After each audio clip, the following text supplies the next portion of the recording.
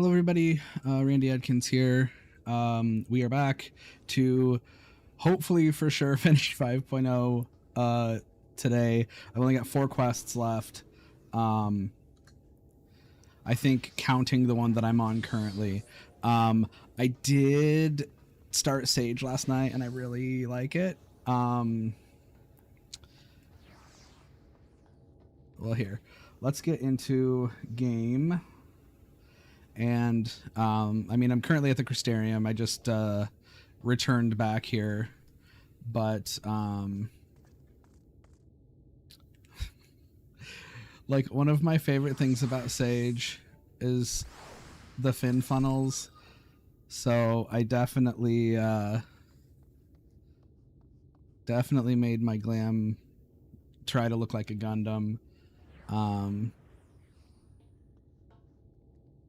So yeah, that was my thoughts there. But yeah, so I need to get back to the cups so we can continue on this this journey. Okay. So many things.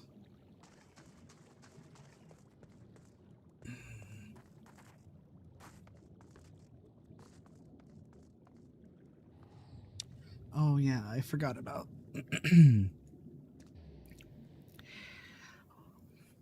What is it that you have there? I have your lamp from Grenold. The sacred lamp. Then the Finless One has kept his promise. My people tell me of the many deeds you have performed in the name of aiding the cups, and now you come to me bearing the light we had almost surrendered hope of ever seeing. We can doubt your purity no longer. Your arrival was the will of the ancients. Yes, the time for fear has passed. We shall take the lamp and unveil its austere illumination upon the walls of the Forgotten. Gather there with your companions, and we shall speak again once our prayers have been offered.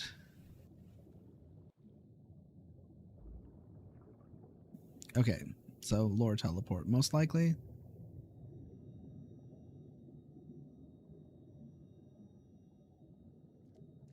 O stewards of the Ondo, we offer up our light in answer.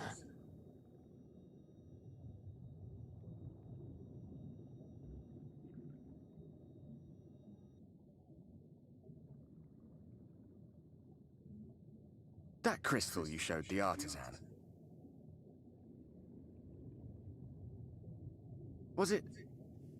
Did it belong to one of my friends? I mean, yes.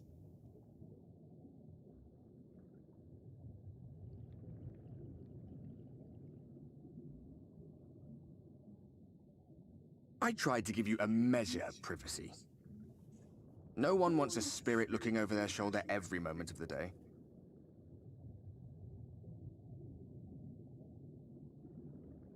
So tell me, if you would, how did you come across that crystal? Honestly, I would be okay with Ardbert looking over me every moment of the day.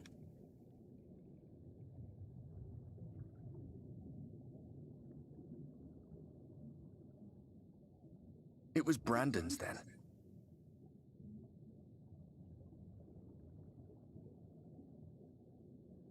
Strange that I should learn such things now, after they're long gone. They were fine friends, every one of them.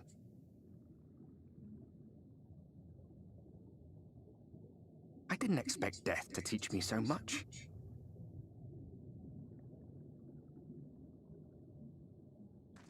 About them, about Seto, about you, about the hope that hides at the heart of this world.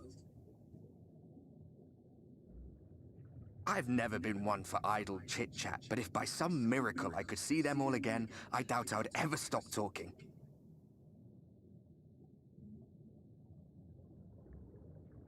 It just started and already he's making me tear up.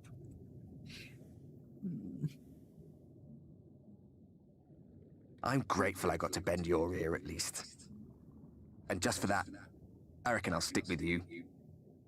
To the very end. I love my ghostly boyfriend.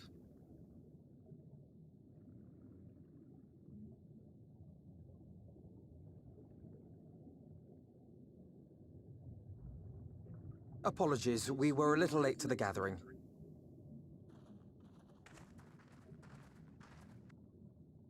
That It was seems we succeeded in gaining their trust. That was an interesting way to turn. Like, instead of just turning, I don't know. Anyway. The delay wasn't exactly welcome, but at least our many hands made light work. And they seemed especially impressed with your contribution. Our hero indeed.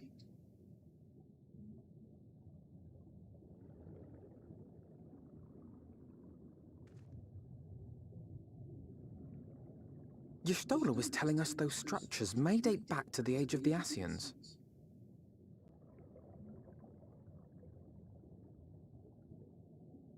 An Ascian homeland. Despite his many protestations, I never quite believed Emmett Selk was telling the truth. Nor I. But there is no denying the evidence before our eyes. Clearly this was once a great city. A home they would see restored, no matter how many tens of thousands of years it takes.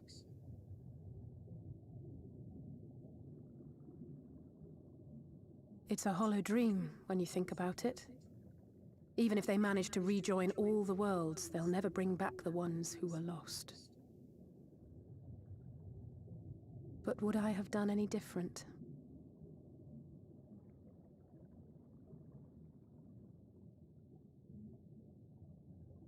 How are you feeling?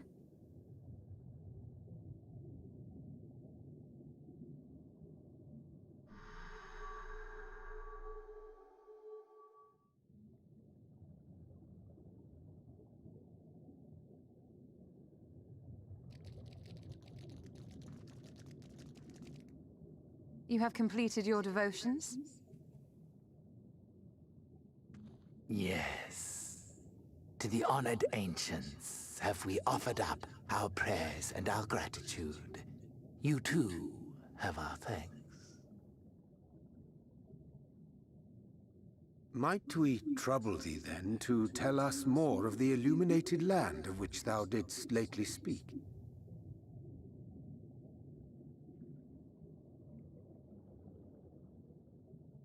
To the west of here lies a great trench. Some days ago, a light appeared in that endless darkness.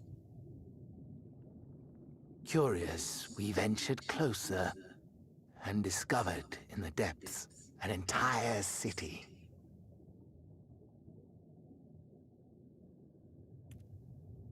So, you've lived here basically forever, but you didn't venture into this trench ever until now? Nobody? Not even that one guy? The buildings we spied were akin to our own everlasting abodes. Impossibly so. We understood at once the ancients had risen. There could be no doubt.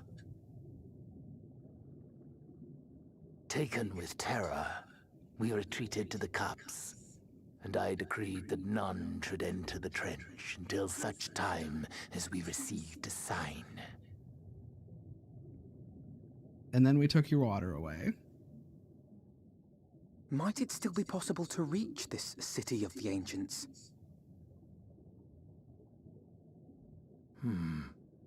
With no water to drown you, a finless one could now travel there. Yes. I mean, me and Alizé can breathe underwater. I am convinced you are the sign for which we have been waiting. My people will show you the way.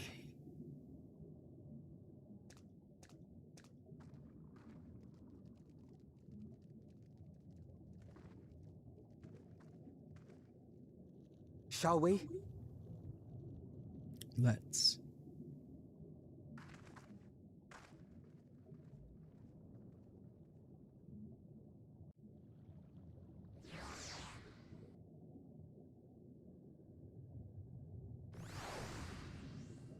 Okay, good. They brought me back to the cups.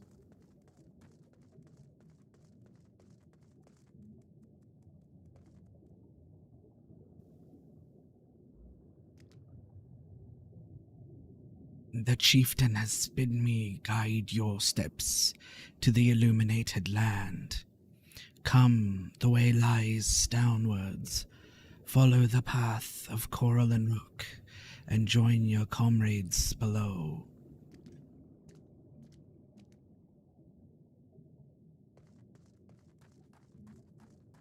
Oh, okay. This is how we get... Okay. I was like, there's gotta be a way to get down there. Oh, Twintania, I love you, but like... You're kind of big for... Excuse me? You're kind of big for this. Oh, there's mobs. Cool.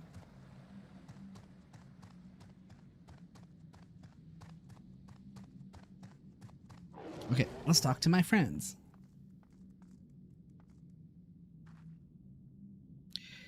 You have everything you need? That artisan fellow is as... If that artisan fellow is as skilled as they say, then you may wish to avail yourself of his services ere we press on. Oh, I did. Grenold set me up with armor and a sword. If Emmett Selk is at the trench, then we'll have to assume he's not swimming in salt water. I wouldn't want to suddenly find ourselves at the edge of Bismarck's bubble with no air to breathe.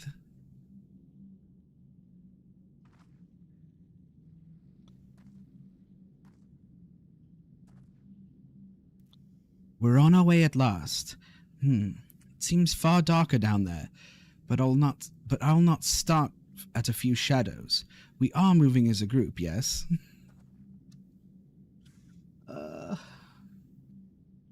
I love Alphino for all his eloquent speeches and stuff. He's afraid of ghosts, apparently, like, the dark, and he can't swim. Excuse me.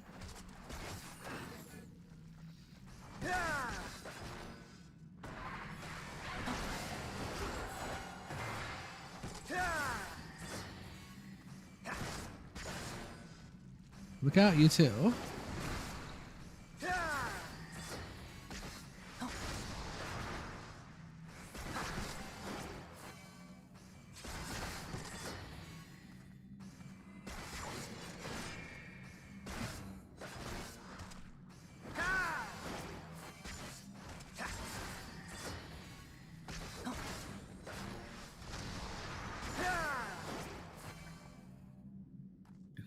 Excuse me, I'm trying to talk to my friends.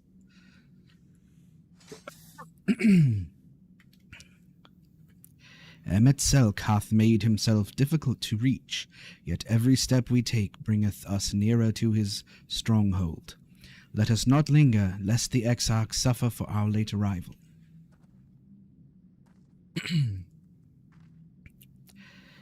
Meeting the Ondo was fascinating. They live just like us in some ways, but act completely different in others. The way they think, the way they play. I'd love to come back here and learn more about their culture. Will the dome last that long, I wonder? Honestly, who knows?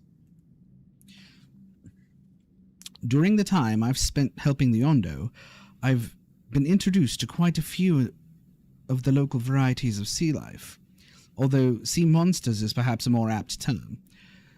Probably best to avoid them if we can. That's what I'm trying to do, but that one came over and hit me.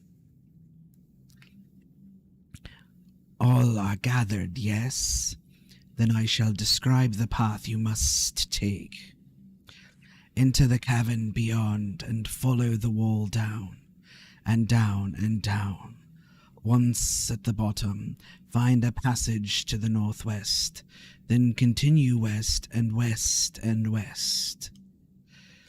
The way is not simple. Keep your friends within shouting distance, and do not stray into the deep. Just before the journey's end, you will find the Caliban Gap and the barrier we placed at its mouth. This obstacle will fade should you raise a hand towards it. We have made it so. A most succinct explanation. We thank you for your guidance.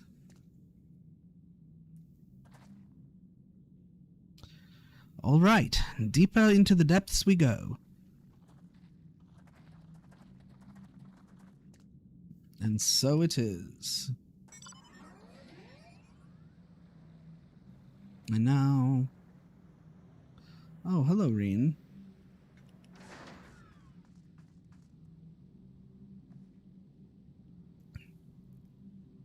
The rocks and coral bunch up by the cavern wall like a staircase of sorts, but be careful. You wouldn't want to slip from up here.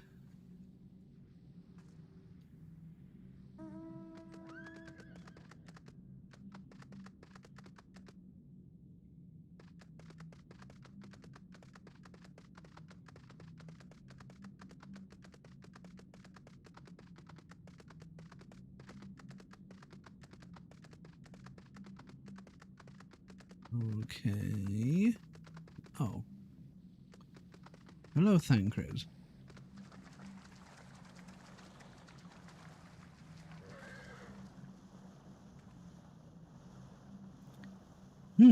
I'd wager these bursts of water could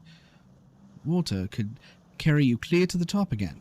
Not that I'm eager to try it. Shortcut. Let's just make sure.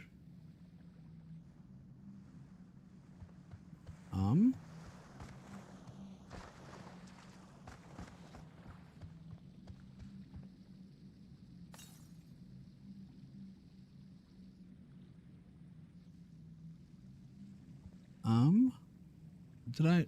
What? Did I miss a... Was it literally on the way down here? I wish it would give me, like, altitude difference. Oh, it is. It's right there. I'm glad I decided to check before I went off on my way. Oh, I got distracted by Reen.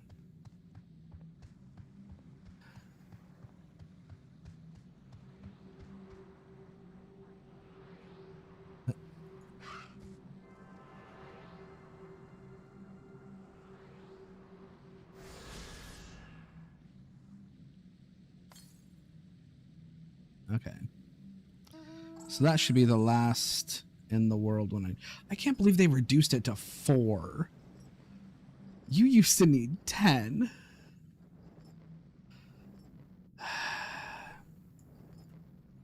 Like, don't get me wrong, like, that's great for people who hadn't done it yet, but, like, why couldn't we have done that, you know, before? When I needed to do it. Okay. Excuse me, please don't aggro me. Talking to my friend. Our guide bade us travel the cavern floor and thence to the west. Yet 'twould seem these twisting tunnels defy such simple instruction. Rather than rely on direction alone, I suggest we scout with care and relay the path ahead to those who come behind.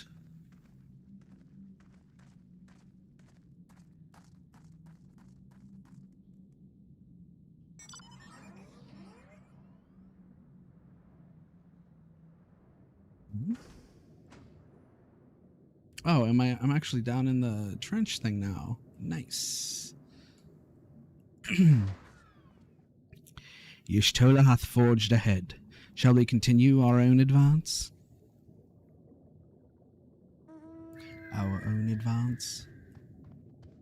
Oh, well, hello. Y'shtola's literally right here. Oh, nope. I need Deathclaw. The rock drops off sharply here, but I should think this coral thick enough to serve as a bridge.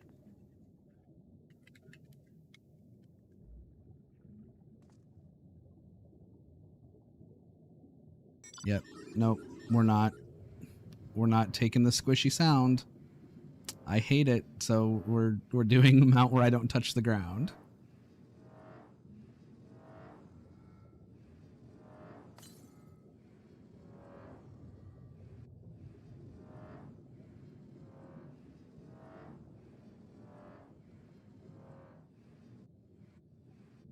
Oh, Alfino's over here.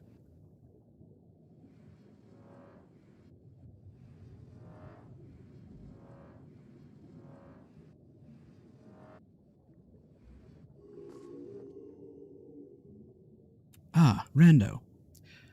You have a choice of 2 routes from here.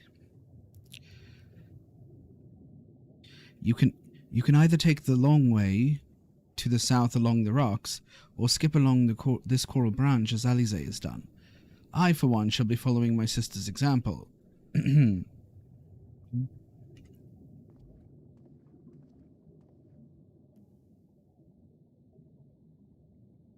Ooh, ship's hull, nice. West, yeah. But we're still riding the Deathclaw. Oh, this goes down? Okay. I wasn't expecting down. I was only expecting across.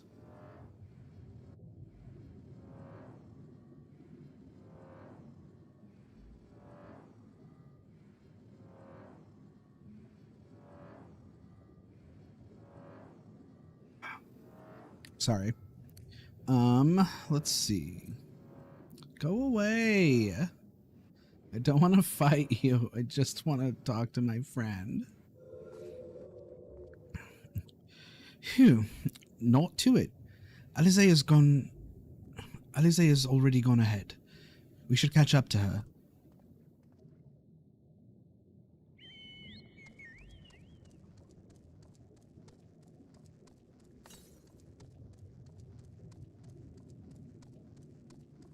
She's over here.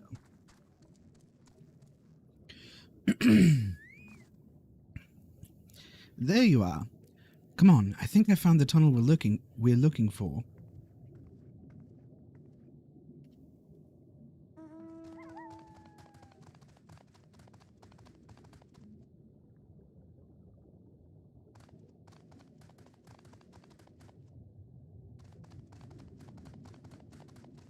What? Oh, there's the barrier. I was like, what is that? Is this enemy? Oh, it's a mark. Okay.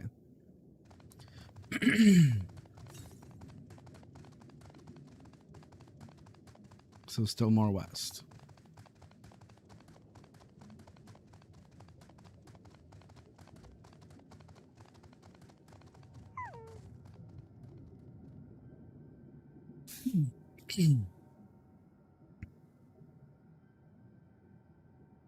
Here, this must be the barrier the Ondo spoke of. Well, that was rather more arduous than I expected. I feel a sudden rush of gratitude for the smooth roads our ancestors cut through the wilderness. 'Twas a treacherous path indeed. Now, I believe one of us needs but raise a hand to banish this next obstacle. Rando, I elect you to do the honors.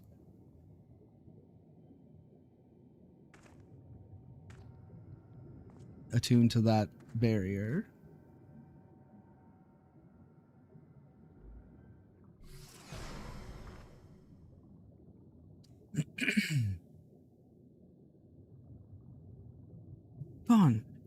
Looks like that. I suppose we should head in.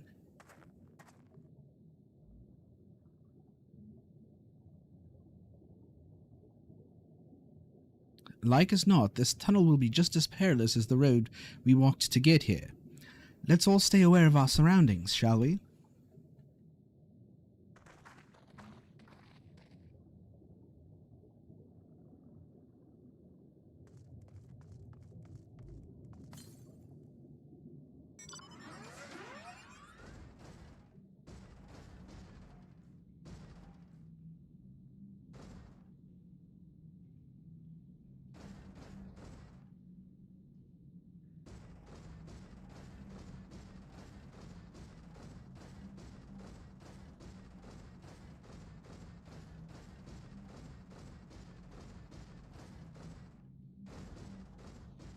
Oh, that's beautiful, though. Oh, can you please not? Could you just... Can't you all just leave me alone? I'm gonna come in here, wait for you all to lose Hagar, and then I'm gonna go talk to Urielge, because I don't... Like, I'm not here to fight right now. I'm here to do the story and talk to my friends. Excuse me? But do you mind?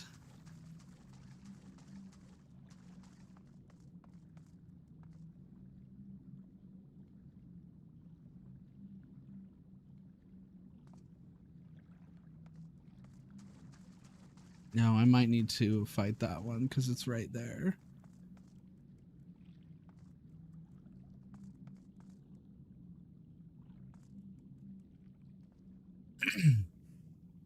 Where thy foot falls, my friend, our road taketh us ever onwards, unto ever deeper darkness. Really? That's all?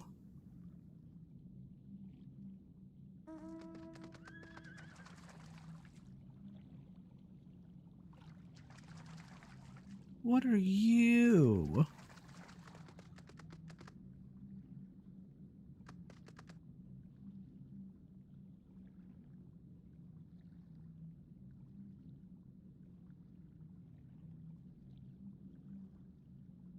Okay, I mean, it's like you're not like hideous, but you're a little weird looking.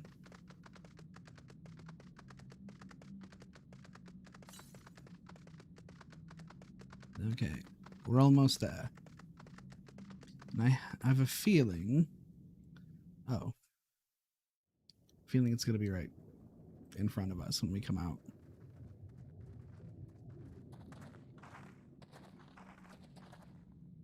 By the gods!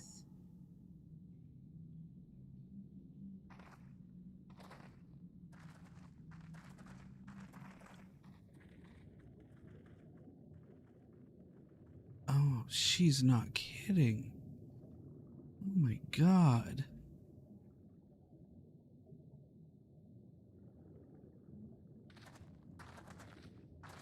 When the Ondo spoke of a city, I did not think they meant an actual city.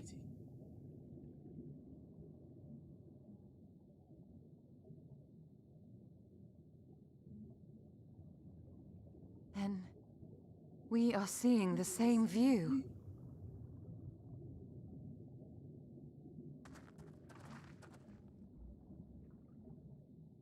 The remnants in the Ondo settlement were solid material structures. But these...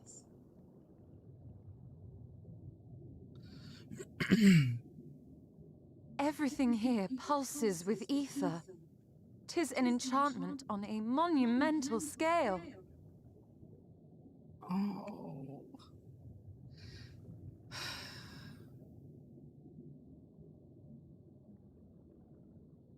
This is what they were talking about before, about being lonely, and Emmett being lonely. Ardbert was talking about it. I have a feeling this is Amarat.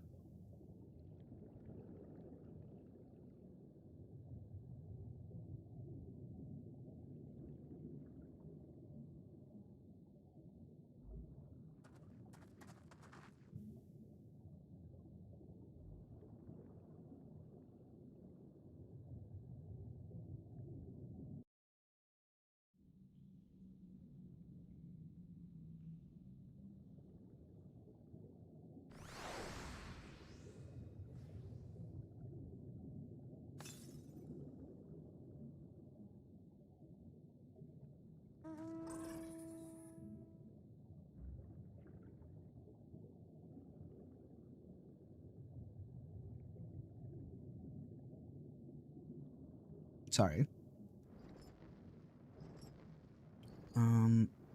Okay. I'm like, I'll be right with you guys. I just need to grab this real quick, then I can stop being myself and obsessing over the in the world ether currents. Still have 4 quests to go, but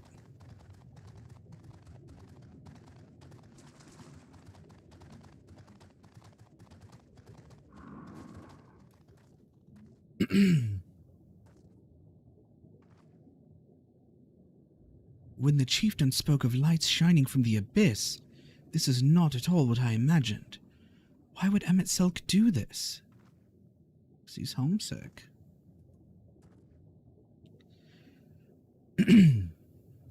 Emmett Selk holds the Exarch captive somewhere within this vast city. Yet even if we must search every alleyway, we will find them.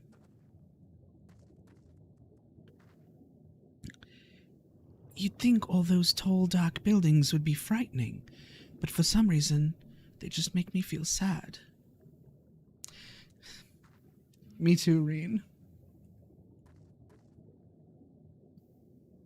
One cannot blame the Ondo for fleeing the spectacle of these brooding edifices. We, however, have not the luxury of fear. It's big, I'll grant you, but cluttered city streets are far more conducive to infiltration than wide open spaces. This will work to our advantage, trust me.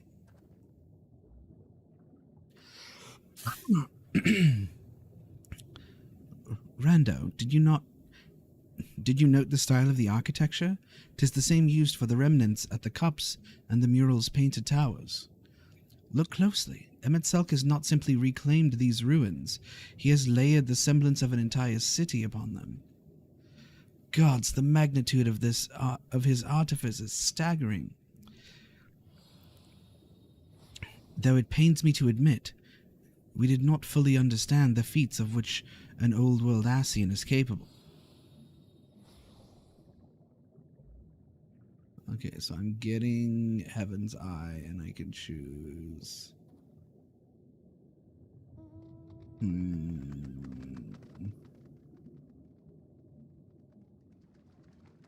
Probably that.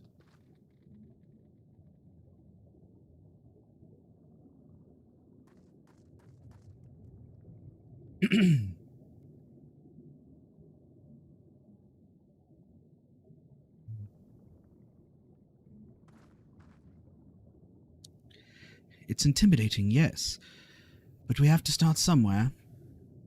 Why don't we have a closer look at that tower to the southeast? We might be able to reach it from the edge of the trench.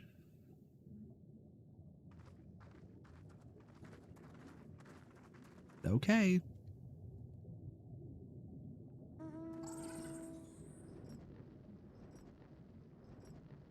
Here we go.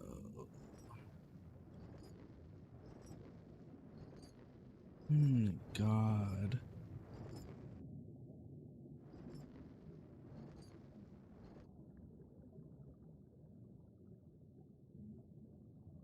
Oh.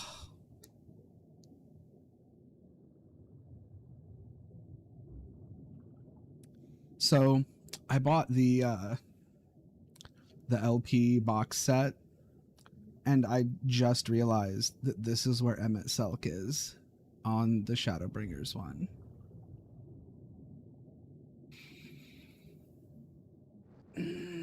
I can't really be mad at him anymore. Like, I mean, I'm a little bit mad at him, but like, how convenient.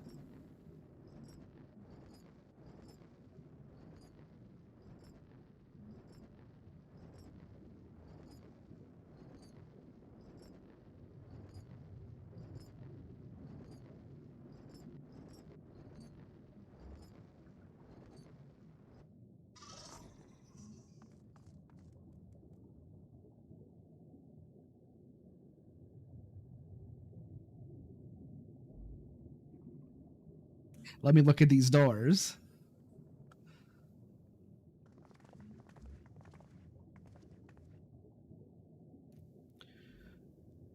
Look at the size of these doors.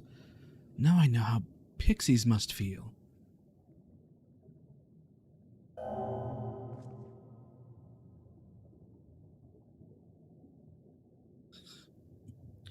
Rando Murasaki recognized. Welcome to the city of Amarot. Will you be riding the lift?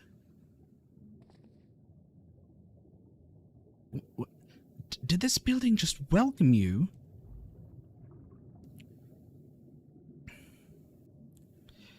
Mayhap it is not so passing strange. Did Emetzelk not invite Rando to visit his abode? 'Tis plain thy coming was expected.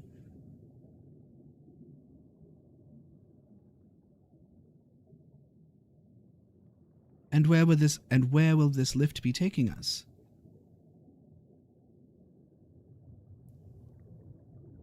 The lift surfaces every level of Aquara Heights, but is presently configured to convey passengers directly to the ground floor. Well, there you have it. In the absence of some few hundred yalms of rope, we have little choice but to accept the offer. With emphasis on the we, I'm not about to let you walk into that place alone.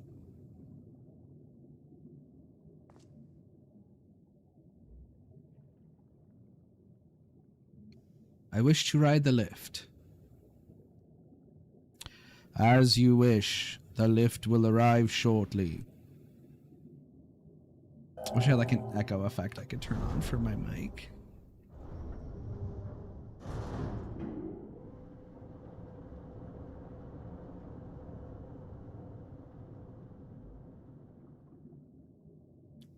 Next stop, ground floor.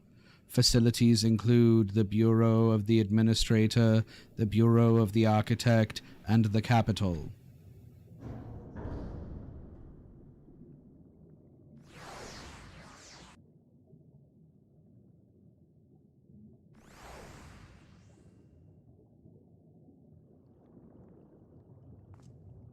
Oh, last ones. We're gonna need to buy more.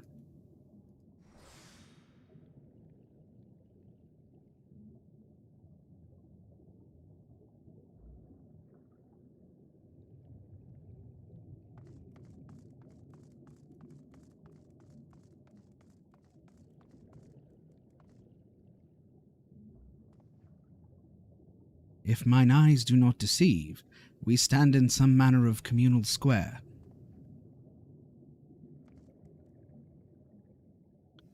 Just a moment, I thought I saw something.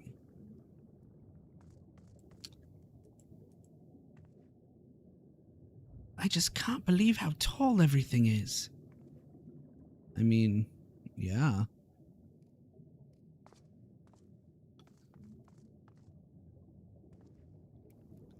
Seems peaceful enough, he said, tempting fate.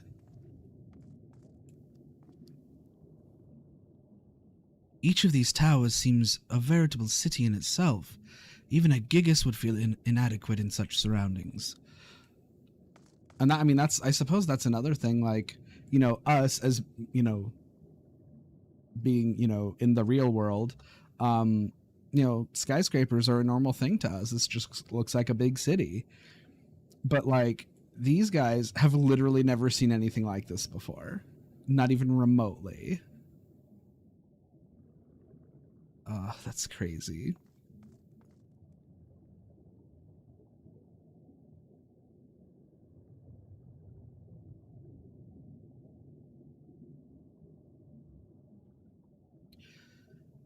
It's only at this distance that you start to realize how big the buildings truly are. What did that voice call the city? Amarot?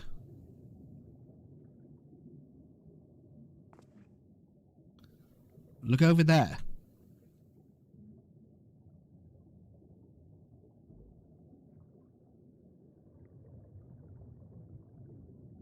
Is that a person? Ah, no, my mistake. That's a giant. It doesn't seem to have noticed us yet.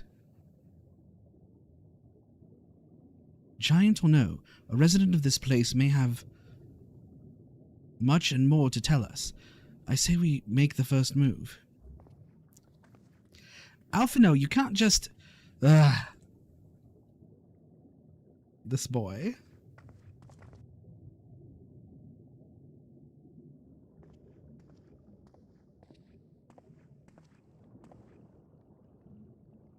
Pray excuse my boldness, but might I ask you a few questions?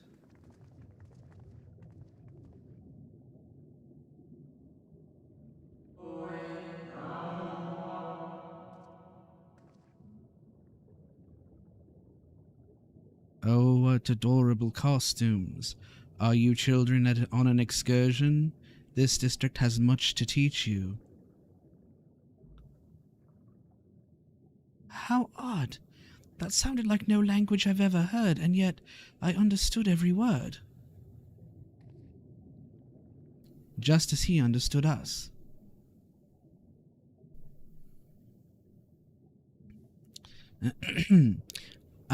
And which district is this exactly? You must be lost, poor things.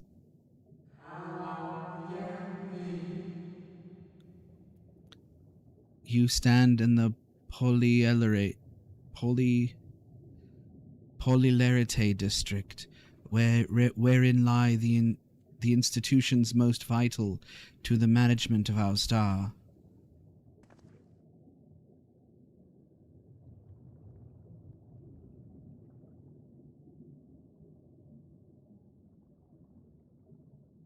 Can you tell us where to find Emmett Selk?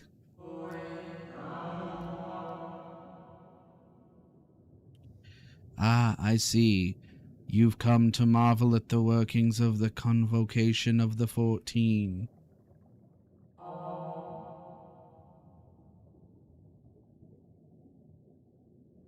You said aw, and it means this?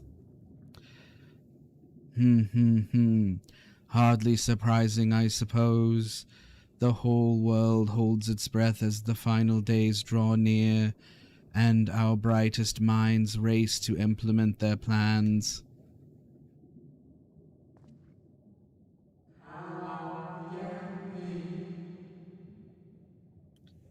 Thus you must understand that gaining an audience at this time will be next to impossible. You should hurry home now, before your families begin to worry. Do you need me to walk you back?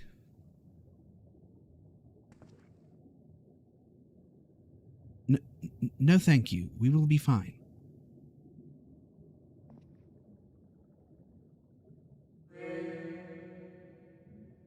Very well. Take care, little ones.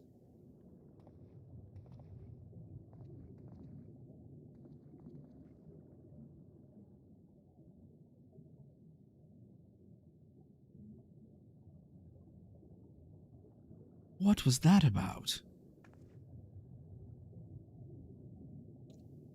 To my eyes, these people appear as arcane entities. I suspect Emmett Selk wove them out of ether, much as he reconstructed the rest of the city. The final days.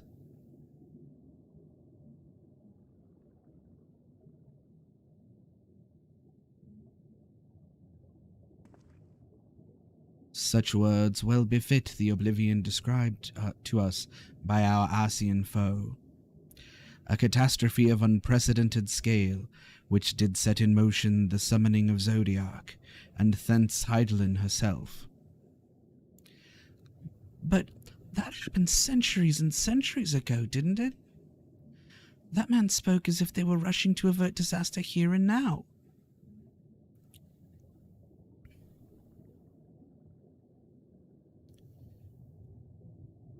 Unless, for these people, the distant past is the here and now. I believe thou hast the right of it, Master Alphino. This ethereal Amarot and its residents appear to be phantoms of a different age. Emmett Selk hath reconstructed a memory, a moment in time from before the star was sundered.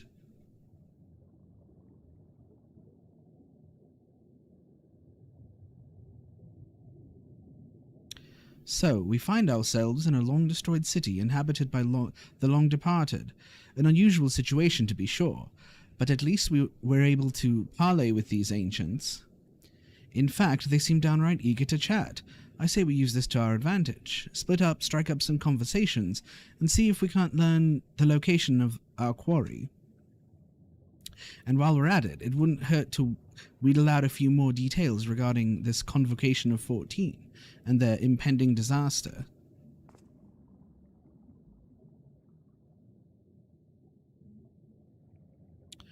To mingling then, let us meet back here when our jaws start aching.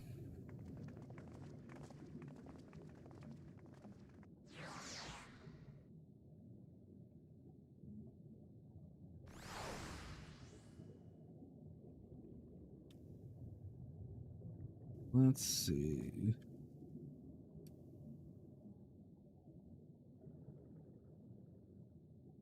I am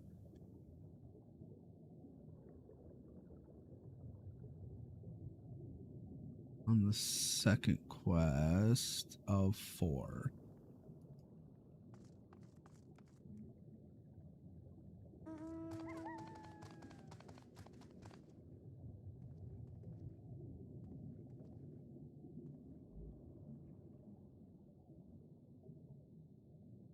Sorry, my ear itched.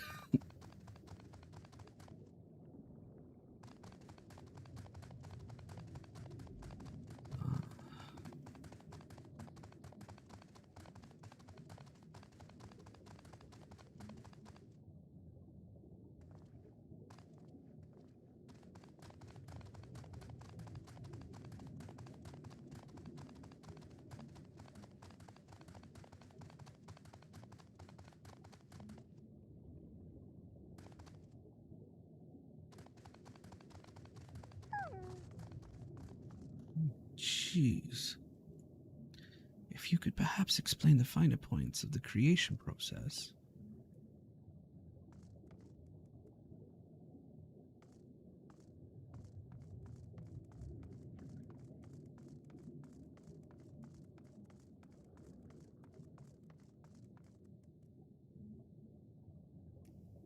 Good gracious child, where is your family? You should not be alone at a time like this. Run along home, quickly now. Have you not heard? Though yet confined to the lands across the sea, a terrible phenomenon afflicts our star. They are calling it the final days. 'Tis said it starts suddenly, a cacophonous keening from beneath the earth. The sound distorts all living things within earshot, and wrests from us control of our creation magics. Once that happens, all is lost. Fear, pain, despair. Every dread impulse is siphoned from our minds and given substance. An eternal fall of fiery rain, an incessant spawning of nightmarish beasts. None can point to the source of the phenomenon. 'Tis as if the star itself has fallen ill, as if a force inimical to all life festers and spreads. 'Tis only a matter of time until Amarot too resounds to that discordant squall. You should stay with your loved ones, child. Stay with them. Dang, man. Like, this is... For real, though, this is Shadowbringers.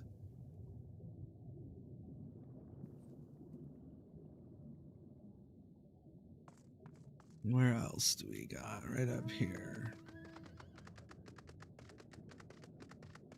They were so big. No wonder he made Garleans. They're the biggest people. Well, the biggest people that look like actual humans.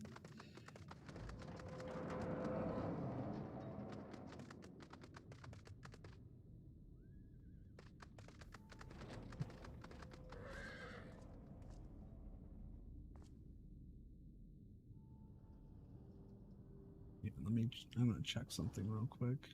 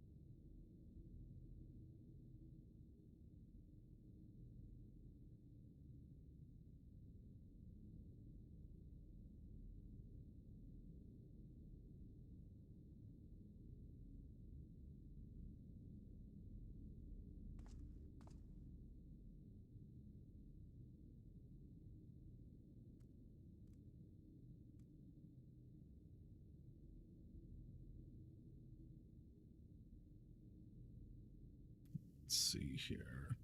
Sorry about that. I'm trying to figure something out real quick. Let's actually... Yeah. I gotta go check on something. I will be right back.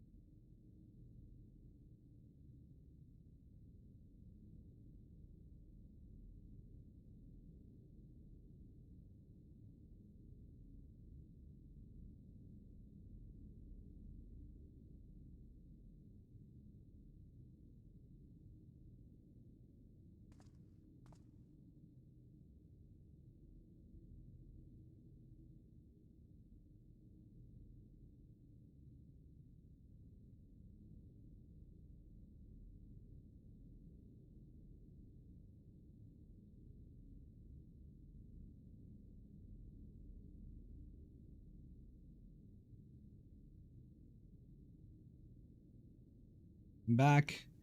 Sorry about that.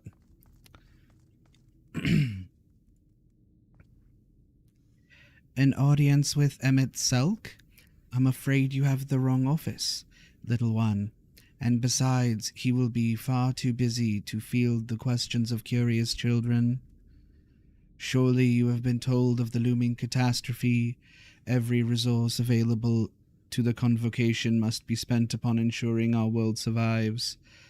They have yet to make an official announcement, but it is said the 14 are moving forward with a plan of scarce credible proportions, one which promises to grant will to the very star itself.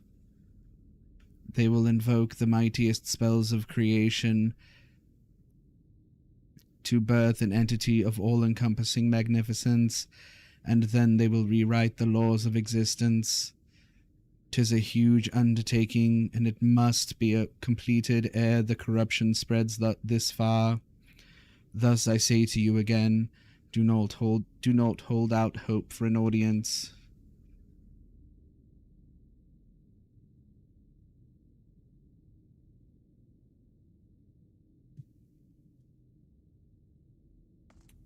Okay.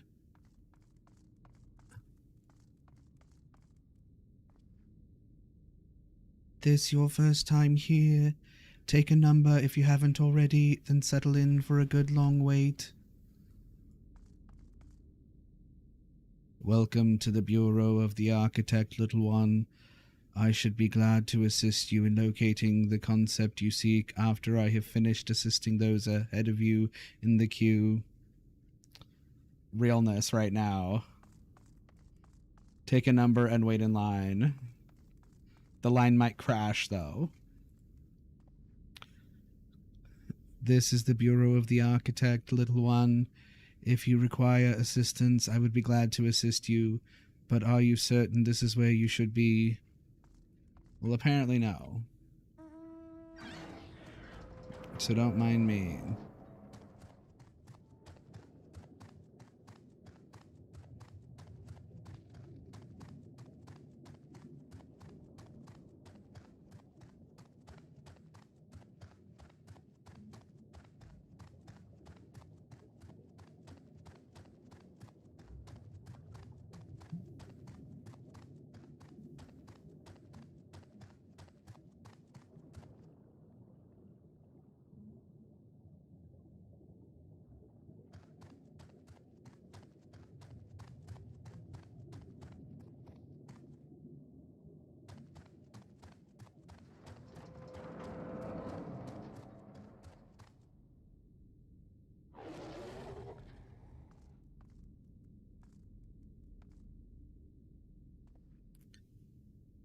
One can never be too young to take an interest in the rhetorical arts. Welcome, little one, welcome.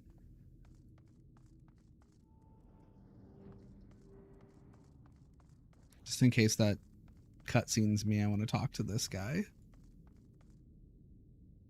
How may I help you, little one? Do you wish to peruse the transcripts of the great debates, or would you like to reserve a room for discussion? We are here to serve your needs.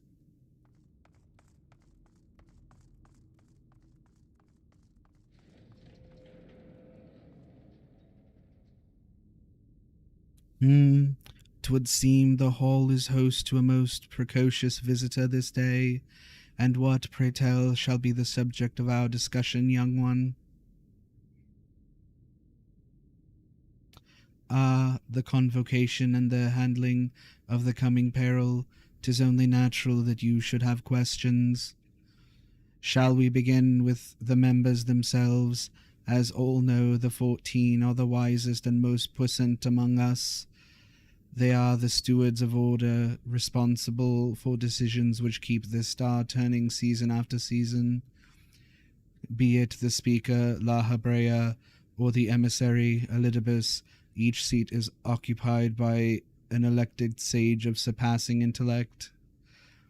Logriff, Mitron, Emetzelk, their individual titles have, as a gesture of respect and matter of tradition, become synonymous with their incumbents. So Emmett Selk doesn't have a title. He's just Emmett Selk. Interesting. Thus it is with great incredulity that I greet this recent rumor that a seat in the convocation is soon to be left vacant. If proven true, 'twould be an unprecedented development, a testament to immense pressure under which our saviors are toiling. In any event, I for one am confident they shall deliver our star unto salvation.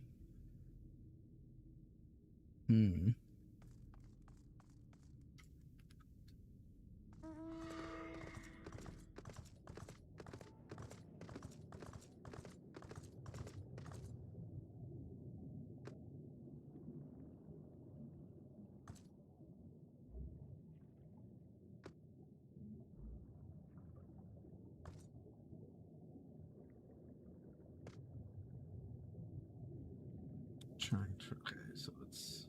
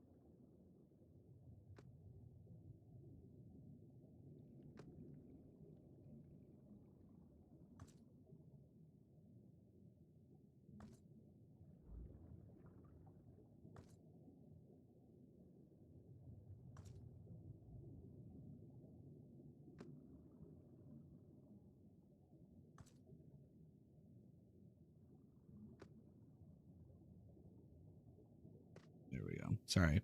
Adjusting volume in my headphones.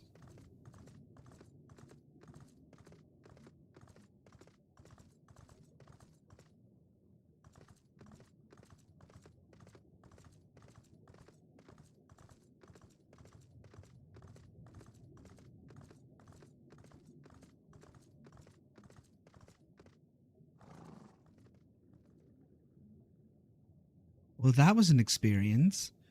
I was never fond of being treated like a child, but it did make asking questions less suspicious. But you are still a child. Rando, if I was not certain before than I am now, the people of this city believe they face the end of the world. I cannot imagine what purpose compelled Emmett Selk to recreate this ancient Amarat. And yet, I fancy I hear his words to us echoing throughout this ocean trench. He would have his story known.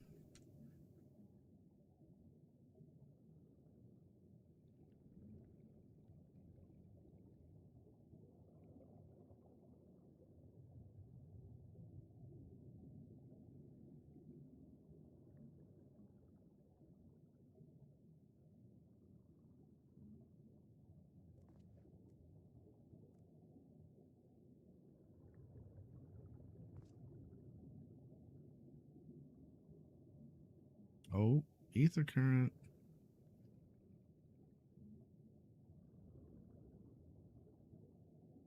Greater purpose.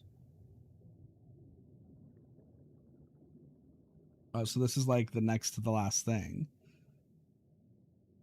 But then where are the other? Oh, right over here. Maybe? How many more? Oh, 4. Okay.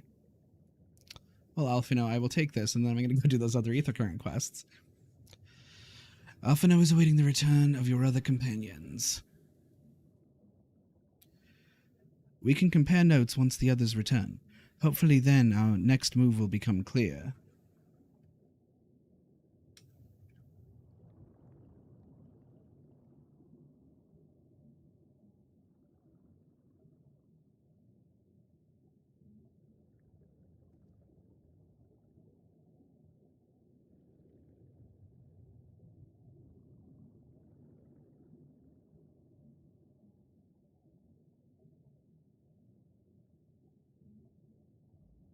'twould seem our conversations were much alike. A looming disaster, creation magics running rampant, and this convocation's efforts to bring salvation out of chaos. I suppose there was talk of little else in the time when these events came to pass.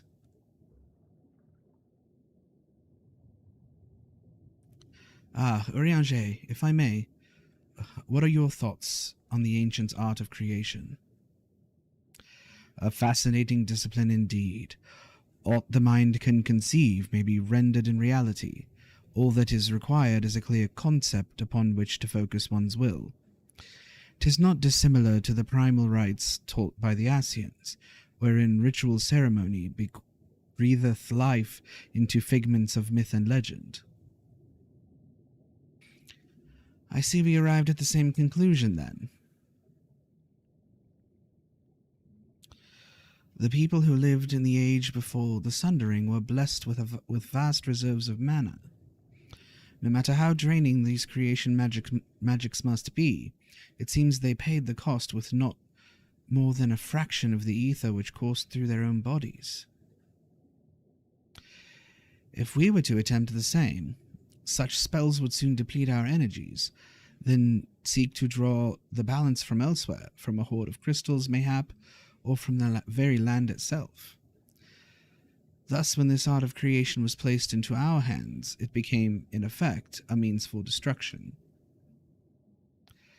An interesting matter, which no doubt bears further study, but despite all these revelations, I worry we are no closer to finding Emmett Selk. Has anyone learned aught which might lead us to his location? Not directly, mayhap, but from what we've heard, it seems the Convocation of 14 is sequestered in the nearby Capitol building. When we went to see for ourselves, the attendant wouldn't let us through without a writ of permission. So we tried our luck at the Bureau of the Administrator, where we thought these permissions might be issued, but the clerk there said he couldn't help us since our names didn't appear in the registry. And that was where we gave up. I wonder though, Rando, could you be eligible for one of these writs? The voice in the lift seemed to know who you were. It might be that your name is registered at the bureaus as well. Worth a look, I'd say. Meanwhile, I'll head back to the capital and search for a less official point of entry, just in case. Pray allow me to accompany thee on thy reconnaissance. An arcane perspective may prove needful.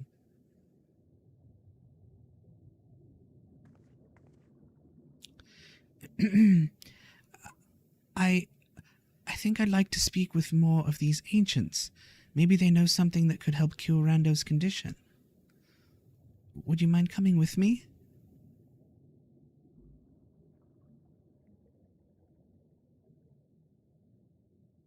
Oh, Reen. Of course, I don't mind. Just lead the way.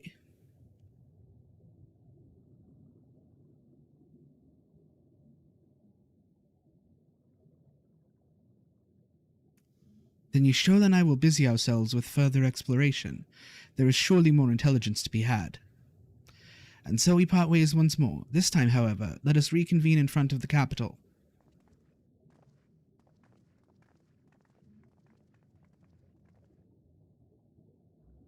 Okay.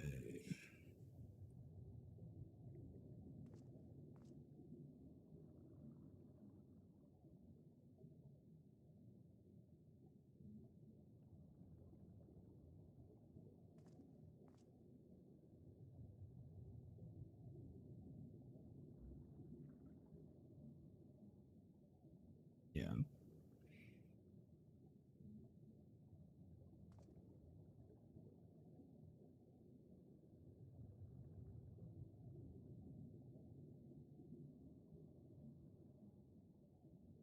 Oh, I forgot to post.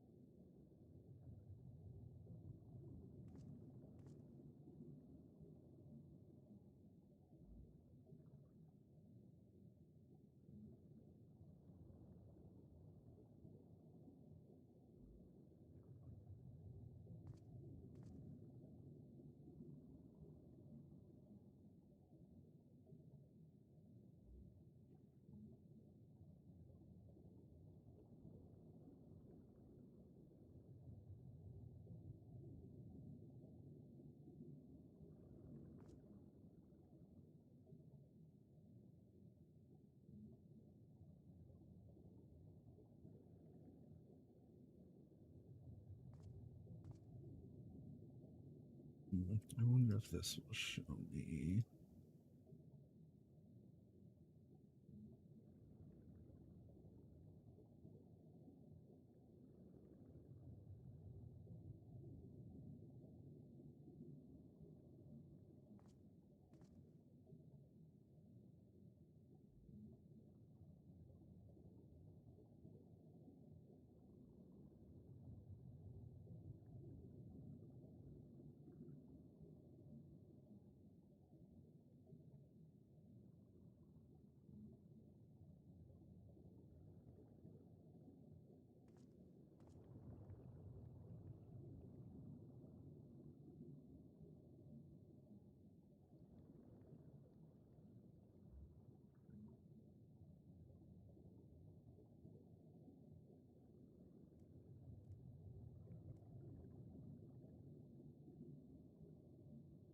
I guess I can.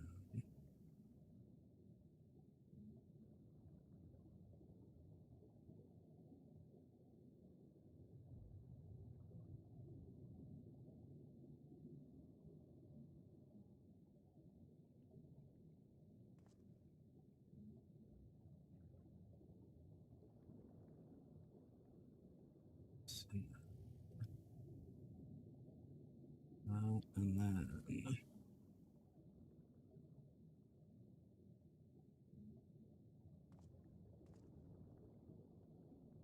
Sorry, I forgot to post on Facebook like I usually do that I'm streaming.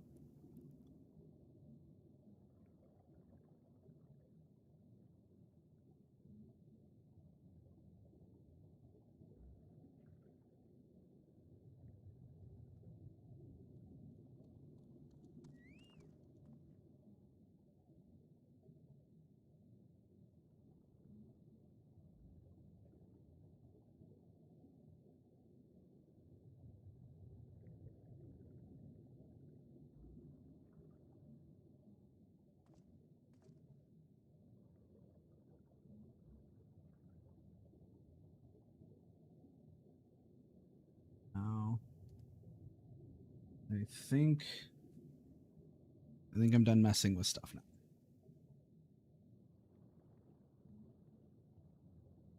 But I am gonna go do these. It looks like there are 3 ether current quests here.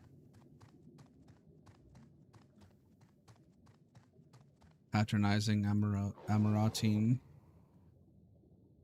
Ooh.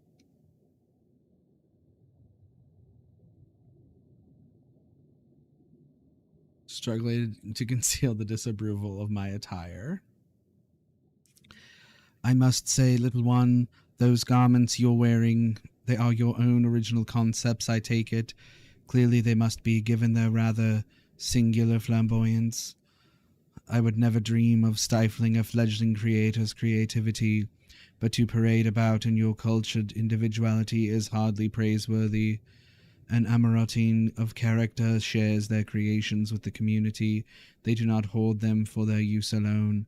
To delight in disparity is a mark of the morally deficient.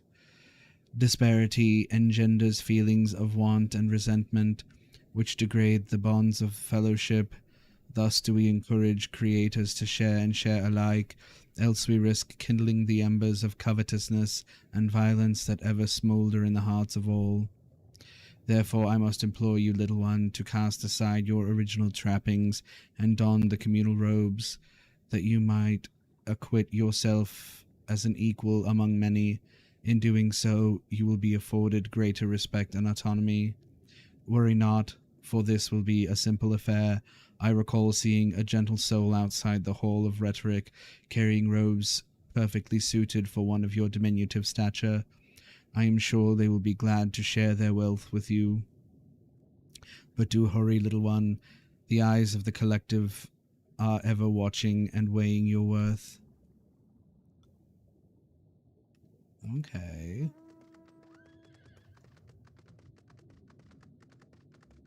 There's another one inside there.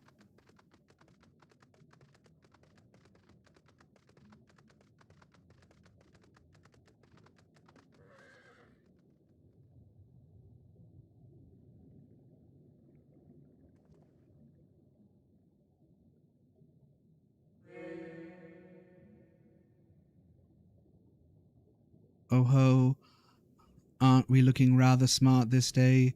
What can I do for you, little one?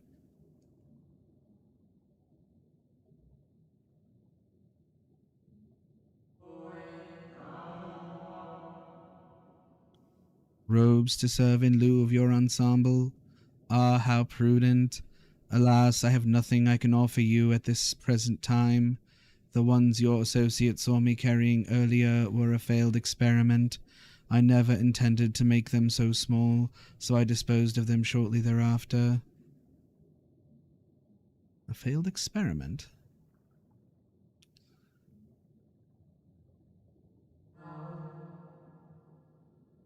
By your bemused expression, I gather you find it odd that your elders can fail in so simple an application of creation magics. It is more common than you may realize, little one. In this instance, a gaggle of children was passing by. As I held the image of the robes in my mind's eye, simply by becoming aware of their presence, it was the form influenced and the final product changed. All things considered, it could have been worse. Just the other day I was attempting to conceive a white-haired lion when all of a sudden this exquisite eagle alighted on the nearby railing, giving me quite the shock and dramatically altering my initial concept. He made a griffin? Indeed, it was a most unexpected development, but not an altogether unwelcome one. Great strides are often born from unexpected impetuses. But even inspiration has its limits. For all the wonders we have wrought, I do wonder if there will ever come a time when we have fully explored the potential of our powers, when there is truly nothing left unmade, and only iteration and imitation and stagnation remain. But such esoteric matters need not concern you, little one. For now, I would encourage you to embrace your creativity and work your magics without fear of failure. Nevertheless, it would still be in your best interest to don the appropriate robes to avoid excess scrutiny. Why don't you go to the Bureau of the Architect and request the appropriate concept so you can fashion one yourself?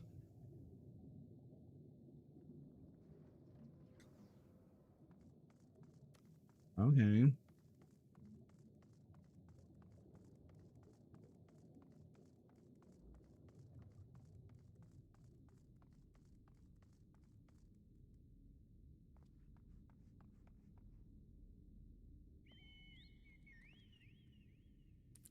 Greetings, little one. Come to debate, and at so young an age. How wonderful. Shall we retire to the benches and settle on a topic? Oh, my apologies for jumping to conclusions. My friends are not quite as fond of the Hall of Rhetoric as I am, so I have a habit of chatting up any potential conversation partners. So if you are not here to debate, I presume you are here to learn about the mysterious esoteric goings-on here. 'Twould be my pleasure to act as a tutor in these matters, if you would indulge me. The Hall of Rhetoric is, as its name indicates, a place where citizens may freely gather to discuss and debate all manner of topics. The central I don't like this monotone thing, but they're kind of very monotone, and then their pitch will shift for the next group of words. So I'm trying to do it that way. A place where citizens may freely gather to discuss and debate all manner of topics. This central forum is ideal for open discourse, but smaller rooms are available for those desiring more intimate conversation. Oh, and there is a wealth of reading material concerning rhetorical techniques and history penned by the greatest minds on offer as well. Should you wish to refine your techniques through self-study. To my mind, however, rhetoric is a living, breathing thing that is best experienced in the moment of conception and execution. Perhaps a demonstration would best serve to further your education. I saw a contemporary of mine engaged in a lively debate earlier, just outside the hall. Go and see if they are still there, and issue to them my personal invitation to a friendly battle of wits. Okay.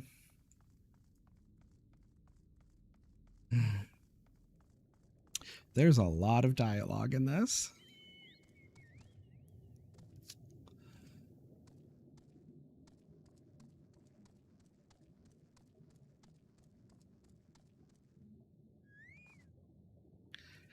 But that is precisely my point, that their obsession with this so-called mandate to approve only the most beneficial concepts for wider distribution, never mind the ridiculous subjectivity of their criteria, has led the Bureau of the Architect to stray from its original purpose. Huh? Have you business with me, child? Regardless, I am in the middle of a heated discussion with my partner. Come back later.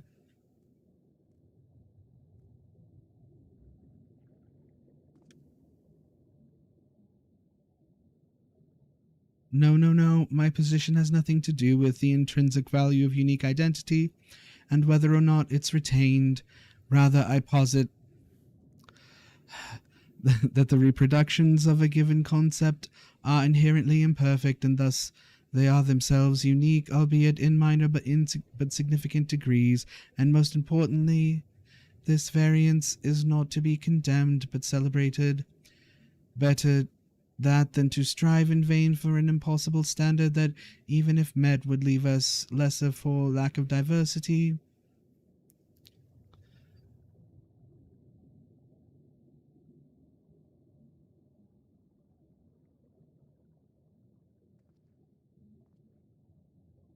My, aren't you a stubborn little bugger?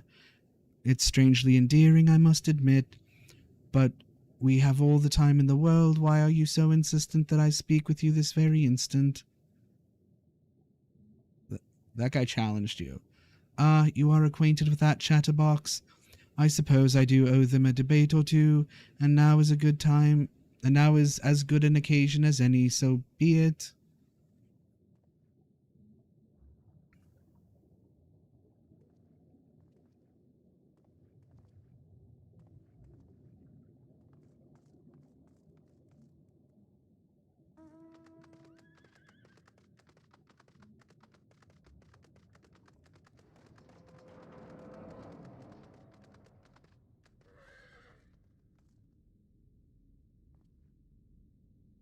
So you're to be an observer? No, that will not do. You must be an active participant. You must engage in the discourse. Only by doing will you learn and grow, little one. I see you found my friend. Thank you, little one. Then without further ado, let us commence the promised debate.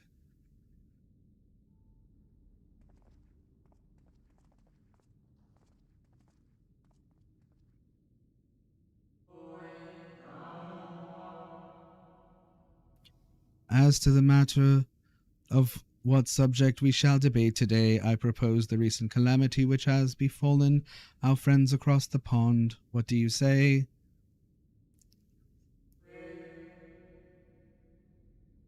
The singular point of contention is, of course, whether or not Amarot should intervene on their behalf.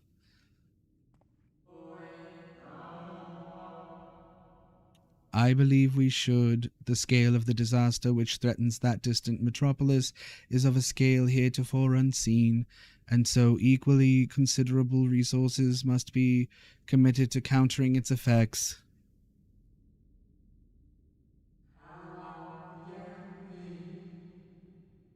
I disagree. The scale concerns me less than the nature of the proposition itself. Who are we to unilaterally intervene in the affairs of those half a world away? Are we to be the saviors of one and all? Such arrogance may well lead to our own downfall.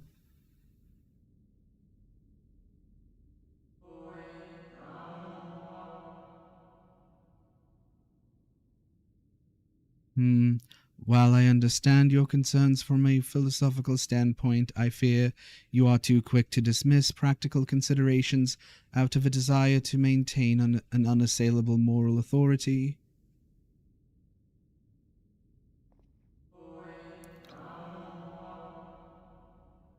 But let us, you and I, hold here for the present and offer the floor to our young student. You have heard our opening salvos in this debate concerning the fate of our neighbors across the sea. What is your opinion of the matter?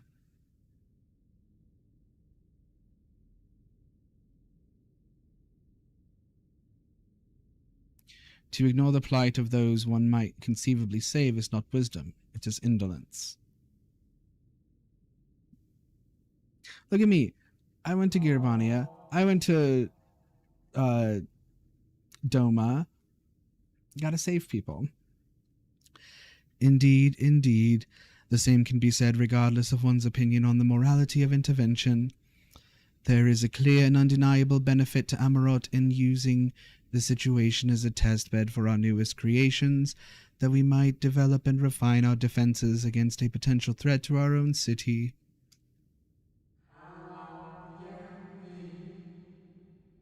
How readily you see the moral high ground. Was not our young friend's point that we have an ethical obligation to aid those in need?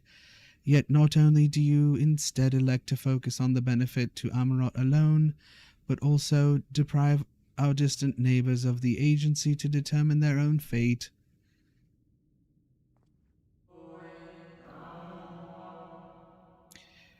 You misunderstand me. What benefits Amarot benefits all creation.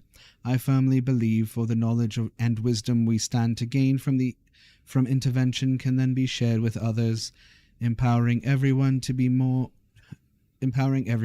effectively surmount similar trials in the future. Thank you.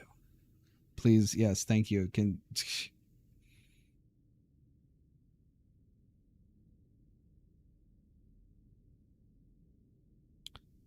My thing is, like, how long am I standing here talking to these two?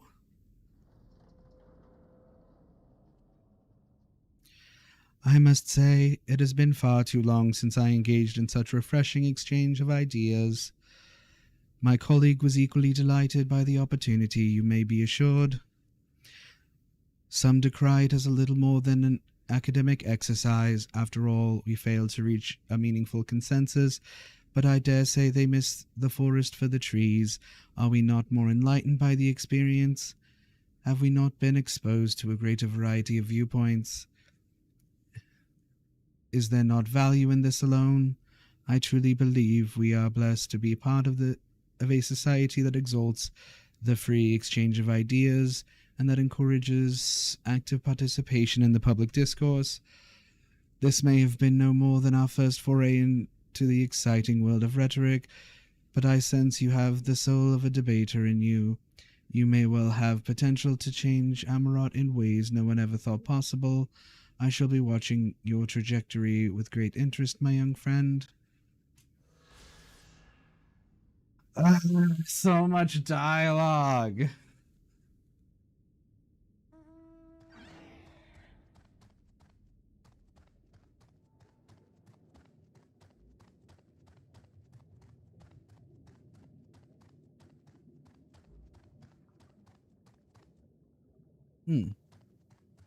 So, like, basically, there's just a natural progression of these three quests. I like that.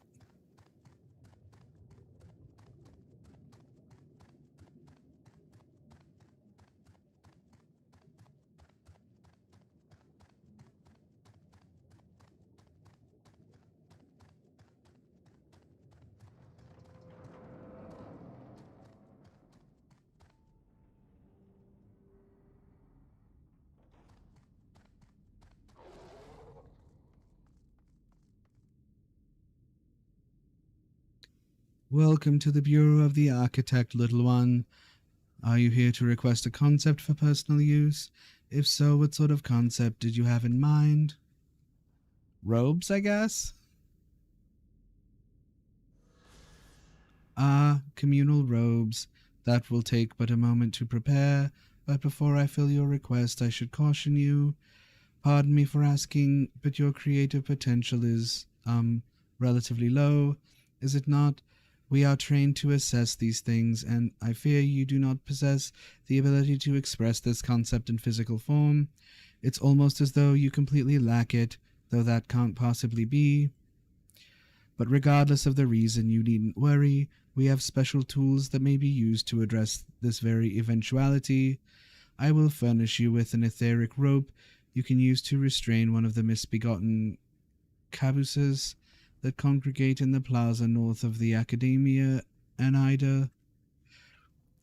You will need to weaken your quarry before we can reliably bind them, but once you have, you can repurpose their energies to create your own robes.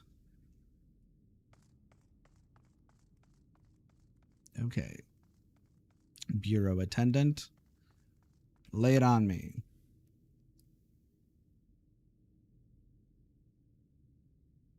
Oh, it's cutscene one again. Greetings and welcome to the Bureau of the Architect. Are you in need of assistance? It would be my pleasure to answer any questions you might have. To your left is the counter where you may submit registrations for new creations. To your right, you will find the counter where you may requisition concepts on file.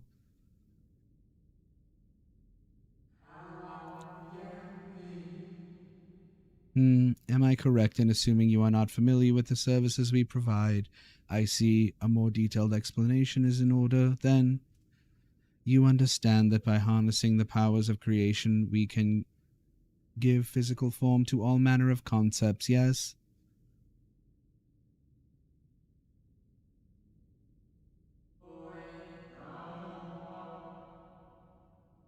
Picture a bouquet of fresh, fragrant flowers, all the colors of a rainbow.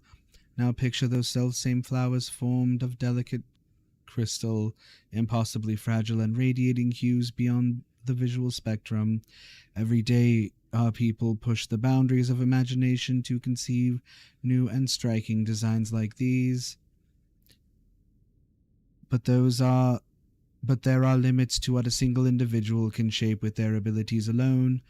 Those who harbor greater ambitions may offer their concepts to others here, that they might, with the strength of many, accomplish what one cannot.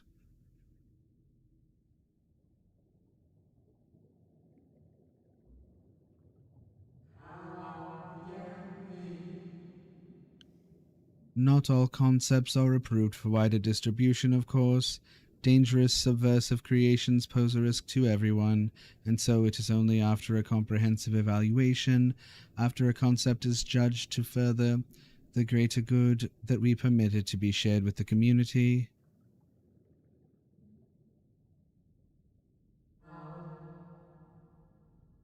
Do you understand, little one?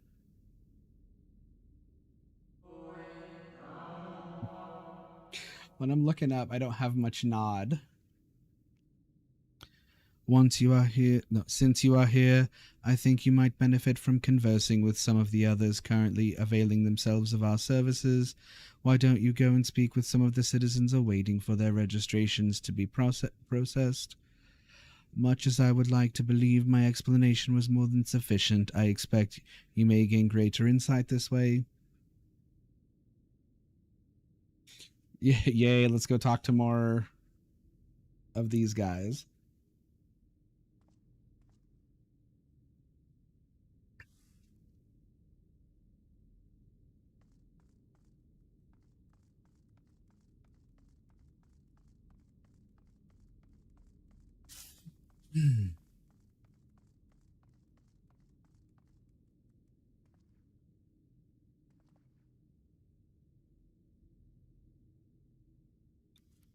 Hello, hello, little one. So rare it is to see one of your size roaming about here. Come to learn about the Bureau, are we? I'm here today to register a new creature. Boneless and with semi-translucent skin, it drifts through the air like a dancer on a summer breeze, its tentacles trailing behind. It utilizes gas bladders to propel itself from place to place. You see, I'll admit it's not the most elegant of designs. I'd not shed a tear if it were rejected, quite frankly, but what can I say? I take pleasure in conceiving unorthodox designs. A beginner like you shouldn't take after me, though. If you're looking to pick up a few tips, you should possibly ask someone else. Is that my number they just called? If you'll excuse me.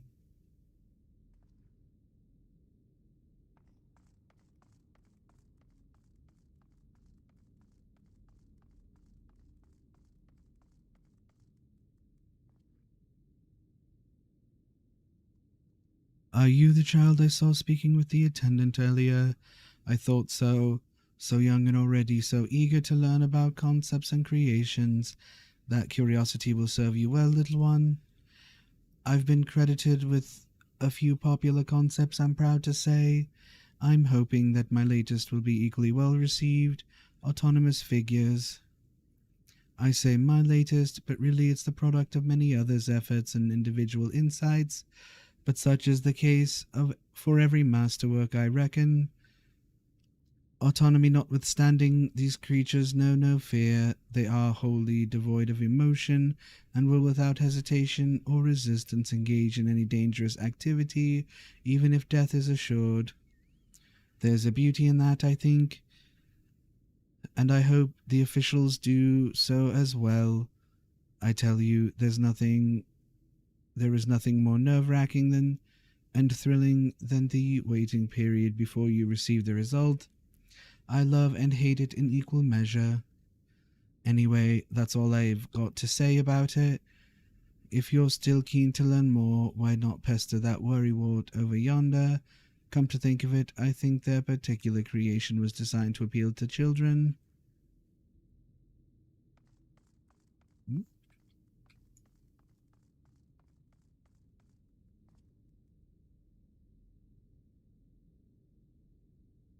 You there, an aspiring young creator come to learn about the Bureau and its inner workings, I trust. That's all well and good, but since you're here, perhaps you can help me with a little something. I've been refining a concept of mine for some time now.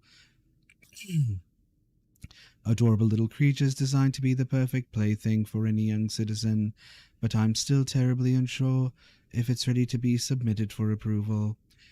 Which is why I was hoping you might first put it through its paces and tell me what you think, your honest opinion. I'll have no flattery from you, young man.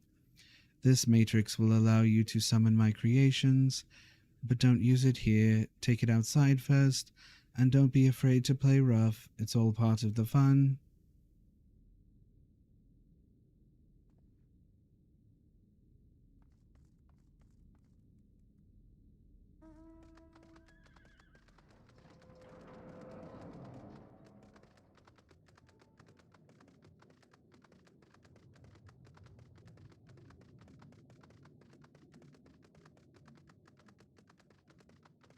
Oh, so I have to fight it. Got it.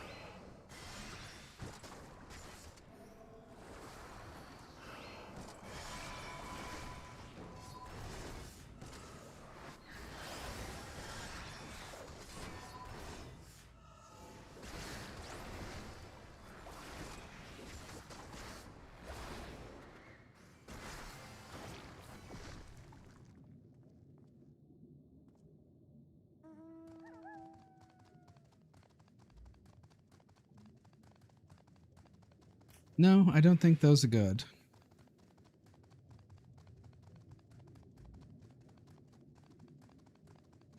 Well, I have to come back here anyway.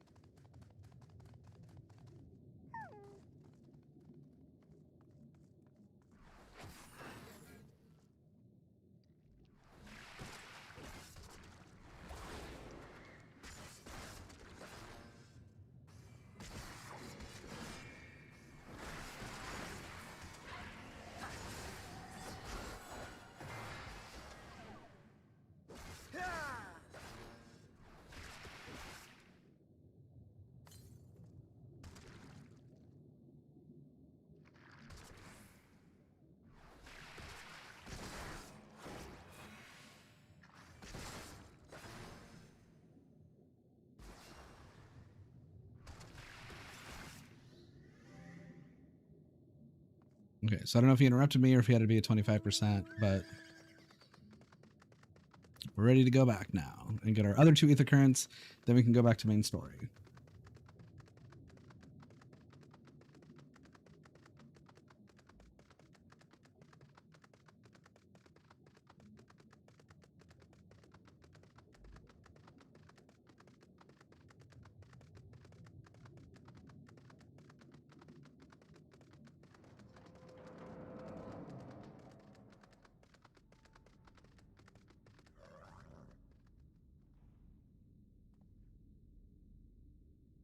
How did you find my lovelies?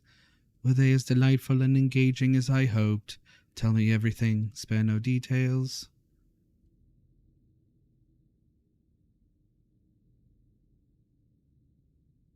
I say they spouted nonsensical phrases and attacked you like mad beasts. How distressing and not at all like what I intended. My sincerest apologies to you, little one, for the unpleasant experience. Still, from these experiences do we grow stronger and wiser. I look forward to the day when you will try your hand at creation too.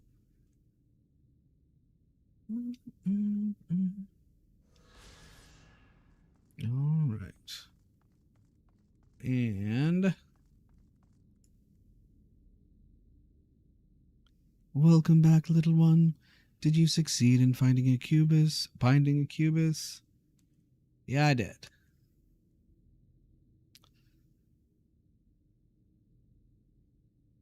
You have done well, little one. Allow me to siphon its energies and prepare the matrix for you. It should only take a moment. Here you are, a creation matrix that you may use to generate your own robes. A concept is inscribed upon the crystal, which has been infused with the ether of the beast you brought me. What? Why are you looking at me as though you do not know how to channel the powers of creation? It is as natural as breathing. Even a newborn babe has the instinct. Even if your potential is lacking as one of our people, you must surely know what to do. Yes, definitely. I sure do. I'm gonna go outside and do it right now.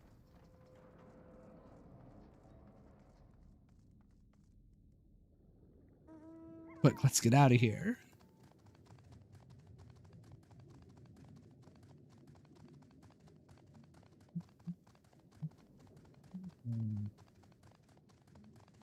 Ooh, that is a pretty aetheryte.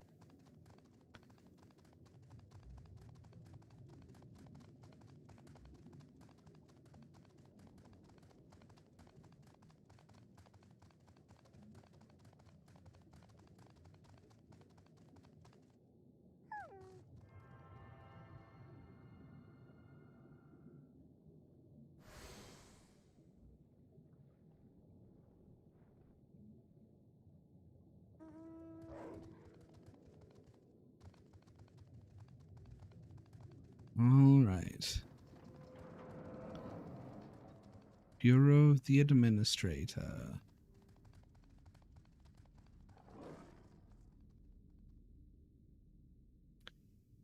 A visitor's writ?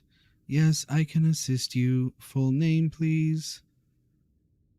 Rendo Murasaki. Please wait near the counter while I confirm your details.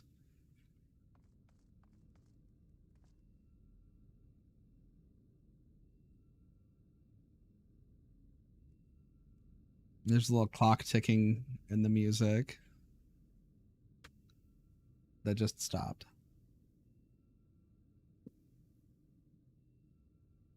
Rando Murasaki, your application is ready for collection.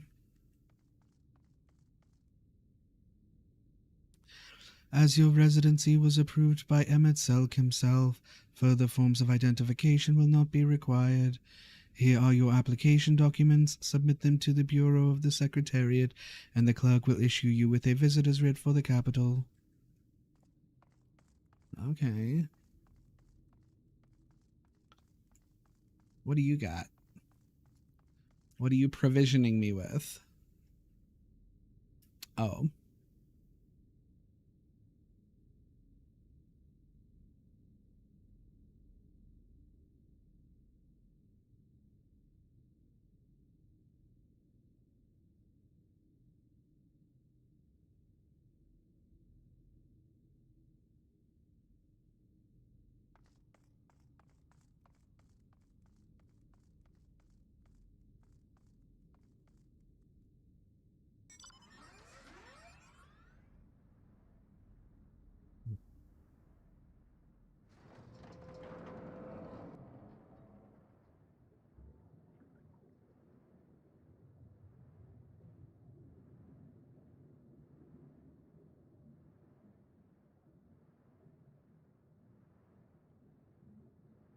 There are a lot more of them around over here.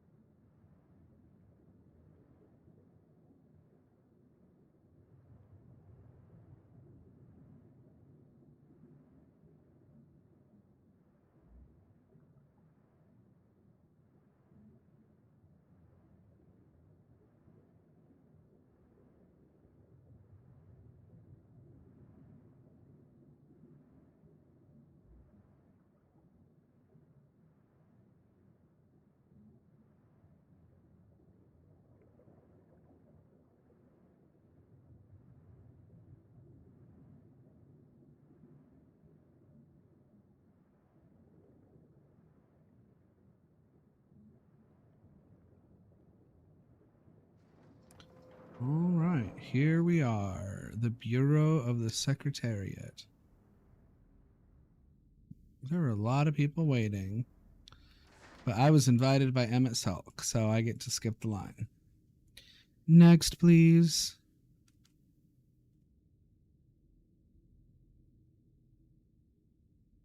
Visiting the capital, are we? Please take a seat. Your name will be called once your application has been processed.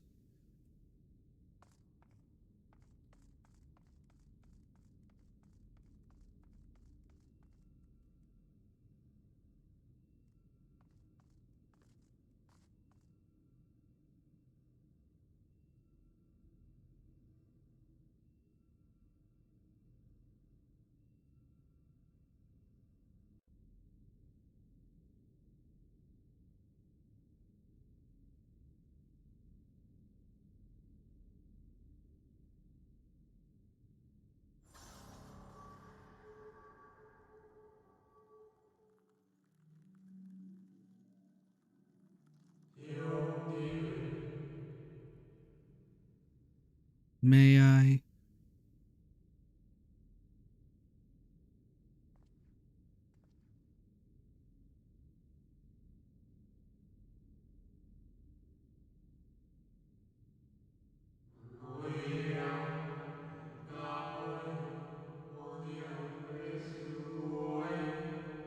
Who is this, and how do they know? You I think are from a time beyond ours. Have you followed in the wake of Emmett Selk?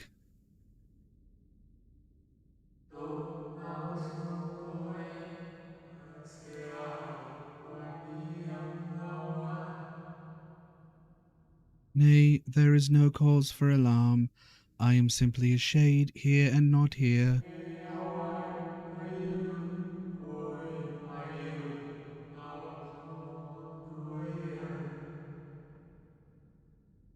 I know only that my name is Hythlodaeus, and that this city is a recreation, a phantom moment plucked from the well of history.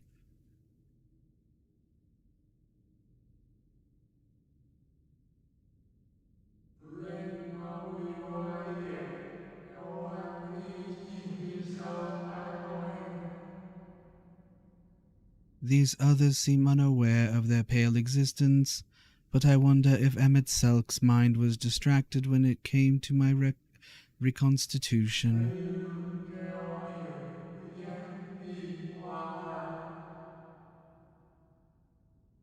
Oh, a stray thought would have been enough. Hythlodaeus will realize the truth, for example. We were close friends once, you see.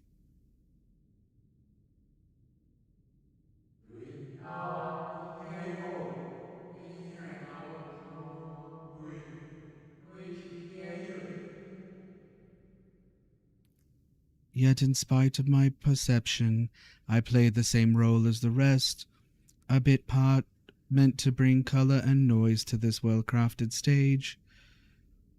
Too much scrutiny, and we shall burst like the fragile bubbles we are.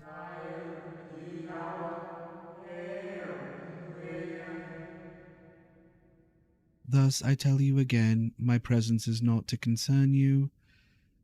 I wish only to share your company whilst we wait.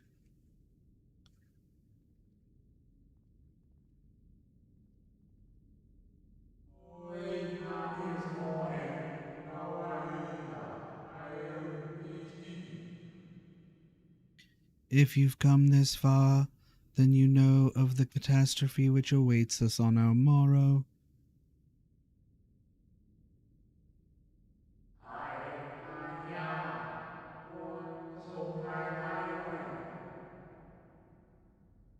The final days, what began as isolated incidents, soon swelled into a world-spanning threat.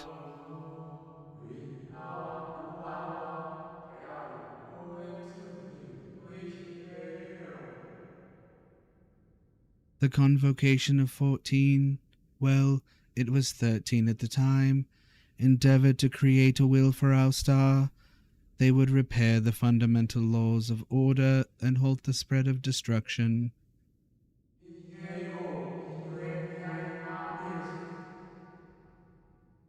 But creation on such a scale required an immense source of power.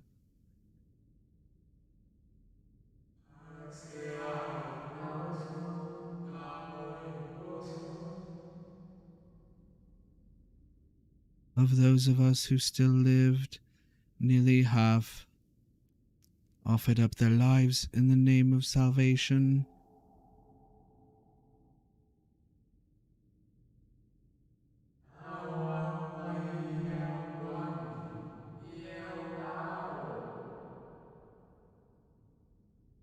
And from their sacrifice, Zodiac was born, just as we had hoped. He reached forth and halted the march of oblivion.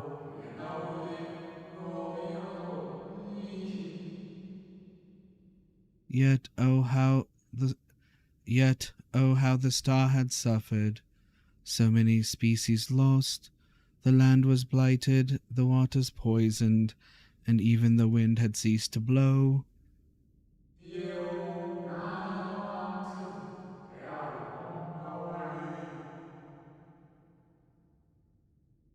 Once more did our people give themselves to Zodiac, another half of our race sacrificed to cleanse the world, to ensure that trees and grasses and myriad tiny lives would sprout and grow and flourish.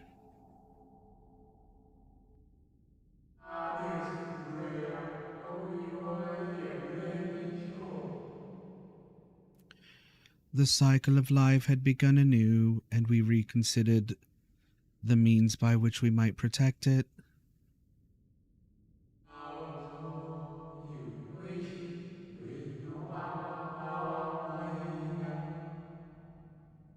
The convocation decided thus: we would nurture our world until it was bursting with vitality. Then, when the time was right, we would offer some portion of its living energy to Zodiac.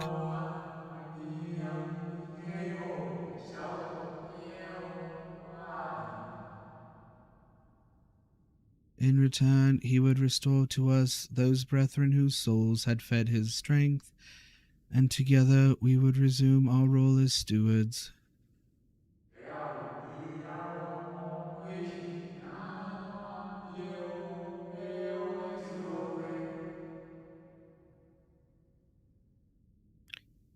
There were, however, those who disagreed with this plan. They argued that enough had been sacrificed to Zodiac, that this new world should belong to the lives newly born.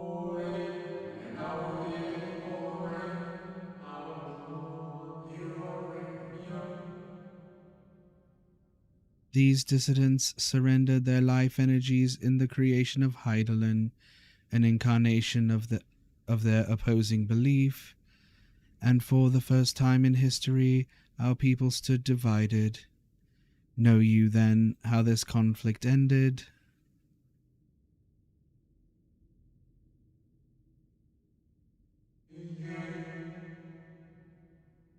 I thought you might.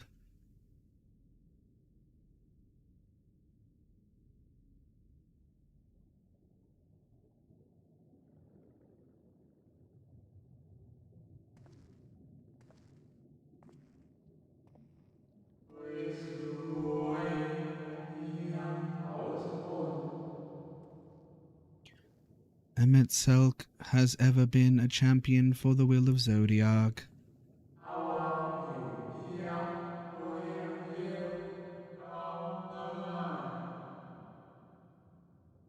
The original plan may have been set back by millennia, but he will have not abandoned his course. He will pay the price for our return by whatever means is necessary.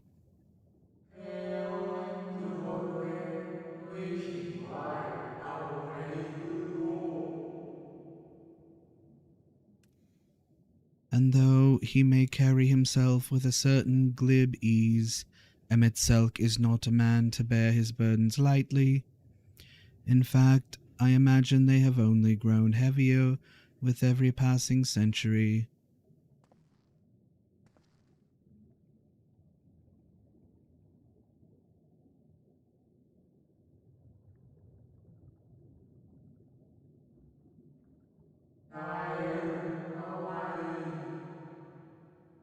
"'Tis truly a terrible weight he has chosen to carry."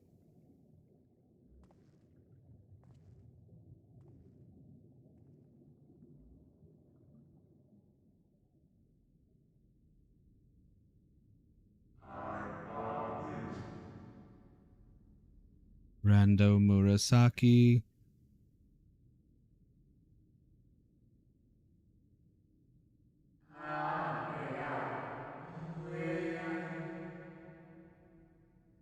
It seems your turn has come. Pray do not let me keep you.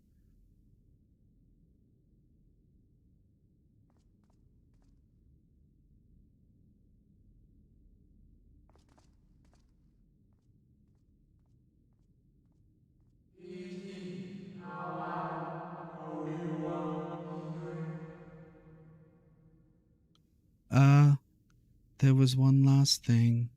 You walk with another at your side, yes?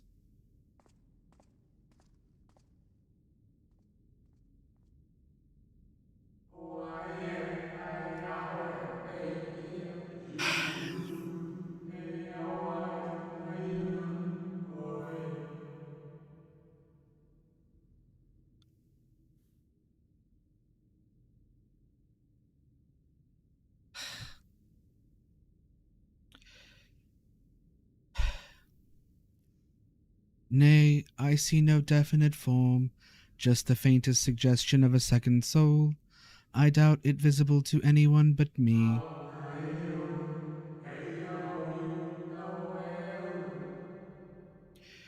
Otherwise, I assume only you can see and hear this ethereal companion.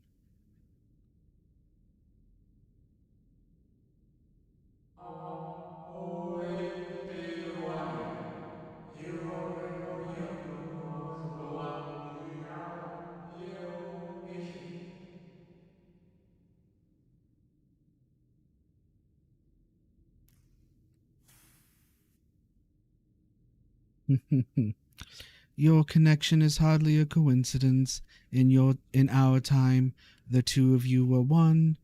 The color of your souls tells the tale.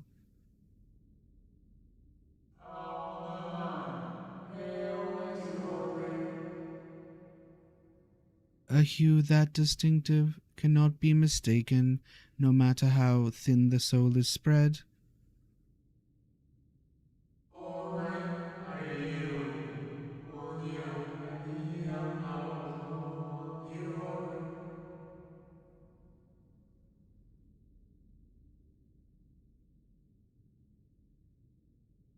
Ha! This is just the kind of fate I might expect for one such as he. Surely Emetzelk has recognized a hint of him in you.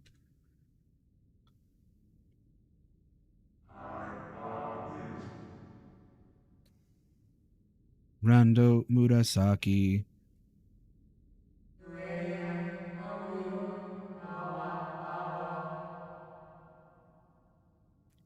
Fare you well, my new old friend. May you find what it is you seek.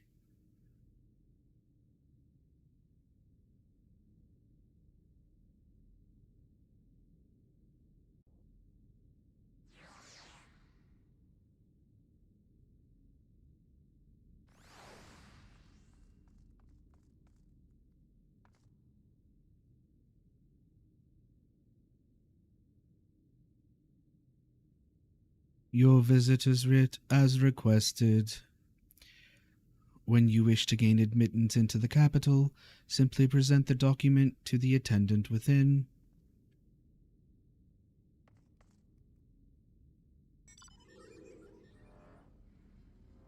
Okay, so this is the end of A Greater Purpose. This is... After this, there is one quest left in 5.0.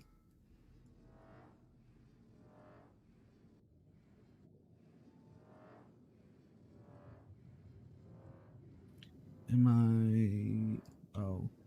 What?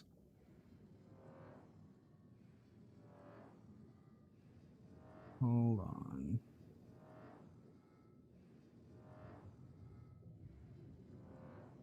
Sorry about that. Don't know what happened there.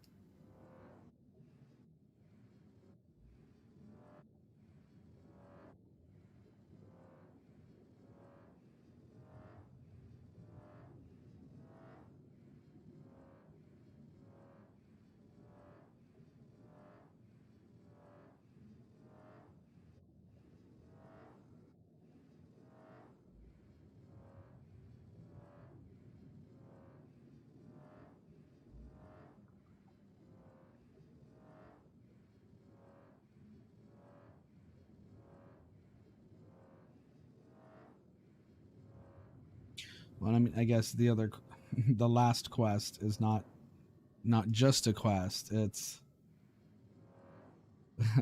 it's our favorite combination of a dungeon and then a trial.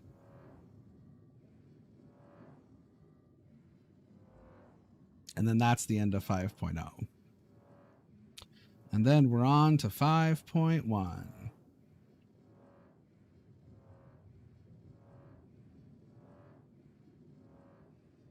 My friends.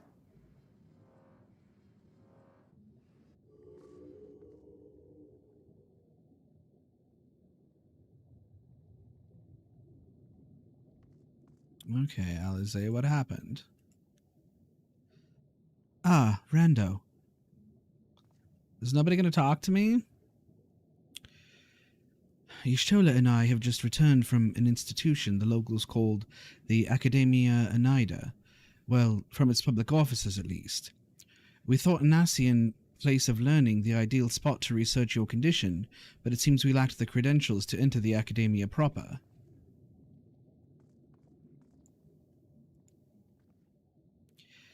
Ah, good, you're here.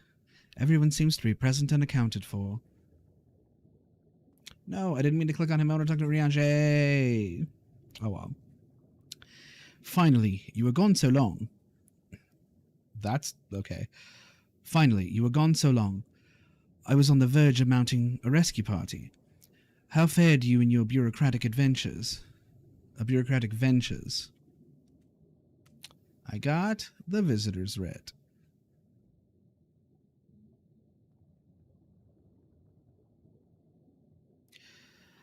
Ah, I see my instincts were correct. And a good thing, too. Riange and I weighed our chances of breaking into the capital, and an official entrance is by far the more attractive option. The capital boasteth not a single armed sentry. 'Twould seem that in their time they did not deem it needful to post guards. The windows and doors, however, appear heavily warded. Though mightily did we strive, with strength mundane and magical, we failed to budge them even a fraction of one ilm. Perhaps 'twas simply the case that Emetselk's recreation did not extend to their usual function. We didn't try everything, of course, but we thought it best to conserve our time and energy for more pressing matters. Speaking of which, Ryan and I tried asking about a cure for you. The problem is, these ancients didn't exist beyond Amarot's today. They will happily tell you their own tales, but whenever we attempted to explain our situation, the conversation quickly became muddled.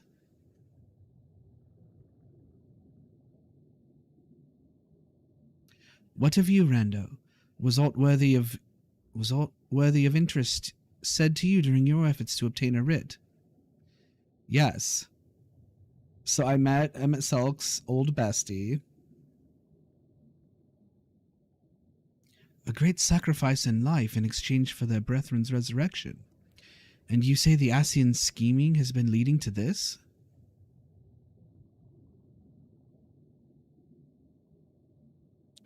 All this time. But they still mean to enact this plan, then things won't end with the rejoining. Aye. I thought we knew their intentions in full, restore the world to its former glory, and in turn empower the Zodiac to reclaim his throne as the will of the star. Yet that was a mere step along the way. I hesitate to put into words, but we have to assume that following the final rejoining, the Ascians mean to draw on the lives of the Source to make their sacrifice to Zodiac. That does seem the most likely scenario. Mayhap those who ally with the Ascians would be spared that fate. But what value is there in surviving when all our history, all our struggles, will be erased? I cannot conscience such an act. Of course not. And that's to say naught of what Emetselk plans for the Exarch's power. Do we stand by and let him threaten our future as well as our past? We need to find him, Rando. And when we do, make your mark. Change the course of history in a way that's felt by those who came before and those who came after, by everyone you've ever met.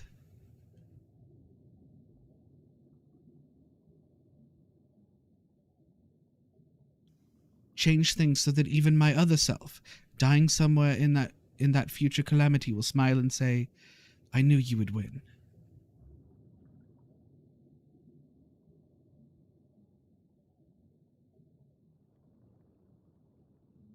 Is fighting Emetselk the only way?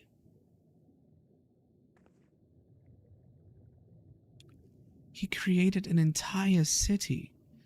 It will take everything we have to deal with him, if we even can. And if you push that hard in your current state, the light will break free.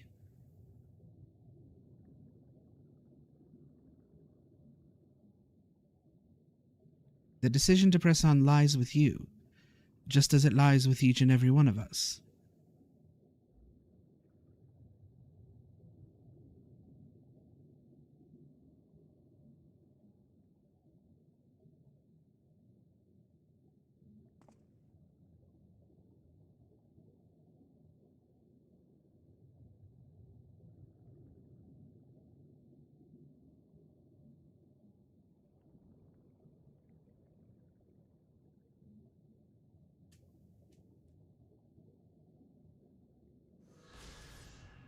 Yay!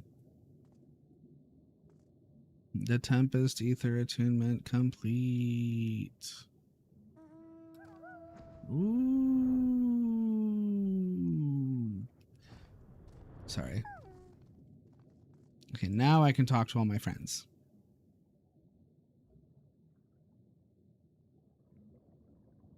Reen appears to be brooding over her choices, her faintly trembling hands betraying her mounting trepidation.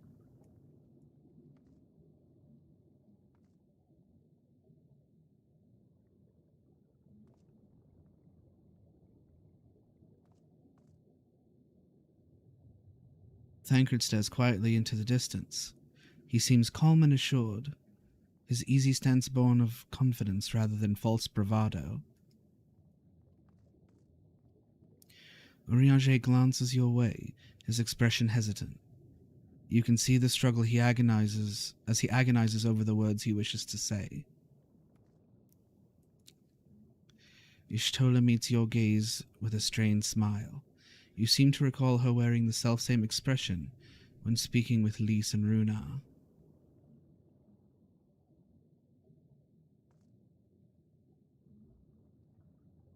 Alphino is lost in thought, his eyes downcast. There is, however, no sign of the self-doubt which once assailed him at the falling snows. Why you gotta bring that up? Pay no attention to... Sorry. Not much better, but okay. Oh, I get another gift? Alize appears to have made her decision. Do you remember that talk we had atop the tower in Mod Suk?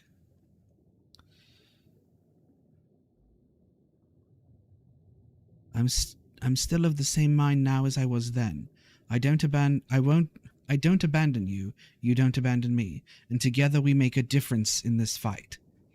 There's always hope if we look for it. I saw it again and again as you tore through those veils of light from the sky. If we keep taking that next step forward, there's a chance we'll find a way to save you, no matter how long it takes or how much it hurts. You can count on me to keep walking. Am I gonna have to talk to all of them? I already started tearing up. I'm going to be bawling by the end of this.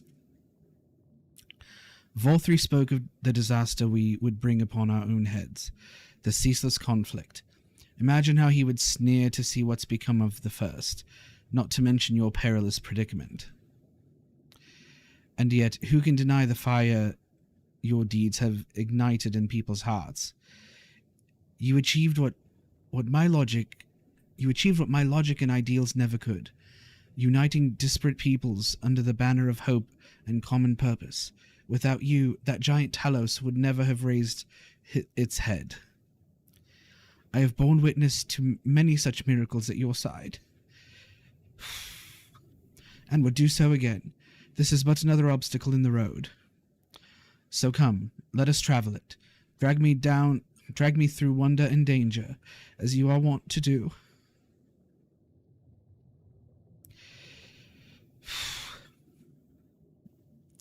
And I shall endeavor not to slow you down.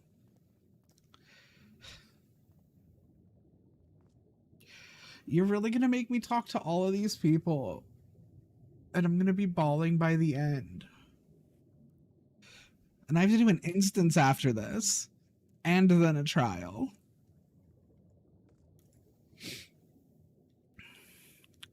As well thou knowest, if we are to usher Emet-Selch unto his rest, we must needs bind his Ascian soul, and then shatter it with overwhelming force. The former task requireth oversight, and such I have prepared upon the Exarch's asking no less, though 'twas never mine intent to provide said boon.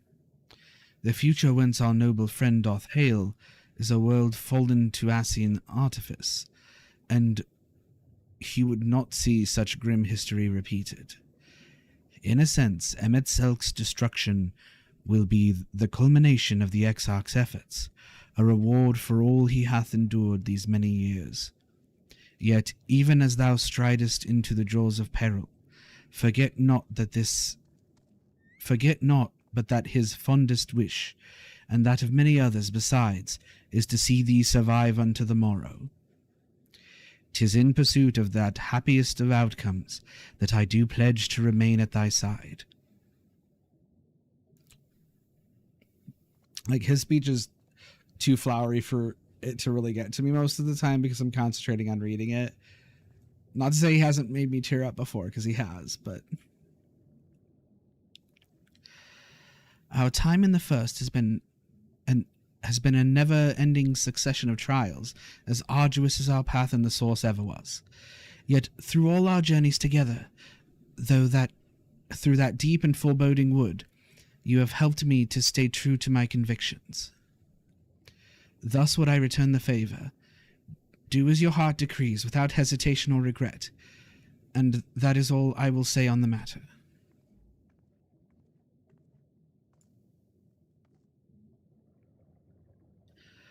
Well, this has put everyone in a solemn mood, hasn't it?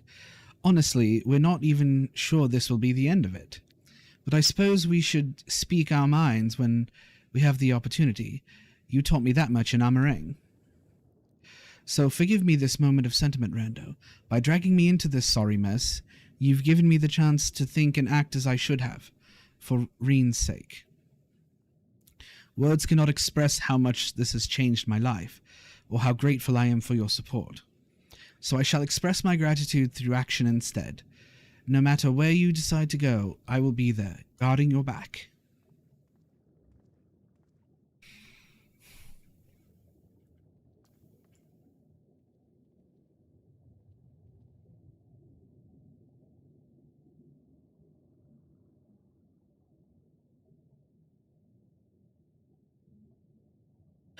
When Minfilia entrusted me with her power, she warned me that no matter how strong you become, you can still fall victim to despair. You can still feel powerless. And she was right. After all, and after you collapsed on Mount Gulg, my hands wouldn't stop shaking. If I made a mistake, if I failed to bind the light within you, I was terrified you would die. Even now, you could be moments from turning, and I wouldn't know how to save you. You, Thancred, the others, you've all been there when I needed help. Minfilia surrendered her life to me, a legacy. I should be ready to do the same for you, and I want to, but I'm not good enough. She told me to follow your example, and I've tried. I've really tried.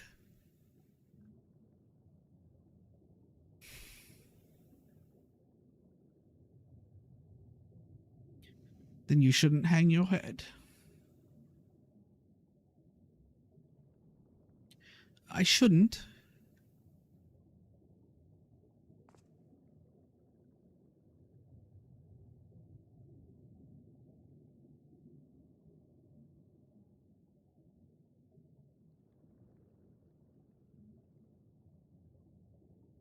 Oh.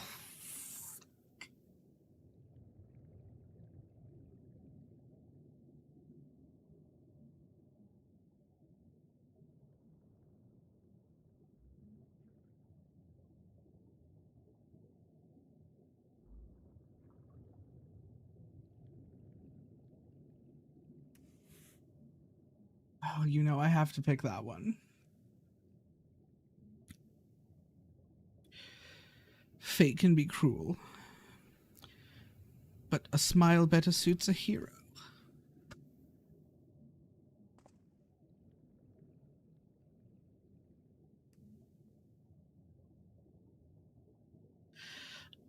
I'm not sure I...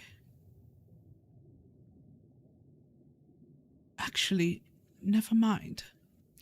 I think I'll understand better if I try it for myself.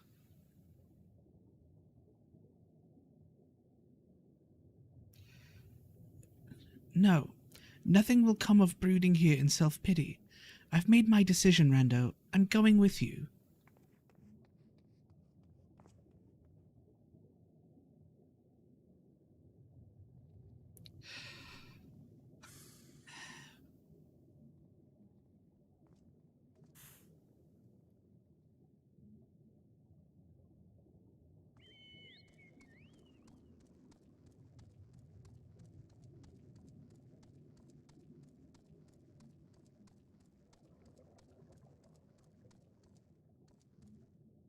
Okay, approachable Maratin.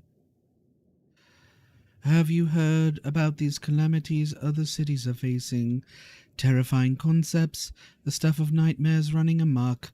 What are the people to do?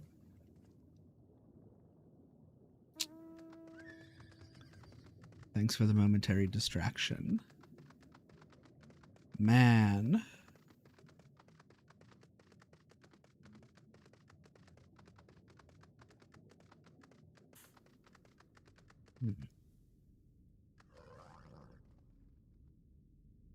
Welcome to the capital. All visitors must present an official writ of permission before admittance will be granted.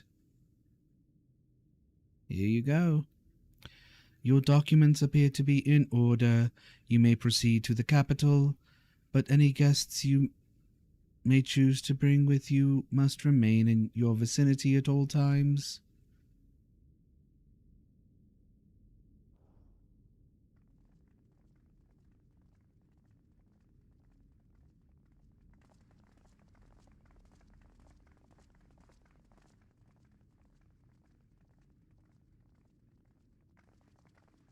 This really is unacceptable.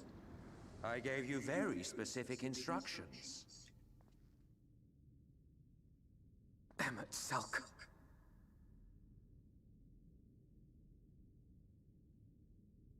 My invitation was for an abomination, ripe with the power to bring about the world's annihilation.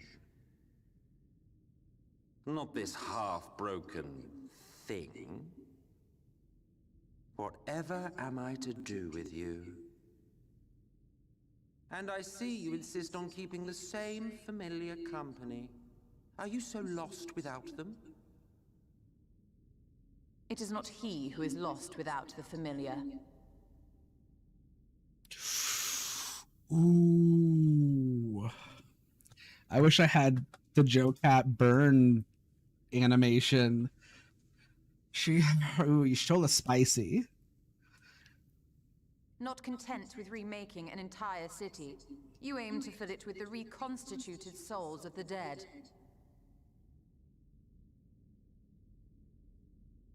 I may have gotten a little carried away in my attention to detail, added a few unnecessary flourishes. Well, there's no point trying to hide it. Yes. Once the rejoining of worlds is complete, Zodiac will regain his full strength and shatter his prison. Then we shall offer up the Source's remaining inhabitants in sacrifice, that we might resurrect our brethren who died to bring Zodiac into existence.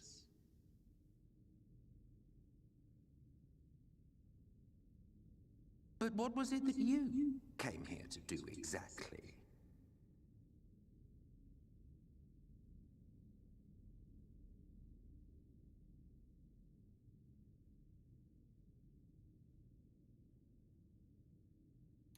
We came here for the Exarch. Well, you can't have him. The wisdom that man guards may open up new worlds of possibilities.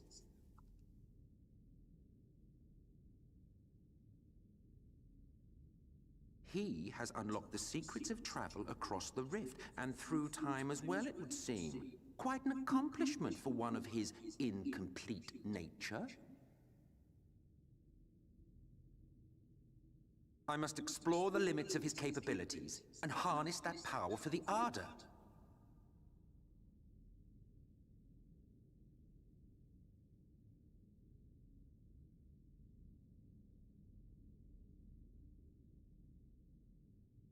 Even now, after everything, you refuse to see reason. You think it unfair that you are subject to suffering? That your lives will be sacrificed for the Ancients? Look at me! I have lived 1,000 of your lives.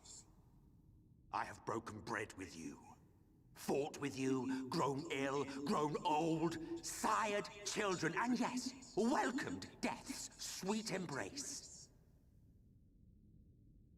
For eons have I measured your worth and found you wanting.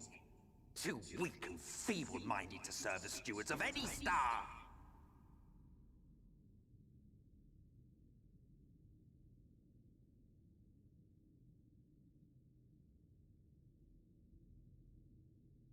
Have your recent spats with Vorthri and his Sin Eaters taught you nothing?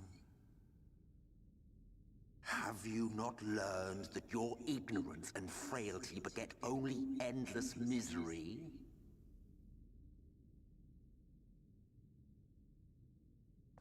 How long do you mean to perpetuate this farce? How much more must I endure your bumbling interference? Let us imagine that the laws of reality are again undone, and the world faces true annihilation. Do you honestly believe that half your number would sacrifice themselves to save the other?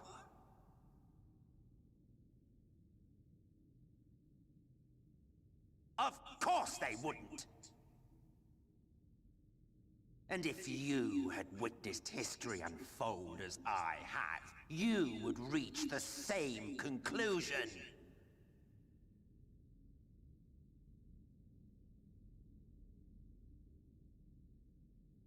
You cannot be entrusted with our legacy. I will bring back our brethren, our friends, our loved ones. The world belongs to us, and us alone.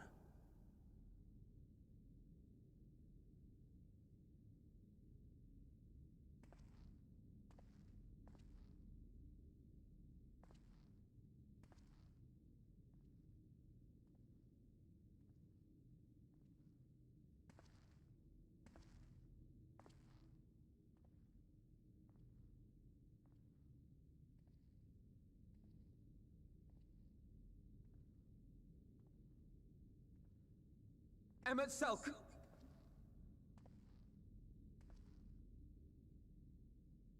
We understand, truly, but it makes no difference.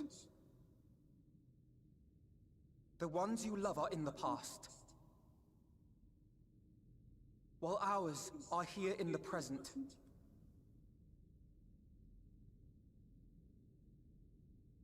One day, we too will be ashes and dust, but not today.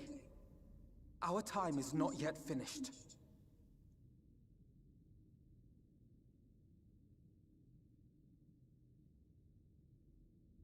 We share your conviction, and that is why we will not abandon our course.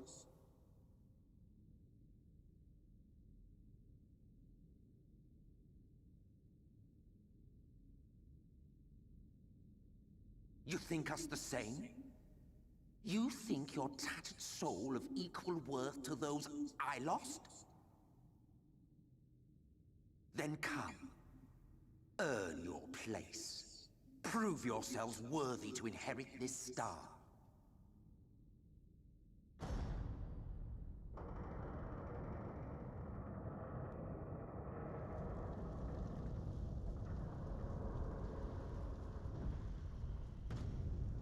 Behold the coming oblivion. 'Twas the end of our era and the beginning of our great work. A fitting backdrop for your final judgment.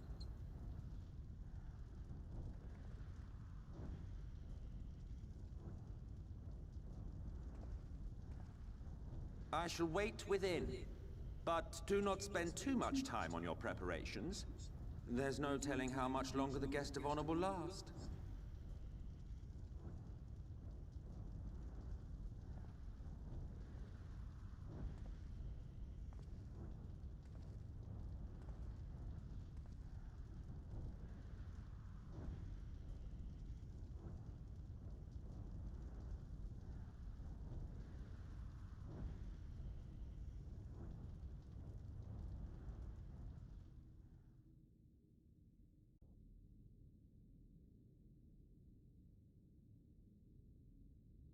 Amarat.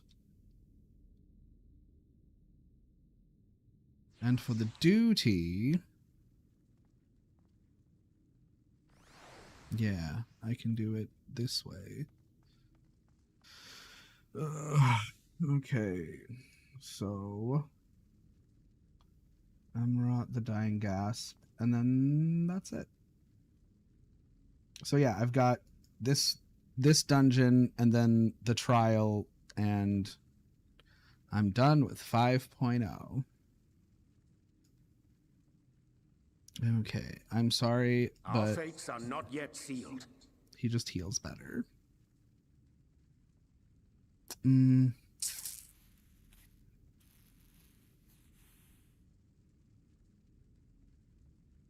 we go.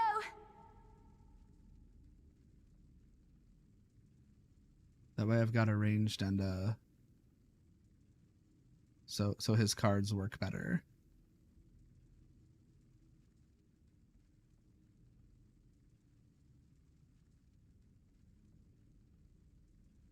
All right, here we go.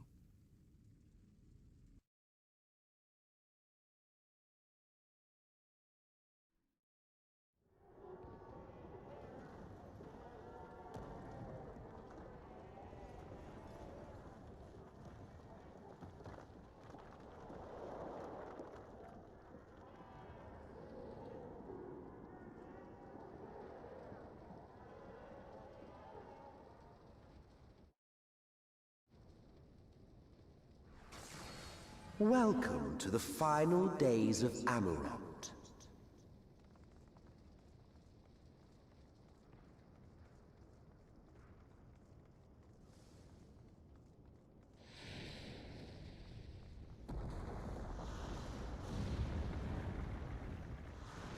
The fabric of our star began to fray, and the unchecked energies of creation begat malformed beasts.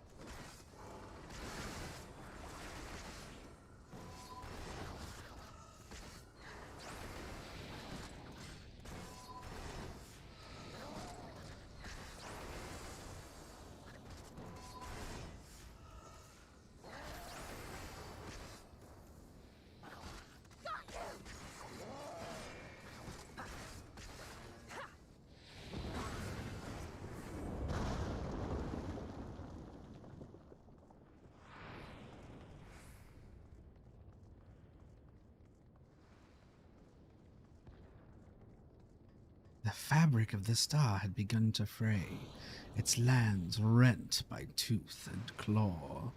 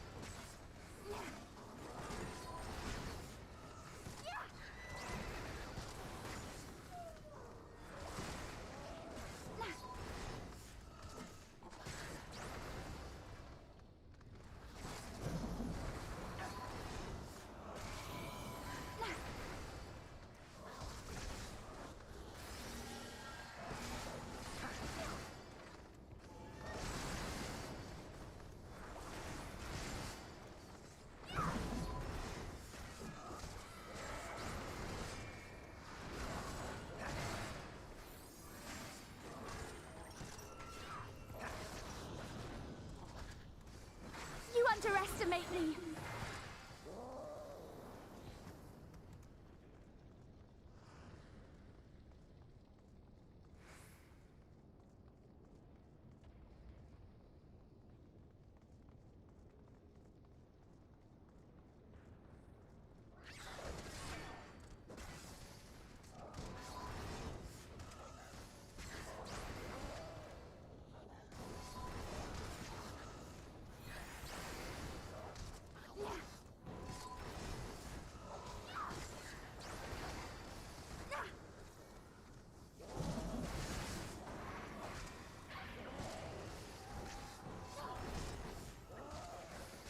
I'll show you.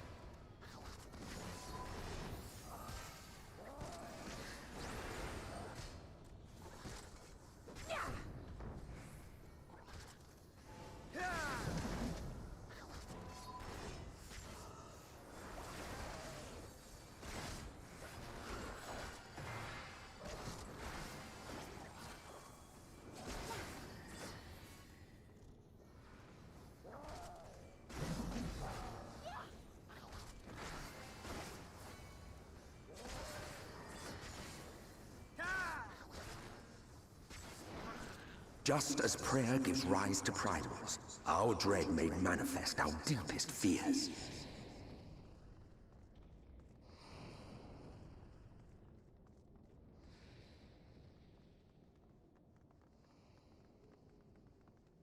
Yeah, this is the thing from the Endwalker trailer. Are you guys ready?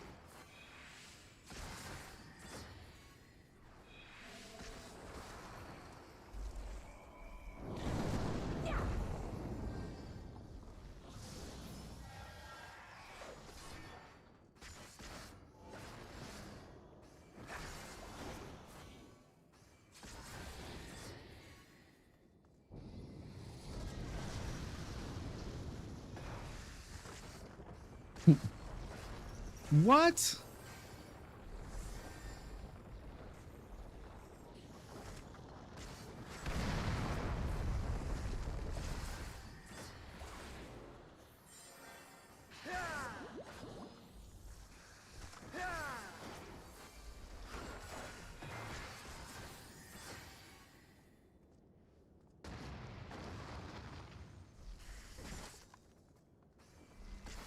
You underestimate me!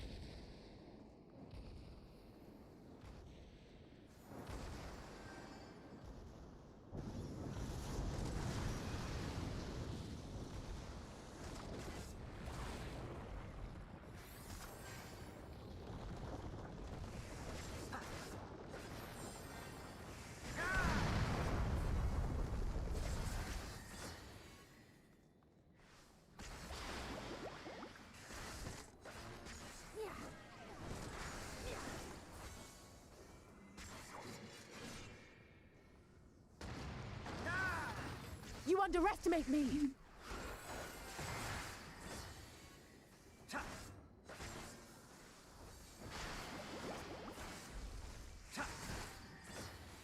Let's give them a show!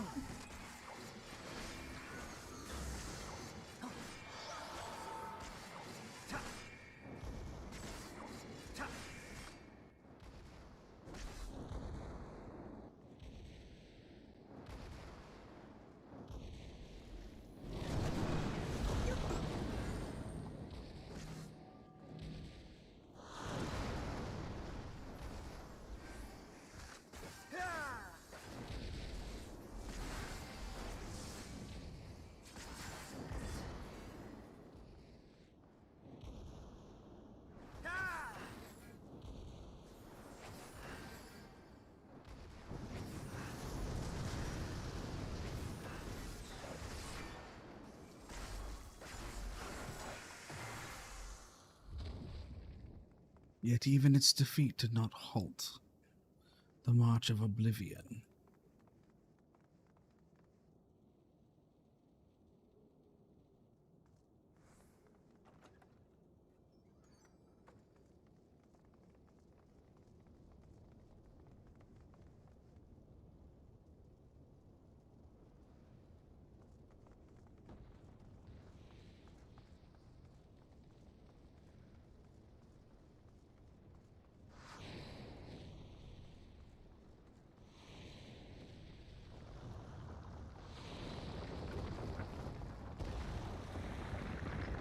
Jeez.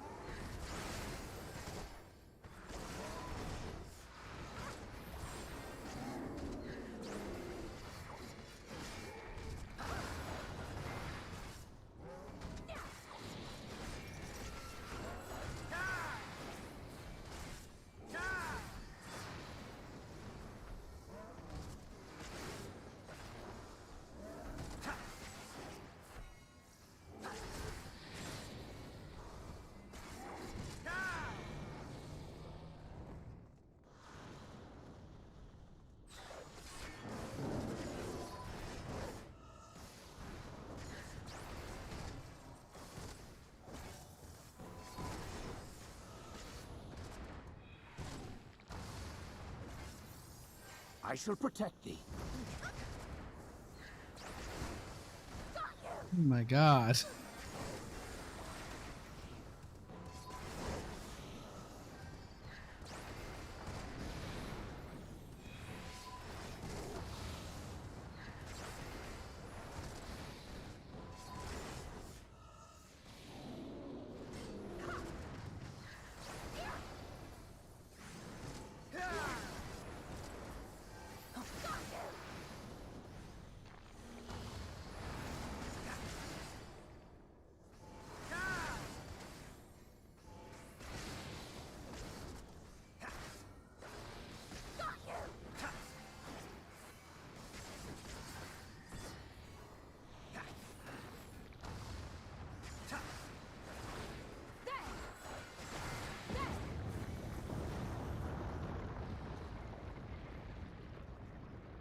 The land buckled. The cities burned. The waters ran red with blood.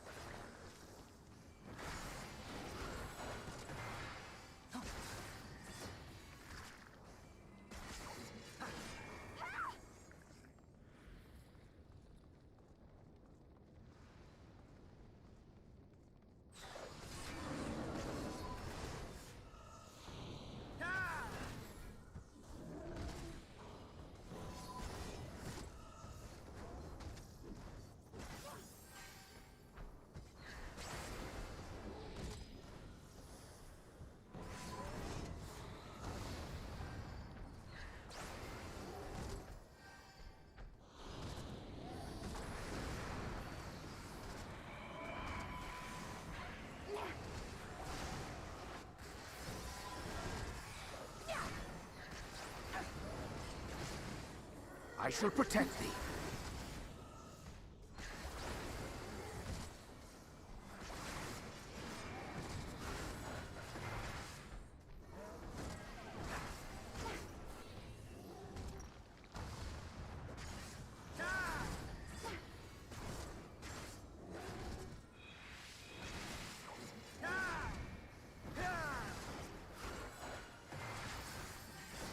All that I have and more I bring to bear.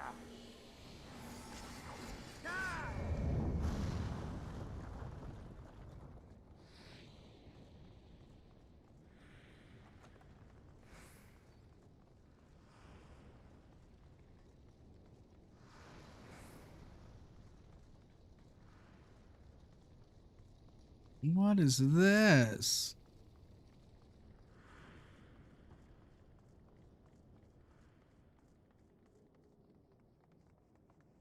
Thus did the second doom break us.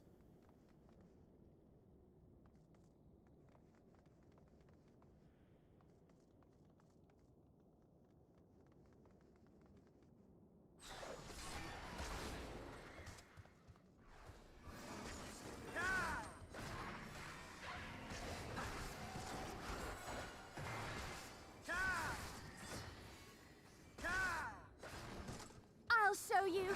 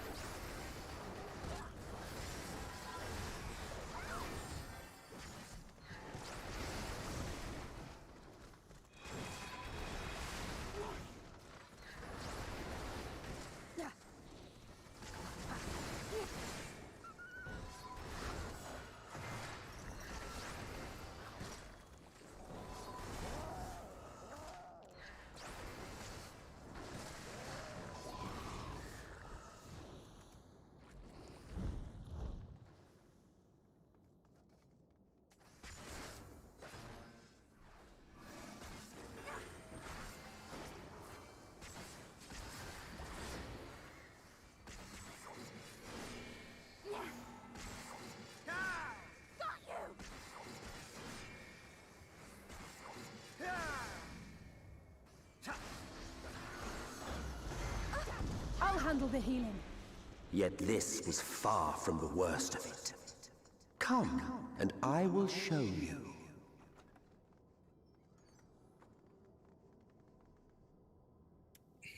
This is my first time doing this instance, and you're going to give me the same ring twice? Really? Whatever.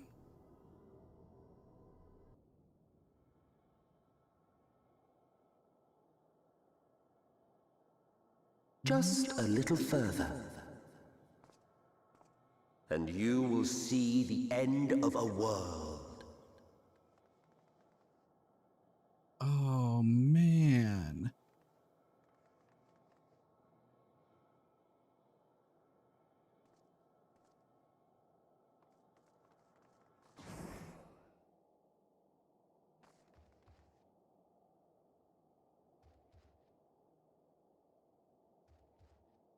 What is that?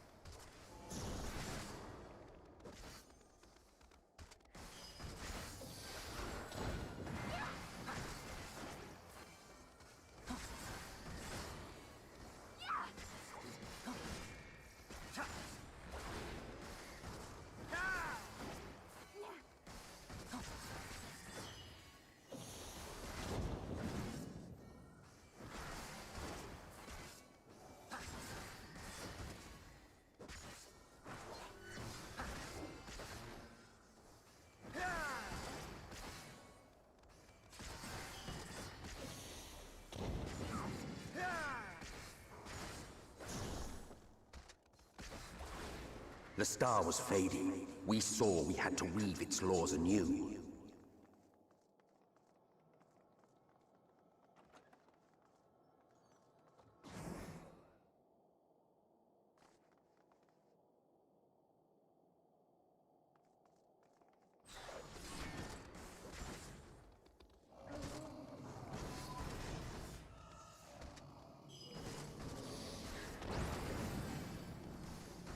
I shall protect thee.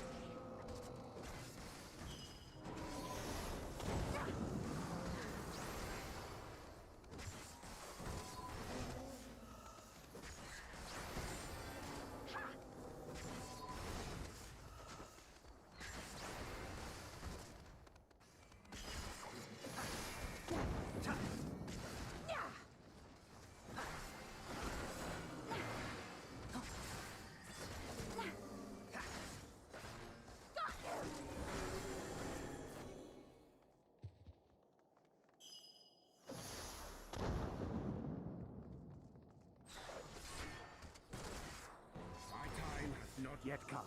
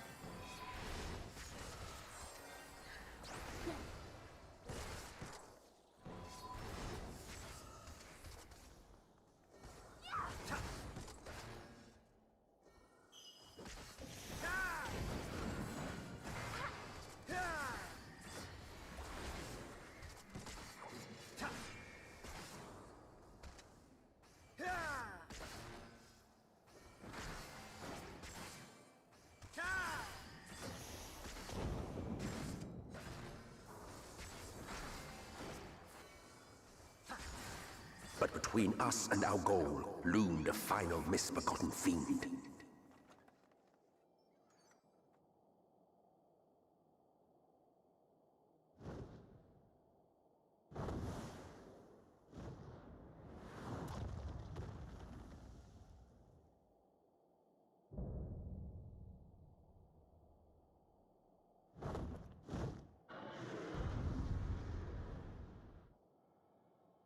Hmm.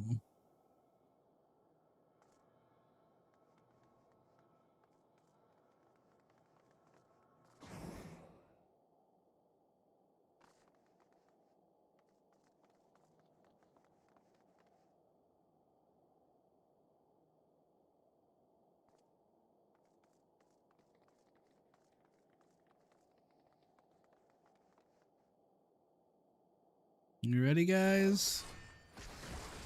Let's go.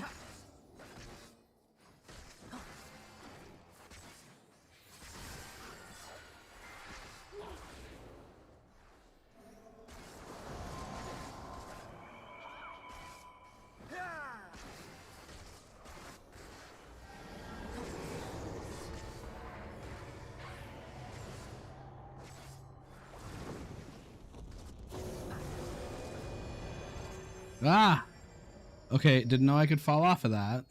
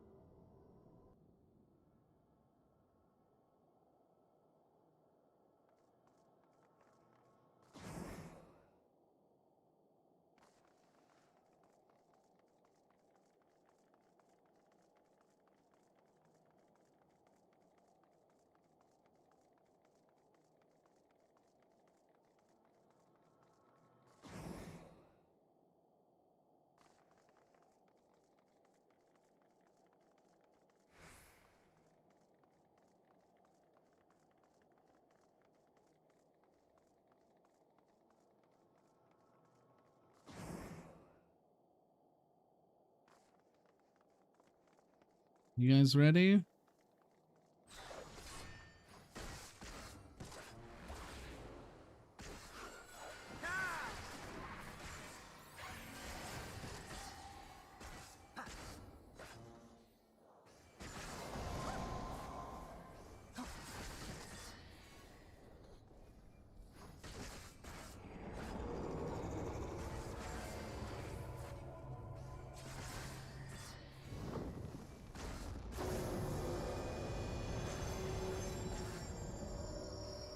I shall protect thee.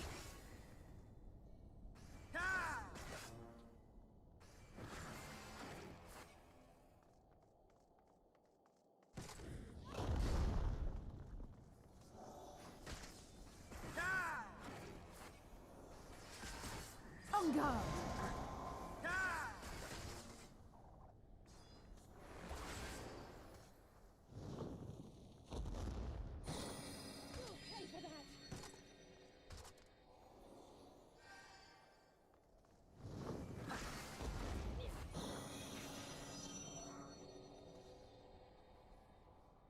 underestimate me!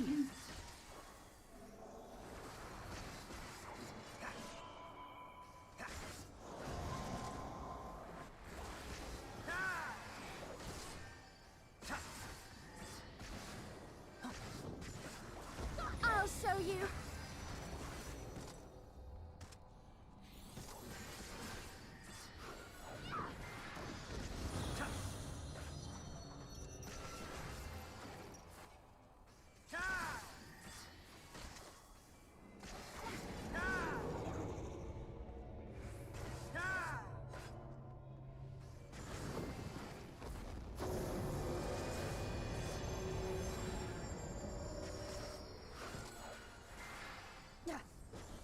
On guard!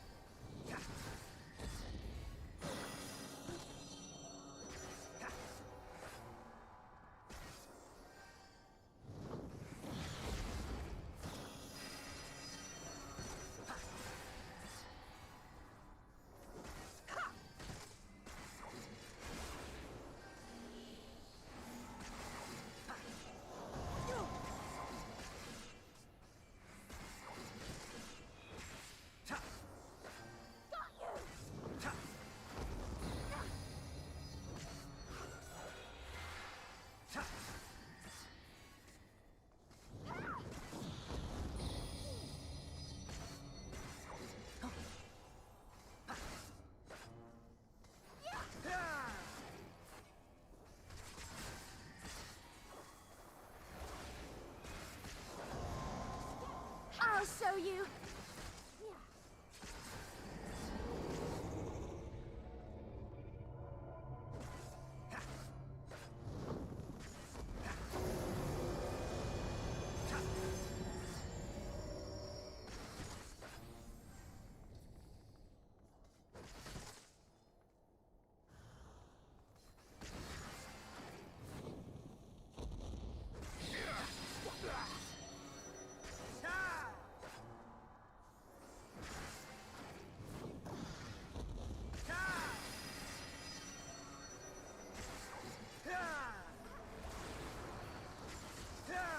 There'll be nothing left of you but a smoking crater!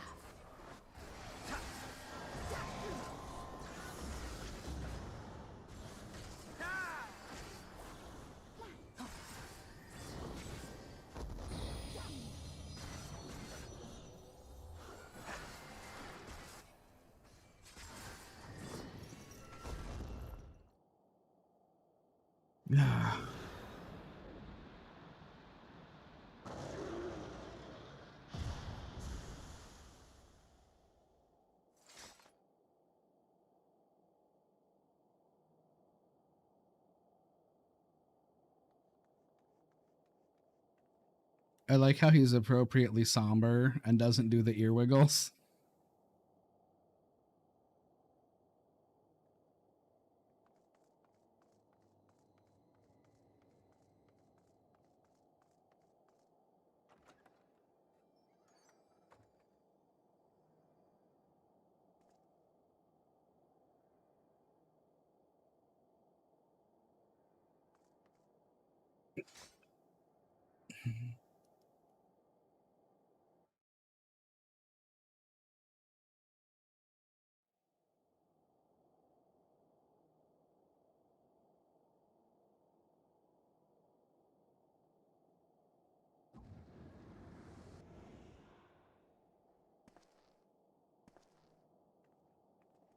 Well, well, you prevailed.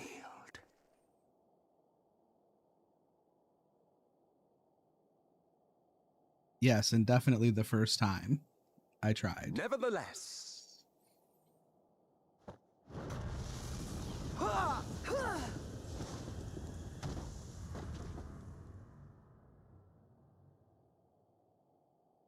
Your performance was underwhelming, and I remain unconvinced of your worthiness.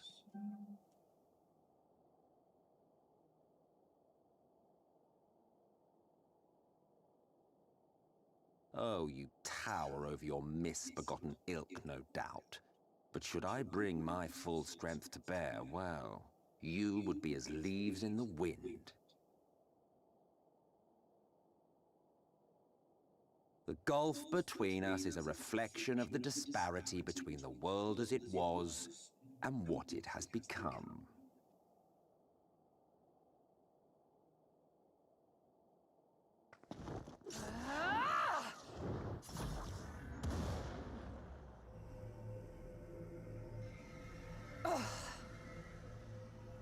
Our worlds may not live up to your lofty standards.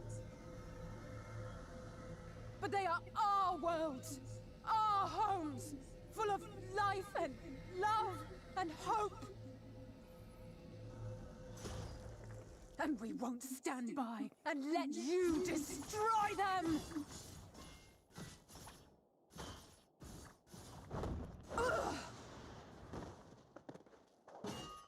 Alize!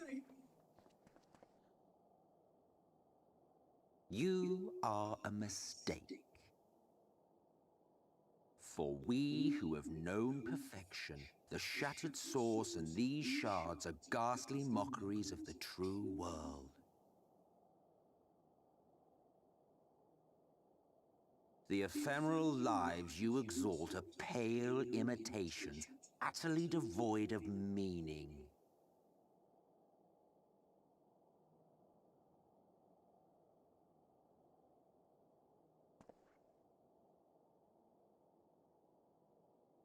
Belittle us all you like, but we will rise again and again, and give the lie to your insults through word and deed.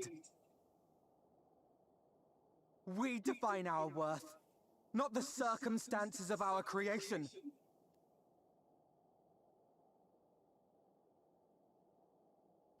More prattle.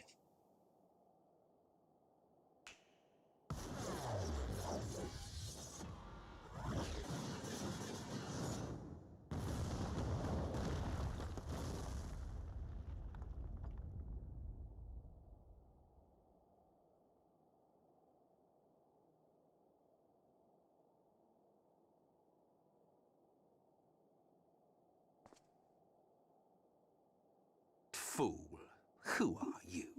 No one, nothing. Once I have reclaimed my heritage, my first act will be to expunge your stain from history's weave.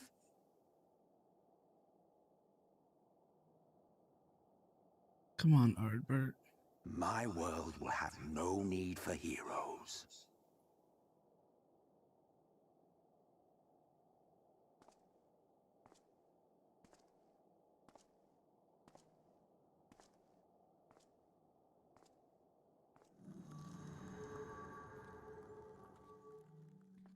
Still fighting the good fight.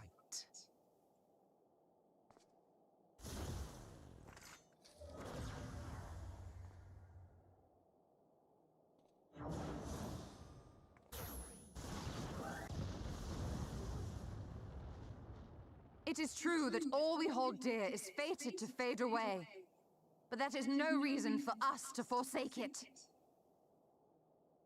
To take what steps we may, and thus mark the road for those who would follow. To strive for the best of all futures. Be this not also thy purpose?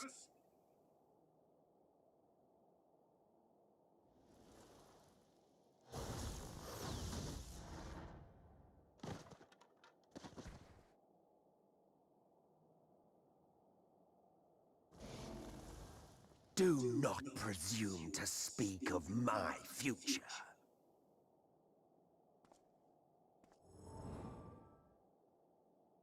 And you? Why waste your final moments in futile defiance?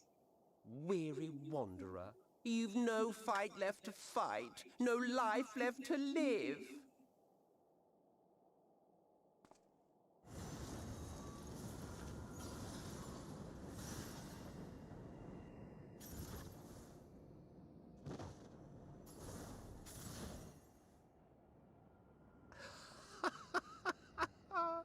You see, the light will not be denied. Surrender to your fate, and let the transformation take you. Wait, where's Reen? And Thancred? Rise up in madness and fury. Devour the vermin infesting the land which is rightfully ours.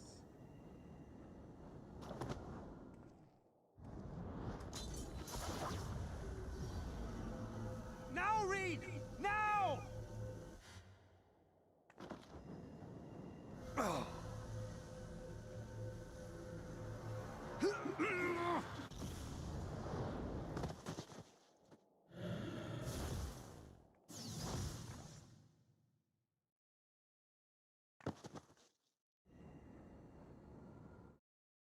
Fight it. You have to hold on.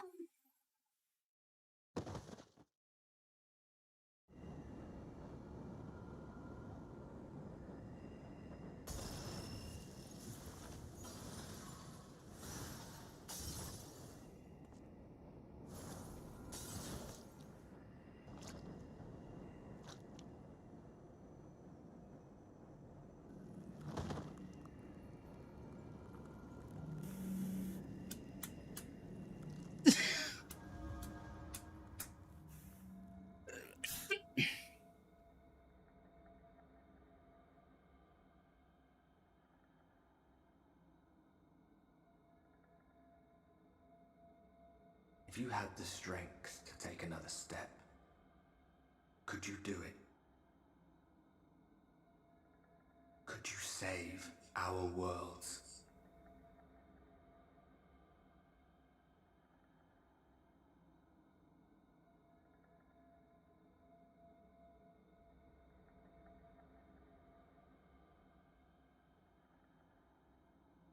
You know I could.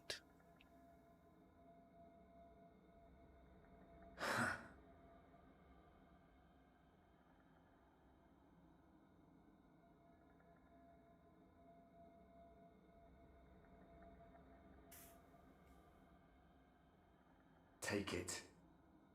We fight as one. This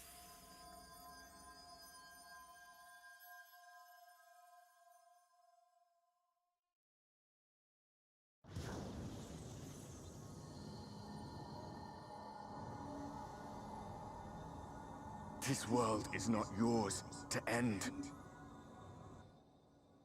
This is our future. Our story.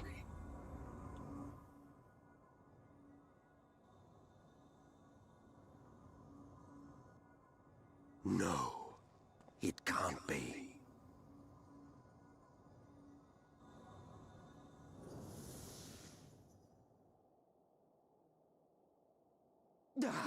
That trick of the light. You are a broken husk, nothing more.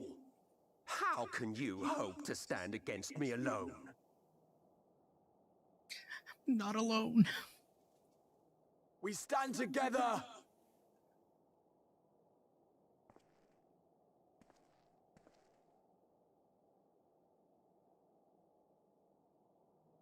How did... I'm surprised you can stand at all. I could not well leave matters half-finished. Let expanse contract, Eon become instant.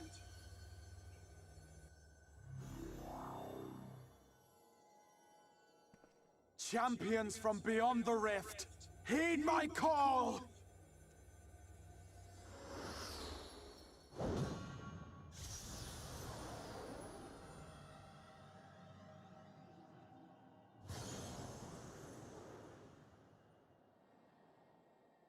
Damn you!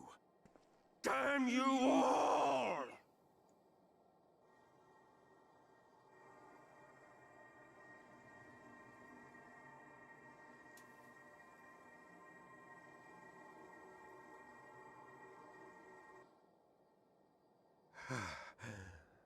Very well. Let us proceed to your final judgment. The victor shall write the tale, and the vanquished become its villain.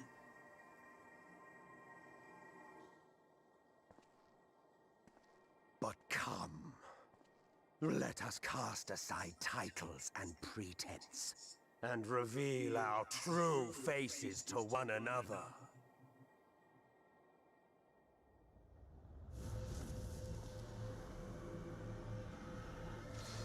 I am Hades, he who shall awaken our brethren from their dark slumber.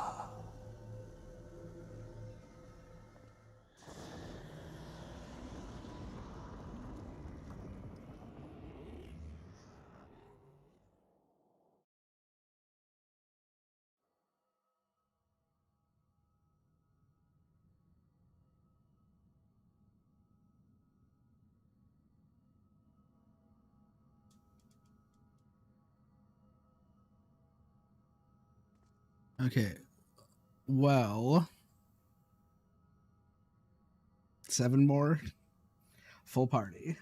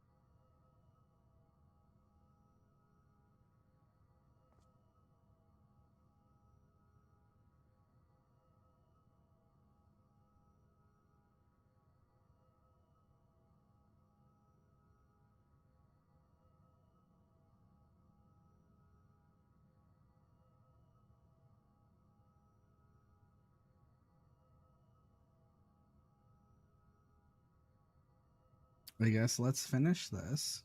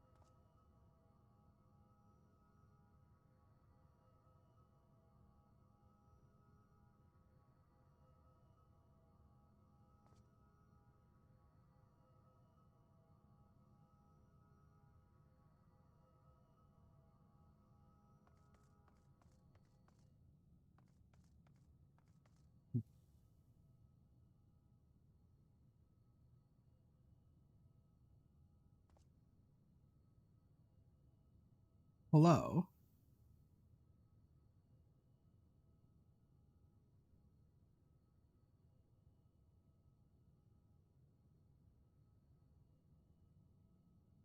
See, I don't even know when that was.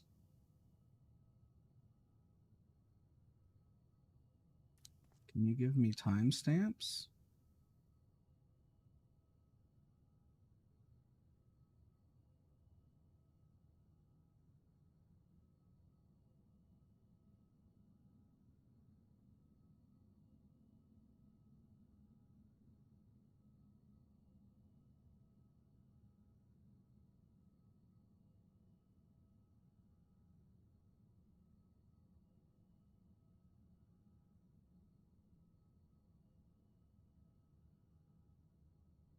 All right.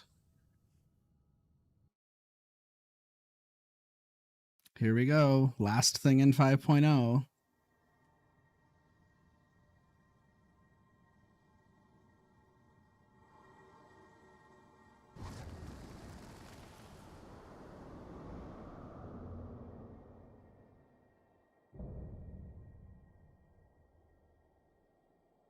Show me your vaunted strength, and I shall expose the lie of your fragmented existence.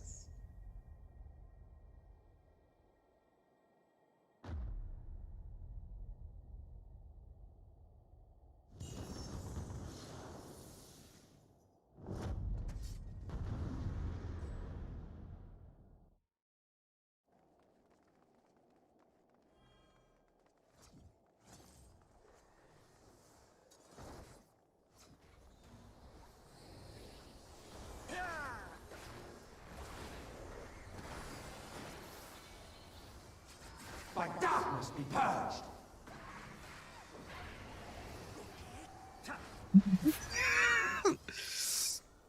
Indeed, by darkness. Ah.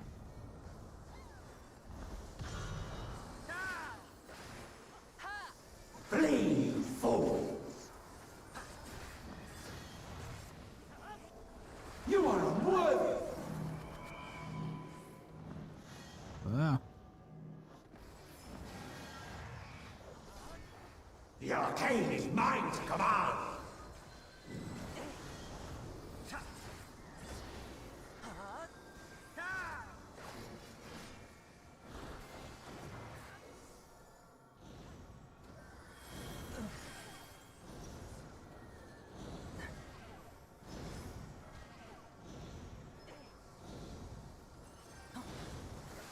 Flee, you fools! Scurry and scatter!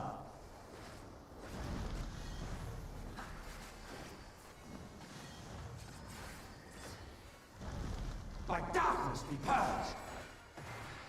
Darkness kills me.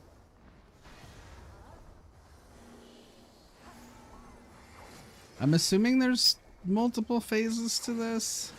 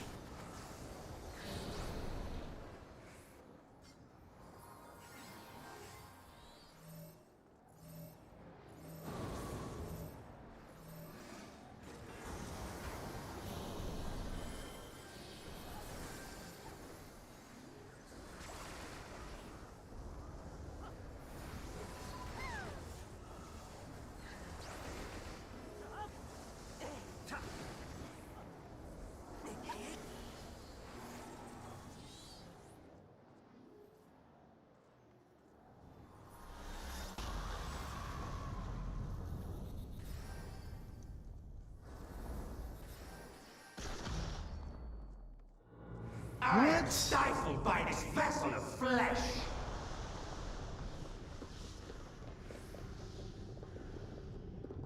I don't know what's happening.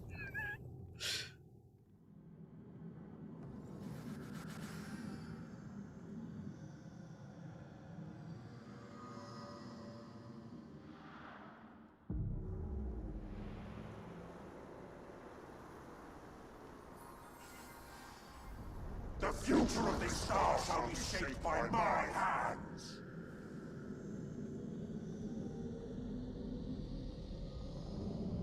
I shall be raised up by the prayers of my fallen brethren.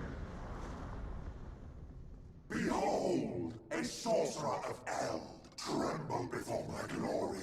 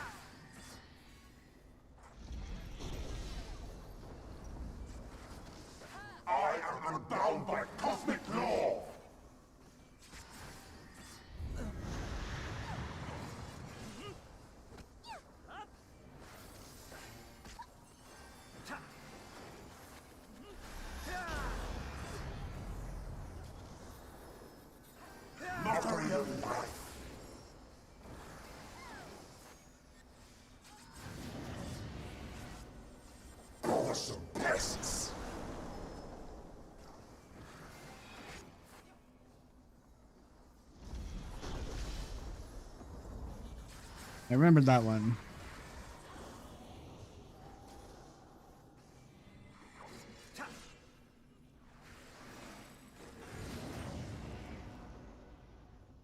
Hearken to the word of ruin!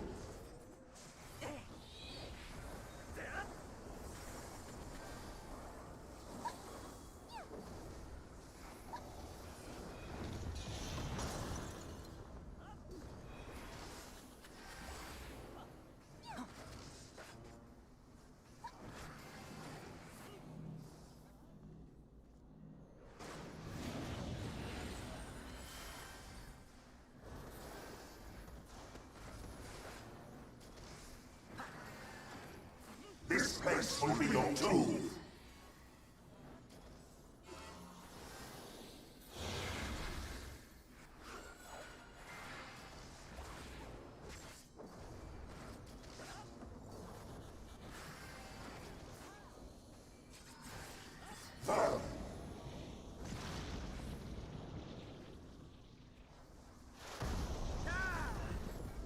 Drown in despair!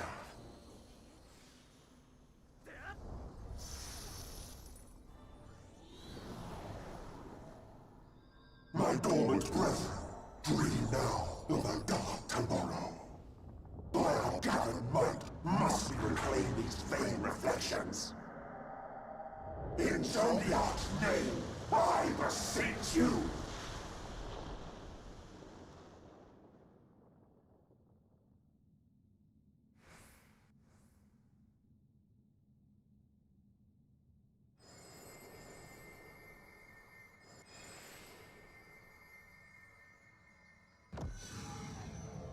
Has the Warden's light won free?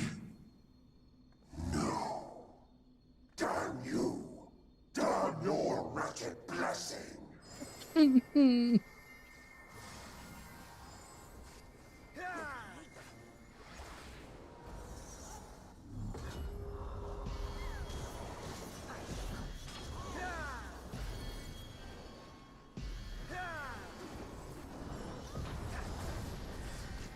That light split the world, and every life upon it!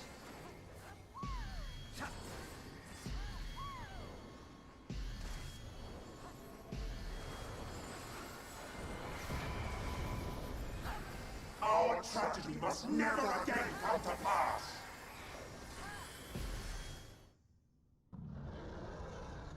You have no power over me!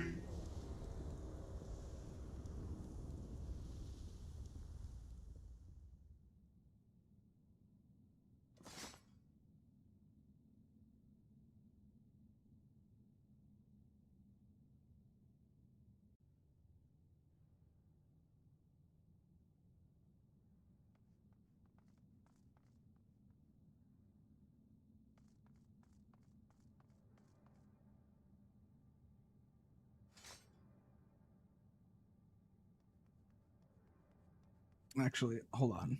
I got a text. I got a text right as my queue popped.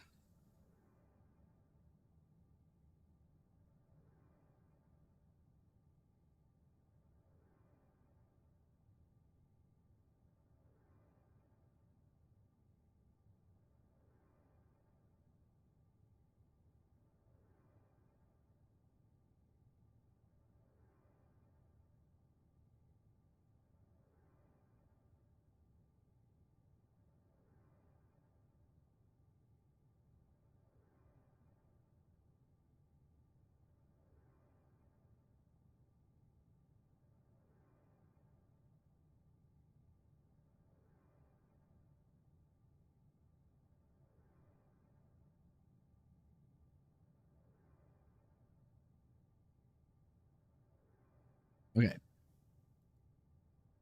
Here we go. End of 5.0. Probably going to be crying.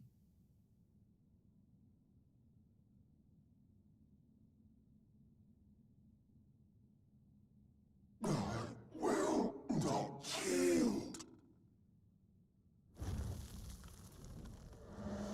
Should I surrender this fight, what will become of it all?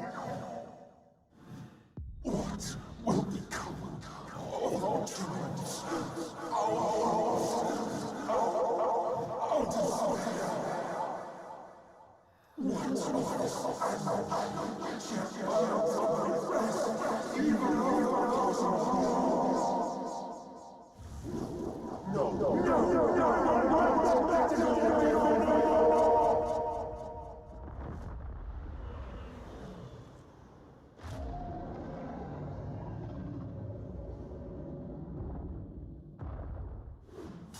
Enough, damn you!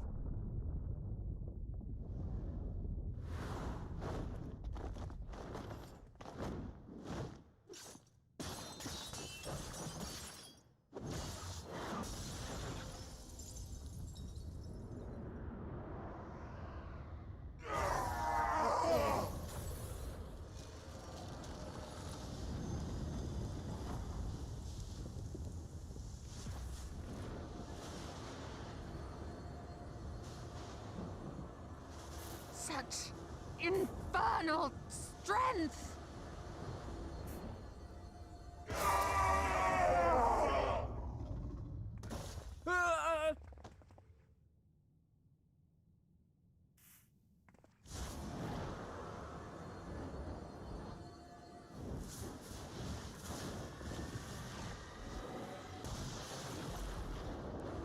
Now! Strike with all thy might!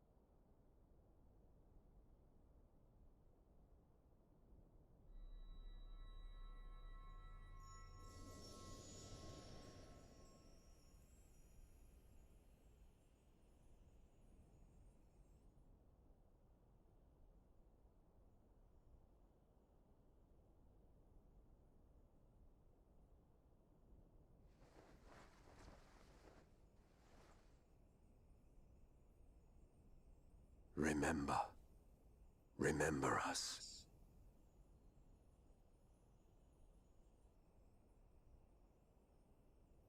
Remember that we once lived.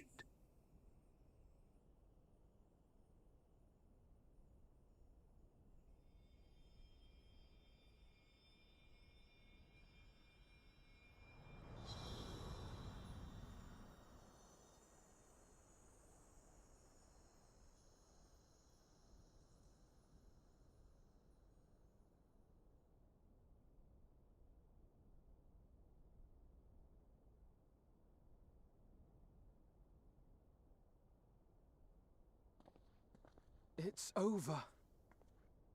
Emet-Selch is no more.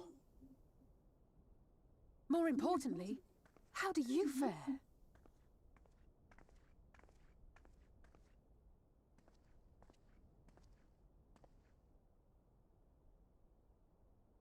What dost thou see? His ether. It is as it used to be. As a disciple of Zodiark, the Ascian was the darkness to your light. I can but assume that when you set your strength against his, the light within you was spent. No, it's more than that. Under the strain of that incredible flood of ether, your soul had begun to break apart.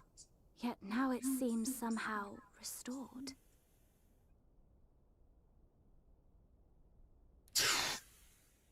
I tried to help you before the battle, but Emmett Selk stopped me. So, how did you...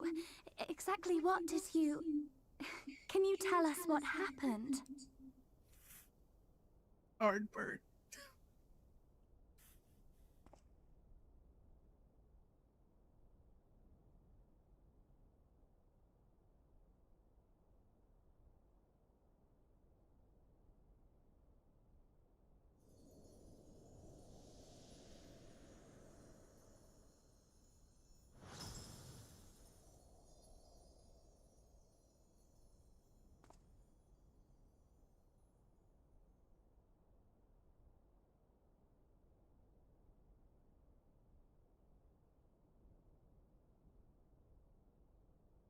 I see.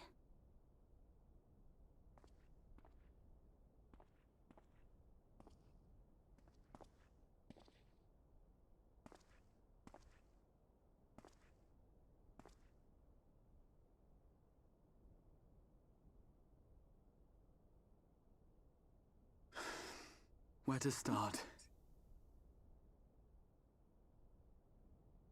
I believe I owe you all an apology. And you, most especially.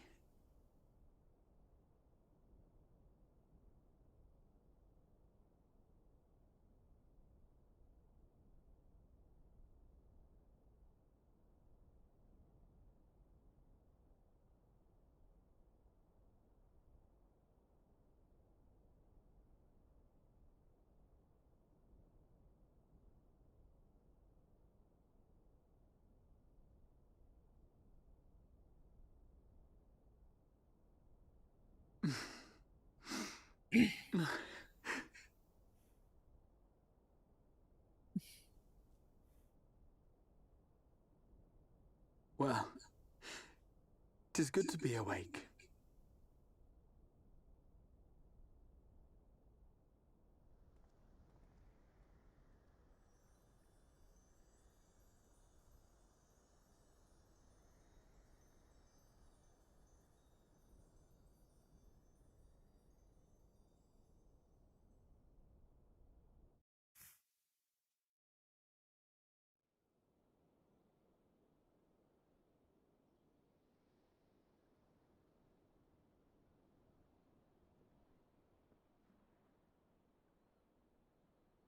So, those mad souls dove straight into the ocean over there, did they? All I could see from here was the whale, Master Chai. 'Twas surely Alphino and those friends of his. They did something heroic, mark my words. You need only look up there for proof of that.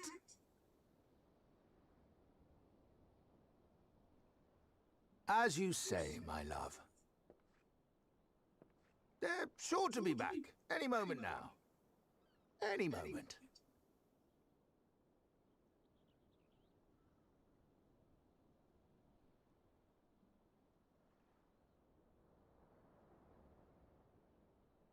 They are coming back, aren't they?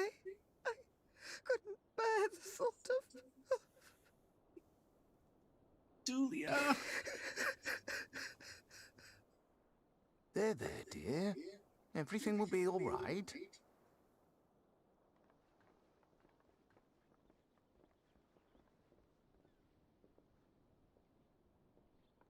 There, look! Over there, over the beach!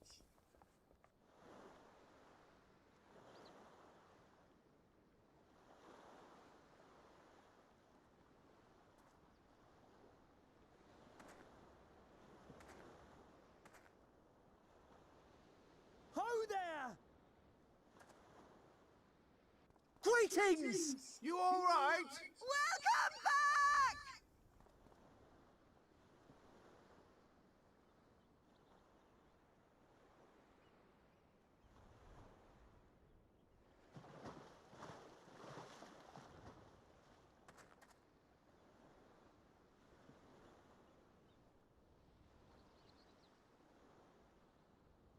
I didn't think we'd be swimming The whole way back.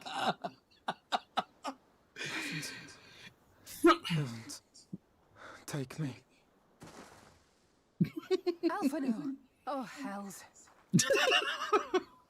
I love them.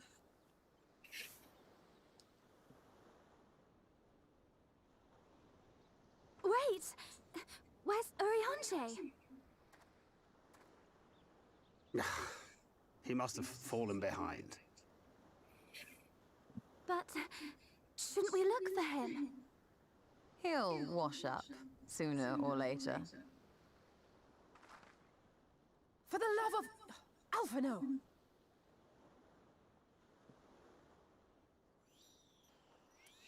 Welcome back, dear ones!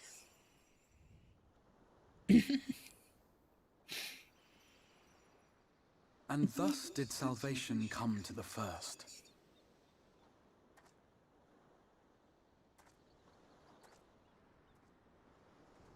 The lamps of Amarot will fade along with Emet-Selk's enchantments, and the depths shall be as once they were.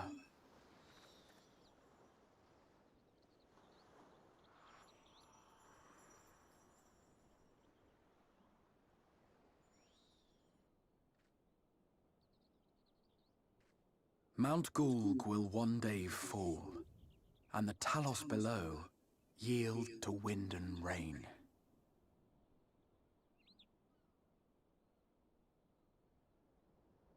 This tale, too, will fade with time, passing into legend as the world heals and moves on.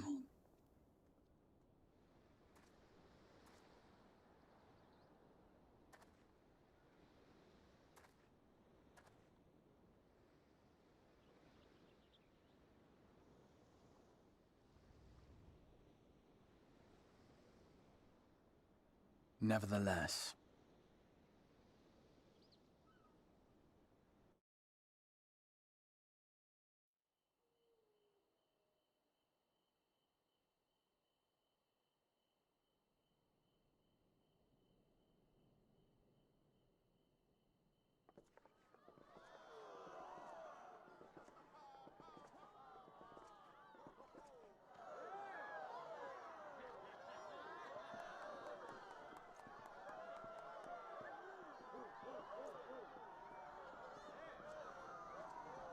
Oh, I was really hoping I would get that emote.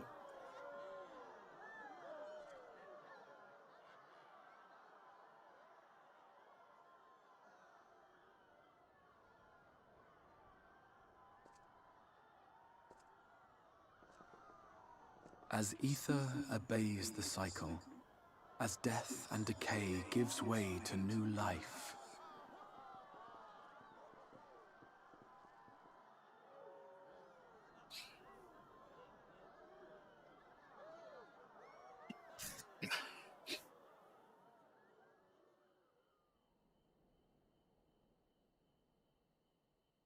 so too do the memories we share inspire others to rise to greatness.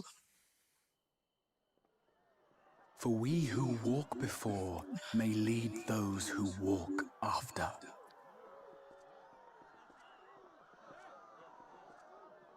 Your road That's goes a line in ever Answers. on, as does your story, as does your legacy.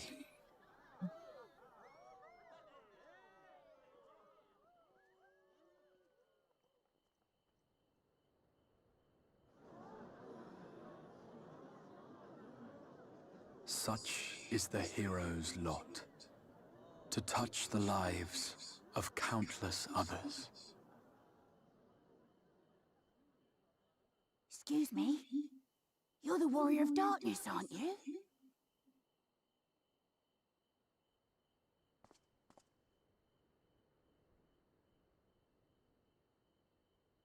Where are you from, really? And how did you get to be so strong? This kid looks like Ardbert.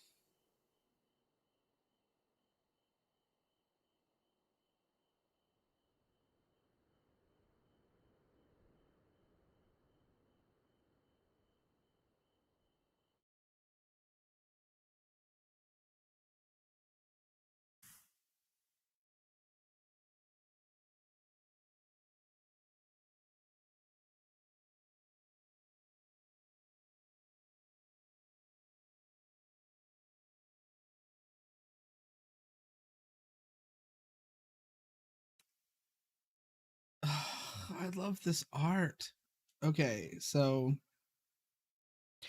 I figured there would be a break in between there where I had to talk to somebody, but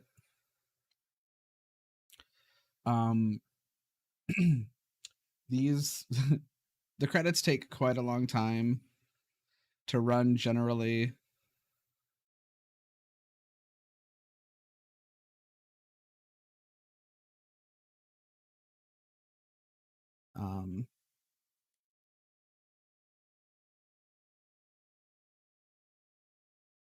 Guthyon.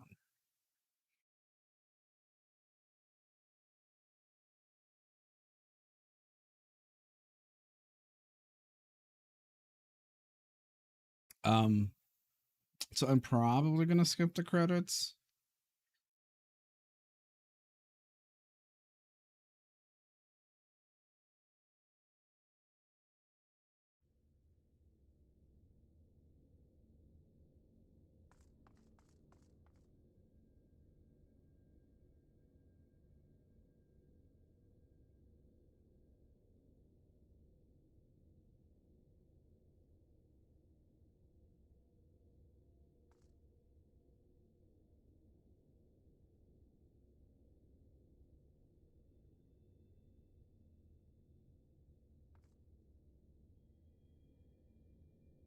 I knew the knights blessed were amongst the revellers, aye.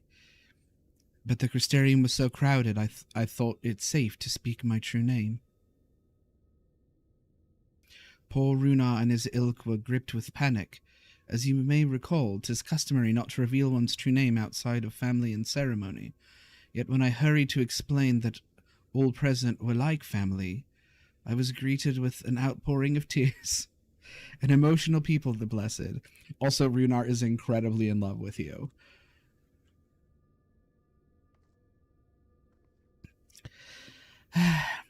"'Twould seem I don't know my own limits. I had thought to push on till dawn, but my body had other plans.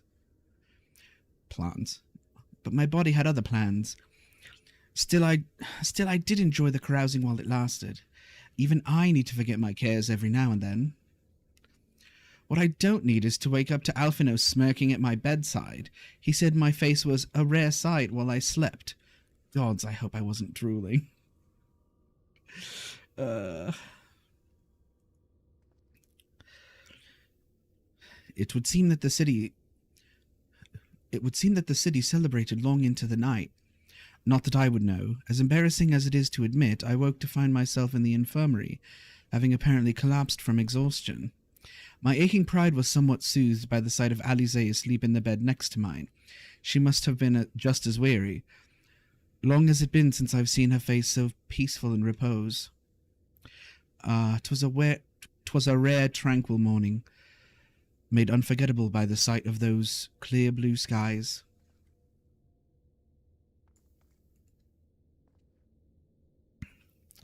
The ending to this tale hath been a joyous one indeed.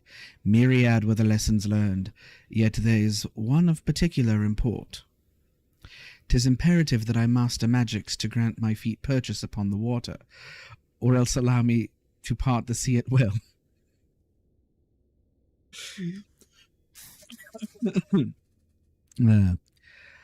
I must needs visit Bismarck in due course, and scrub his teeth in thanks. Mayhap the airy arts of a fairy whale might be imparted to mortal men. We shall see. We shall see.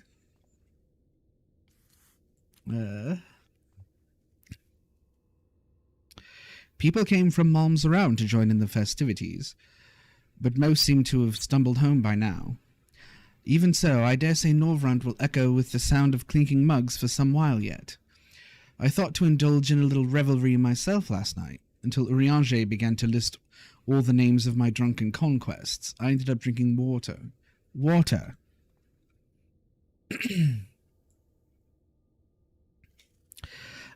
Oh, Rando, are you well? No ill after effects? To my eyes, you seem completely healed. It really is a miracle. Speaking of happy surprises, I was amazed to see the crowd that greeted our return. I hadn't realized just how many people we'd met along the way. And did you see their smiles Right then and there, I vowed to do whatever I could to keep that joy from fading.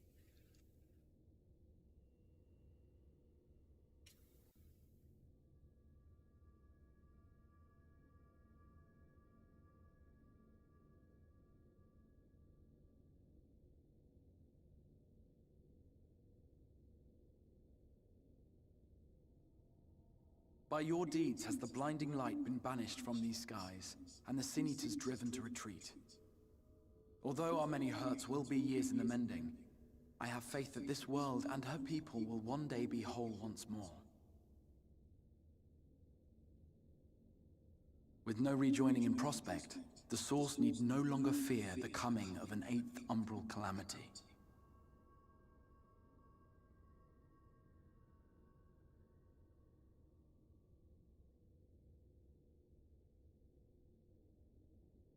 And with that triumph, the future from which you came will no longer come to pass.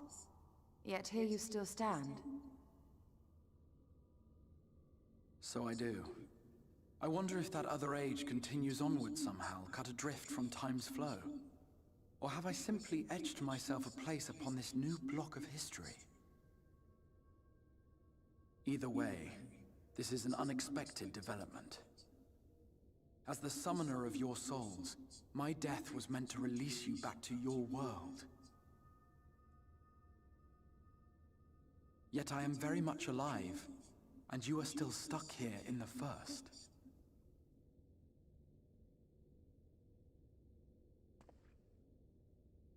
What about Feo-ul? I believe I speak for us all when I say that we are happy to postpone our return if it means your life is spared. We will seek out another way.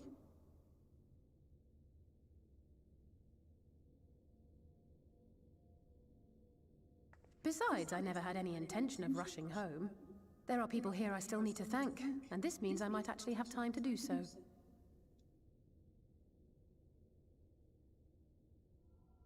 Yet we dare not neglect our comrades in the Source. Mistress Tataru, to name but one, will be most anxious to know how things stand with us. So, you'll just have to make the journey alone for the moment. Be sure and give a full report to our fellow sires, would you? Oh, and we'd also appreciate any news you can bring us from back home.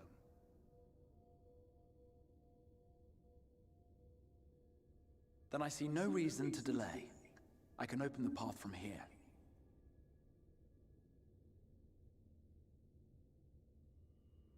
I imagine we each have matters demanding our attention, so let this be a farewell for us all.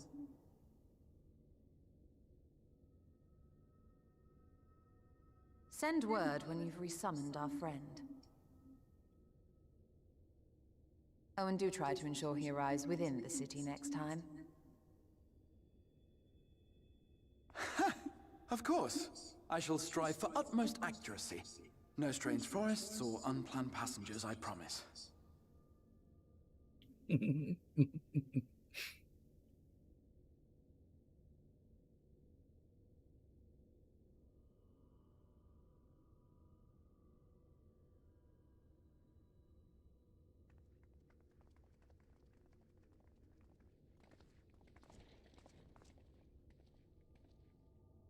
I'm a little relieved, to be honest. I would have been terribly lonely if everyone had suddenly disappeared.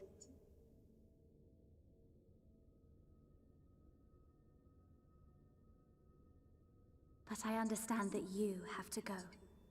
Safe journey, warrior of darkness. I hope to see you again soon.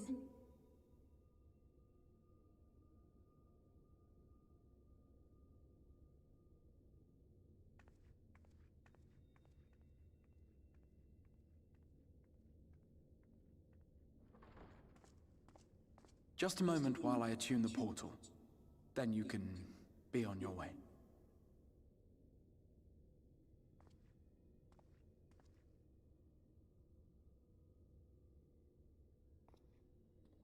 When I was a boy, many long years ago,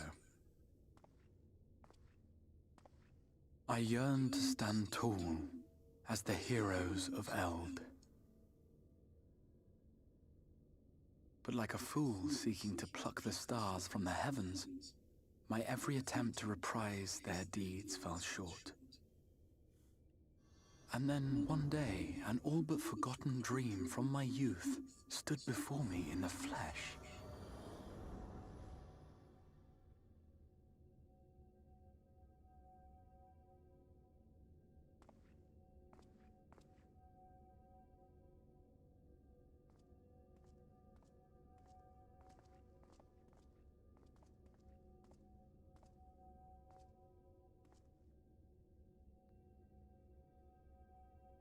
A hero who looked at the horizon and beyond and saw I knew not what.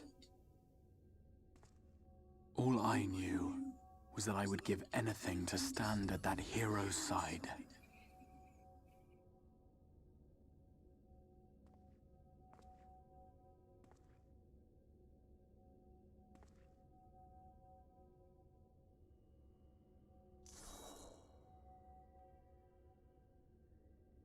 Would that it was so easy. The glory of the heavens was ever beyond the grasp of those who never thought to reach for it. But if I have gained anything from all of this, it is the courage to stretch out my hand.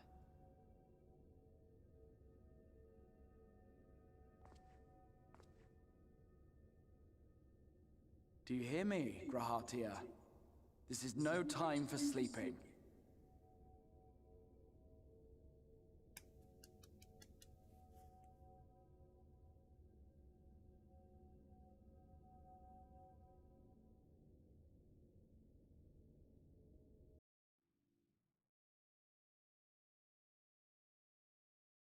Meanwhile, in the Imperial Palace in the source.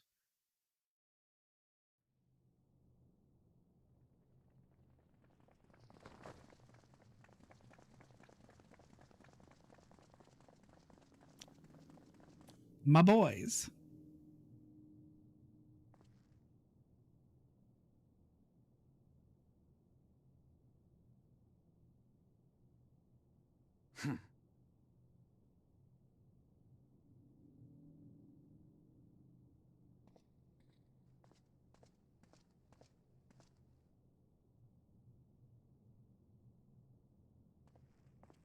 To the West Gate.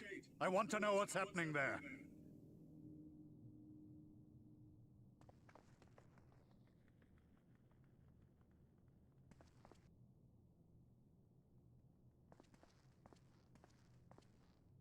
Same as the others. Struck down with a single blow. An unfortunate day to draw guard duty.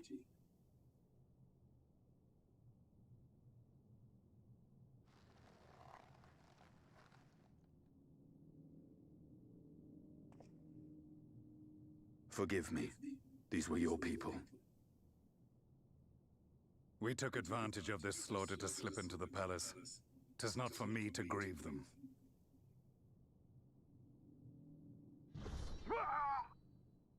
That was the Emperor! What? Wait! Ugh!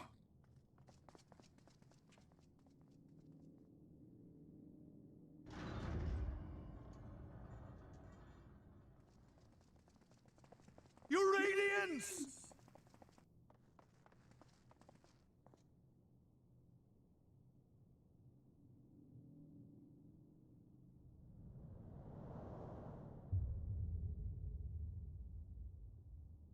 Gaius, you've missed your part in this, I'm afraid.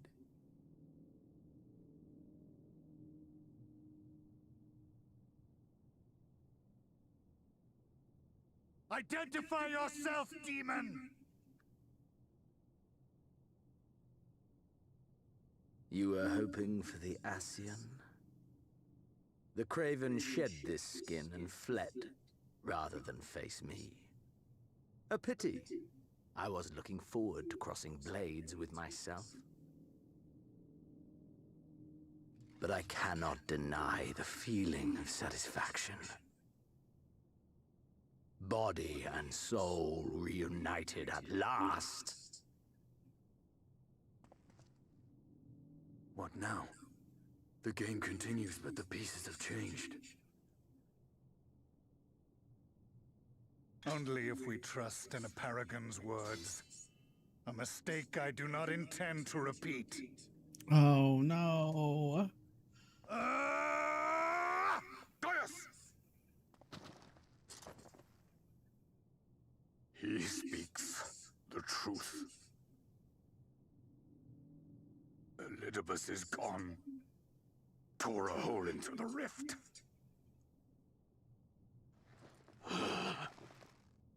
Xenos, my foolish, greedy son. Was a second life not enough? Was the Empire too rich a prize to ignore?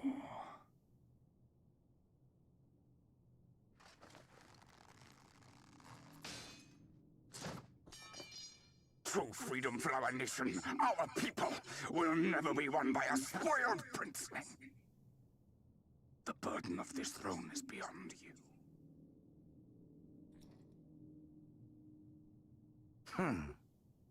Tis you, father, who have struggled with this burden.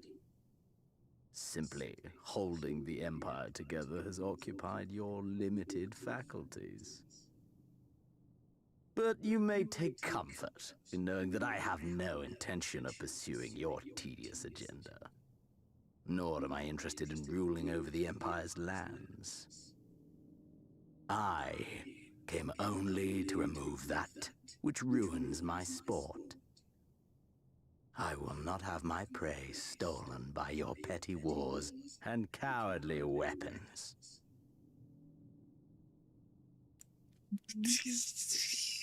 I mean, good?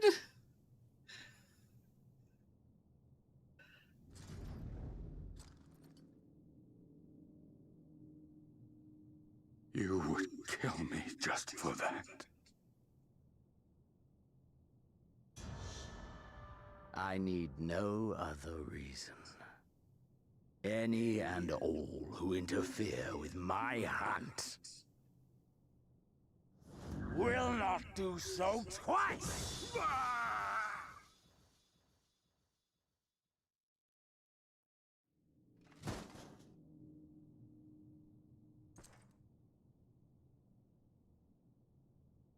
I heard the Ascians speak of Zodiac, an Eidolon. Even the will of this star is but a construct of our own making. We shall gorge upon their strength, and then, my friend, our contest shall begin anew. He's full on insane.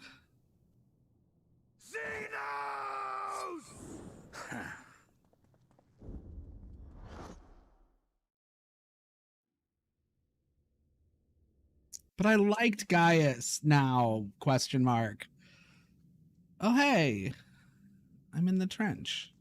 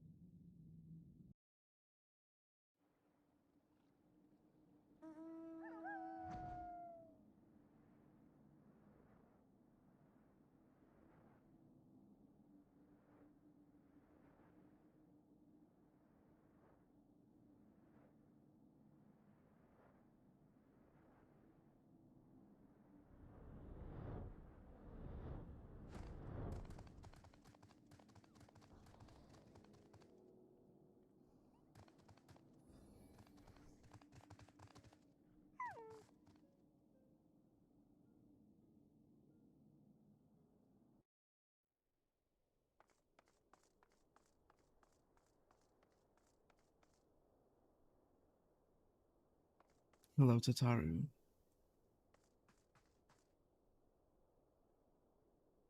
Arenvald has taken the lead in our efforts to contain the primals. He is adamant that we hold the fort, leaving you free to pursue greater matters, and the rest of us could not agree more. You're not going to be like, oh my god, you're here.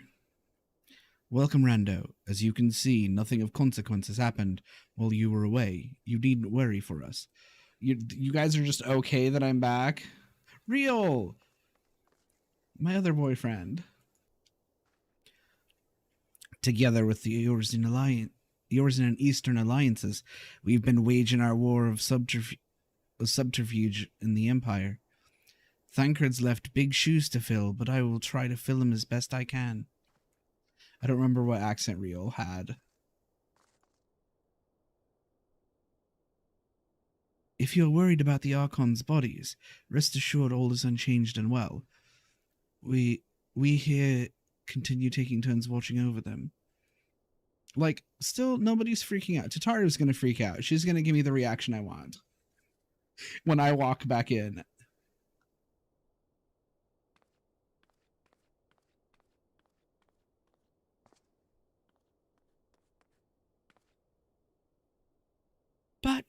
But, Rando, is it really you? But how? When? We didn't think you'd be back for ages.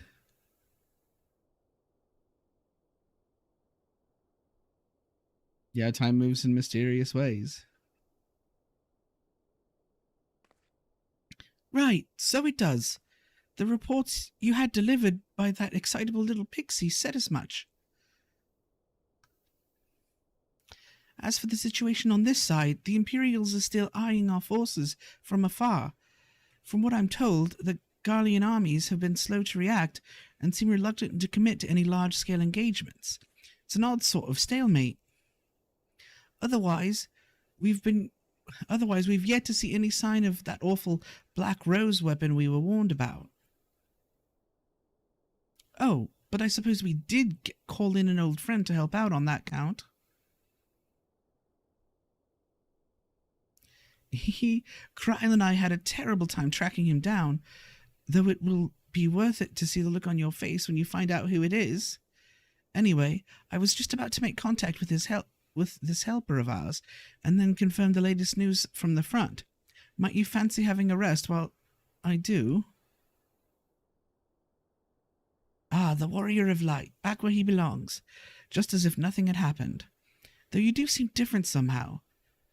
You'll have to tell me all about your adventures when we have a spare moment.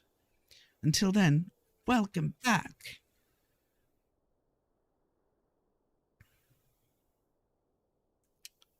Wind up Grahatia. And now I am done with 5.0.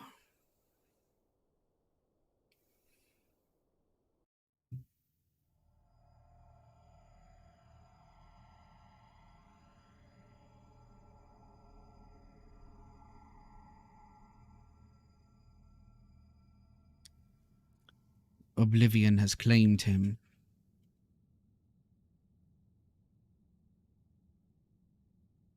Emet Selk, gone. La Habrea, gone. I alone remain, the last of the unbroken. Once more I am moved to reevaluate the potential of these tattered souls. Ah, Xenos, never did I dream you could overpower me so completely, possessed as I was of your body, and all its uncanny strength. And now that I have shared with you the truth of this world and its reflections, who can predict how events will unfold? Not I. Emissary. What a poor jest that title has become. The flow of history has become muddled, its currents wild beyond my capacity to direct them.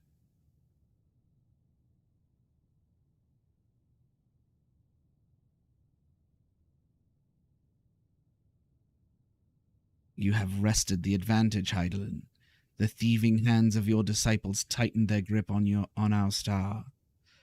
The origins of the world remain hidden and its inhabitants ignorant of their broken existence, just as you and your creators desired. They celebrate the gift of imperfect life, uncaring, unknowing as we weaken and fade.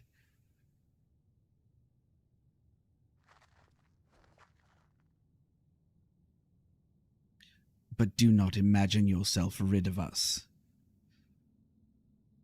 Though your champion has indeed proven the most egregious obstacle to our ascendance, and a barbed thorn in my side, he may yet be removed and cast out into the abyss. Oh yes, it can be done. I will keep these heroes mired in the first, and victory will be ours at last. I'm not in the first anymore. Warriors of darkness now, are they? Then their fate is decided. They shall meet the same as those who came before, death at the hands of the warriors of light.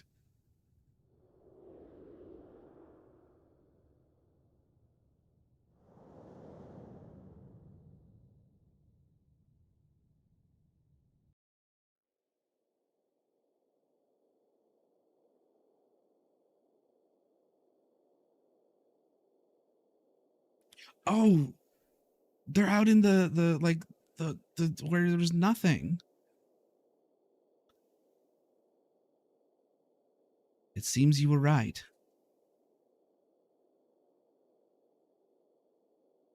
Yes, there is something out there.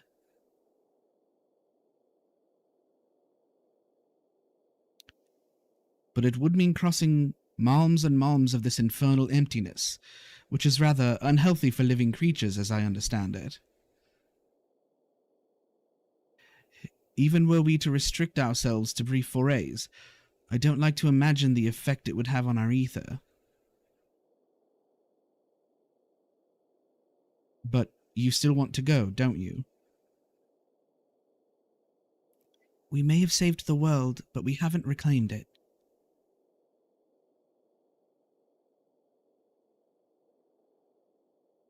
Ah, when you put it that way.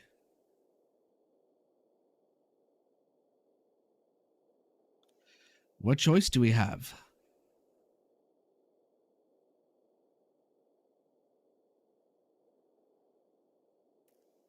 Well, of course I'm going with you. That's what family's for, isn't it? Come, let's head back and prepare for this mad journey of yours.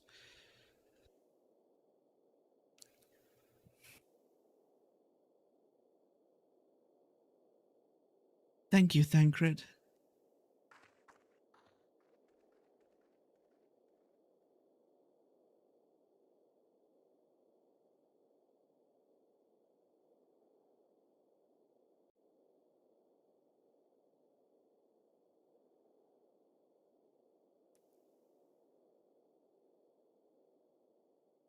Oh, okay.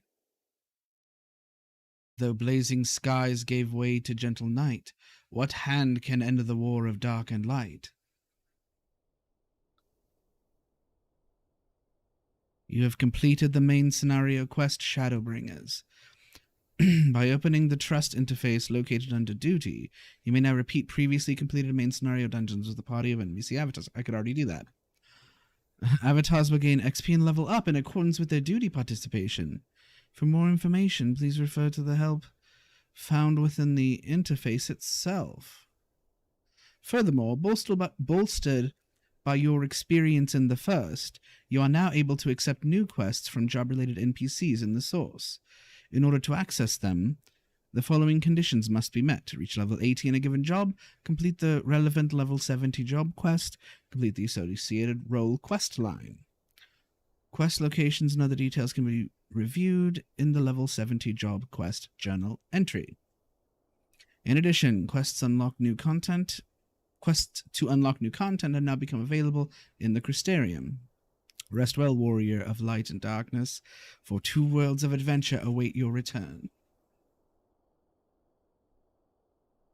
And now I am done with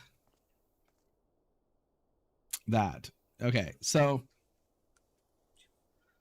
all right, so it is 20 till 2. I'm gonna stop streaming now. I really wanted to get to the end of 5.0, and I did, and it was like it blew my mind. Like I understand why people talked so much about how good Shadowbringers was. It was so good. It was so full of of emotion and so full of great characters and great stories and feelings and like I cried so much. But yeah, so I don't know whether I'll stream tomorrow. If I do, it's not going to be like, how long have I been streaming? Like 4.5 hours almost. It's not going to be that long. It might just be like a 2-ish hour stream like I kind of do during the week because I do have to work on Monday. But yeah, so that's going to be it for me for today. So I will